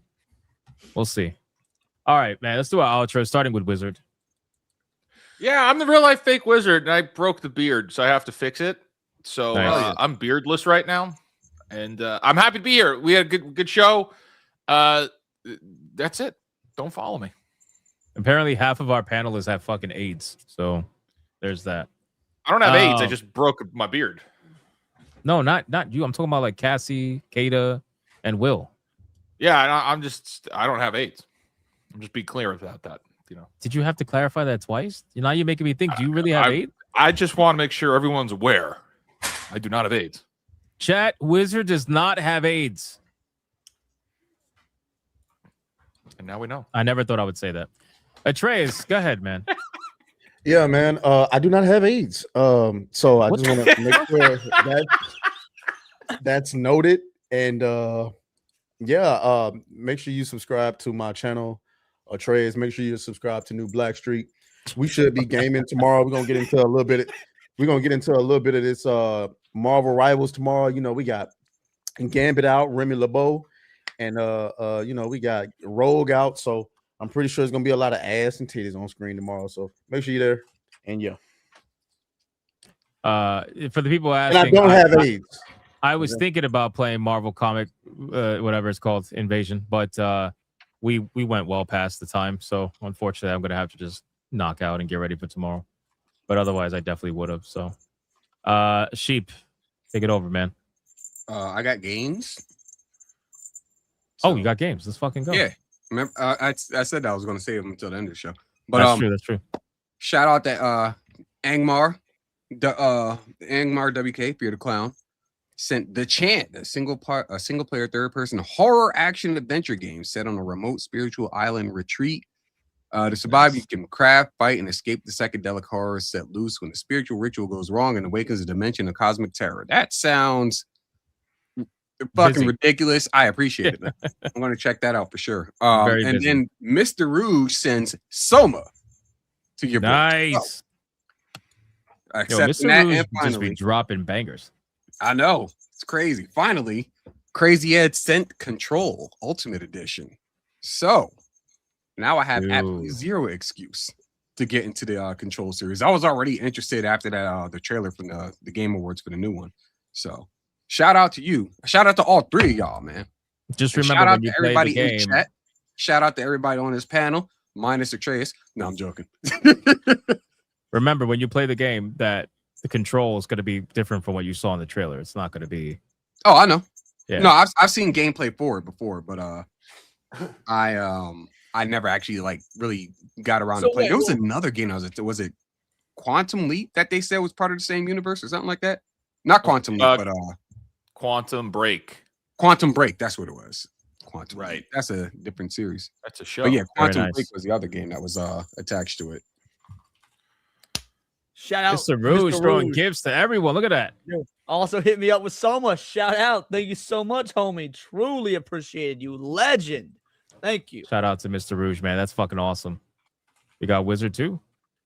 Yeah, I totally missed bro. this. Yeah, Mr. Rouge just hit me up. Got Did I piss Soma? in Mr. Rouge's fucking cereal or something? God damn, bro.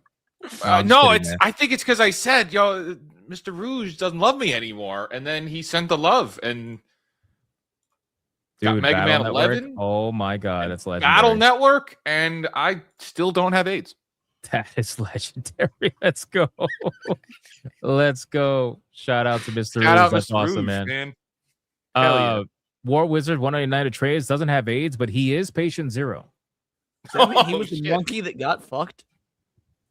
Pretty much.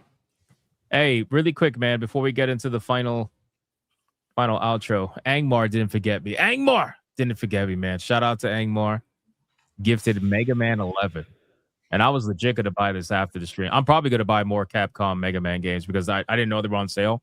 So shout out to Sheep for letting me know. I just bought like 10 games the other day when they were all on sale during what do you call it? During the fucking The Capcom publisher sale? Friday sale. No, the Black Friday sale. Oh, gotcha. I went crazy and bought like 10 games. Thank you, Angmar, for gifting Mega Man 11. That is absolutely legendary. I appreciate that, brother. And I'm glad to know you got it on sale. So that's a plus. Leon. Dude, great show. It was awesome just sitting here again, recapping the Game Awards, talking how much we love games, talking about legitimate criticism of the industry, but also where we're kind of going from here. So yeah, good show all around. I will be playing Cosmic Invasion actually for the first time over on my second channel, my gaming channel, immediately after this. So yeah, I'm gonna try it out. I think it's gonna be awesome. But I'm pulling double duty tonight because then on Saturdays we normally do the analog horror streams. Well, we put a poll in the Discord and you guys voted fuck my time. You guys want me to do both. So we're going to play about an hour of Marvel Cosmic Invasion, and then we're going to move back to the main channel. Just an hour? Well, I was just about to say, I'll play with you, but you're talking about only an hour. What's going on? How do you put in just an hour? Well, because the initial idea, because Hypno said, depending on, we can go for an hour or so, because I thought we were all going to play together. And so I set my analog horror stream up for about an hour after the Cosmic Invasion stream. But if we want to go longer, we can go longer. I can just put the horror First stream. of all, Ayo, but yeah, we can go longer. How you gonna say "Ayo" when you were complaining about a man not wanting to play with you for more than an hour? You were like, only an hour? The gayest motherfucker on the panel talk about some Ayo is funny. He was so disappointed. He was like, I want to get to play with you for an hour. What? It's like, oh man, just What are you talking about? Point is, we got two streams going on the main channel. We're gonna be finishing out or getting close to finishing Midwest Angelica. So you guys you're like gonna art finish shit out, all right. and gaming. We're doing both. And yeah, not only do I not have AIDS, I also don't have HIV. I feel like it's pretty odd these guys didn't mention HIV. I don't have either. You know, why does it? I never thought we would get to the point in this, that we would have to be doing like STD disclaimers, but apparently we're at that point now. So Why now does we got to start off every fucking stream with an STD disclaimer. This is this is definitely gotta build it into the intro. Yeah, this is definitely new lore. Maybe I'll make an AI clip. Well, I'll agree to that. I'll agree to that only if you agree that every female host that comes on from this point out has to tell their body count when they come on. What? Bro, we would never get ever. That's not the point. That's not the This show would not be about video games anymore then. It wouldn't be. What do you think? now? It's like the whatever podcast? It just turns into whatever, basically. It turns into the I need your name. Sucked. Your name, shout out your name, your channel, your favorite game, and your body count. All right. Okay. Guys, this is why Atreus is insane. Anyway, as for me, you already know, man. Hypnocast, 9 p.m. Eastern, every day, Sunday through Friday. Griffcast, Monday through Friday. We're still playing Ninja Gaiden 4. We're getting through that, making some really good progress. I think we're at like chapter 7 or 8 or something like that now out of like 19 or 20. So we're making good progress. Should be finishing that game pretty soon. And then I'll probably end up playing. I was going to leave it up to you guys voting, but I got to be real with you. I kind of want to just jump right into Terminator 2D No Fate. Pretty bad. So I might end up playing that afterwards and just kind of play through that game. So shout out to you guys for hanging out with us, liking, commenting, spamming the chat, super chatting, gifting games, memberships, everything. I appreciate it. And of course, shout out to the Hypno Mods for doing what they do every single day. Appreciate you as well. I have no idea what Sheep is doing with those books. It's just getting very awkward. I'm just holding them up. Very awkward. Go read manga. Hypno's dog says for a 2, Warframe and 0. Well, there you go. Go get some cheeks, man. Go get some And cheeks. go support these guys' streams. They're gonna be. You guys are gonna be streaming. I'm assuming. You can I do know both. Leon is. I'm not. I'm just gonna be playing. Okay. Well, go support Leon if he's gonna be streaming. Sheep, you streaming? No, I'm not gonna stream. All right. So everybody gonna go to Leon's stream. I'll rate. Is it up right now? Yeah. Stream set up for my Glitch in Paradise, my second channel. So yeah, I want right in, and me and Sheep, you're playing with us, I assume. So me, Sheep, and make sure you have your raids enabled on that channel. I don't know if you do, but make sure you do. Yeah, raids are enabled, but I'm not monetized, so I don't know if how that works. But raids are enabled. Glitch in Paradise. Okay, I got it. Glitch, and then the letter N in Paradise. I see it. That is what the fuck is that profile picture, my guy? It was made for me, and I love it. It's awesome. Mm-hmm. Bro, guys, I need you to see this before we go. I need you to see this. Hold on. Look at this. What Bro. the fuck? Did I say WAP? Words of Paradise. Wow, no. Listen, bro, you were kind of I'm just liking grandfathered the stream into for that. That's It was made for me. It's the most AI photo we've seen today. This is the most majestic shit that I've ever seen in my life, bro. Wait, it's a Spider-Man suit with a Superman logo, and it's not even That centered. says WAP. It says Chimpus WAP. with a 189 says hard R. Thank Rob you, brother. asking real questions. What's wrong with the thumbnail? It's What just, is it? It's a little gay, but it's fine. A little is an It's all good. And we will see you guys on the next one. Go be big. It's go be gooders. We're gonna go raid Leon now. So bye. Where's my outro? Here we go. Bye.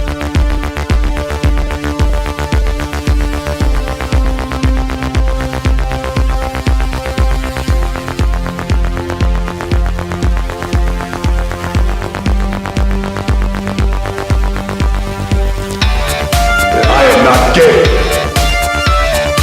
I have relationships with women and sex with men.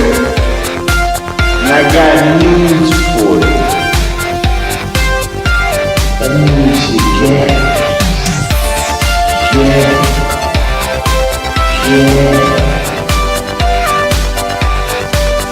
Poor kids are just as bright and just as talented as white kids. The dog or her cat was named Vagina.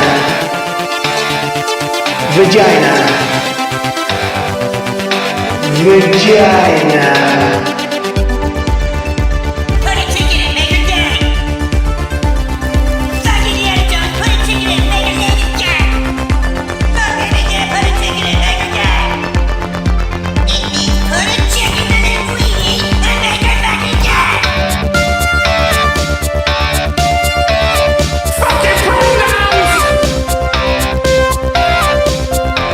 Fucking pronouns!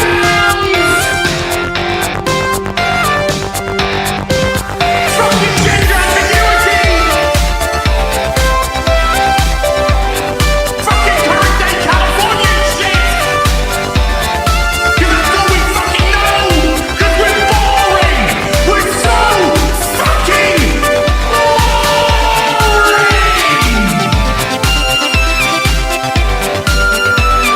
Twitter hole!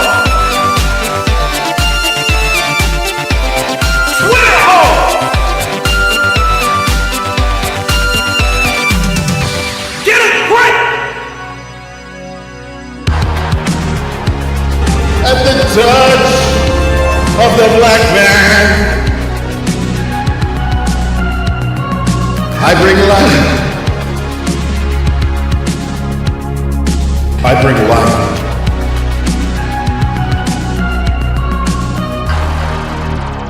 I bring life.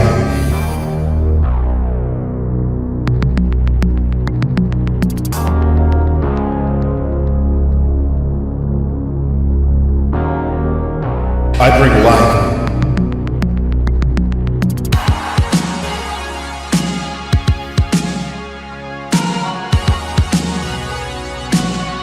I bring life.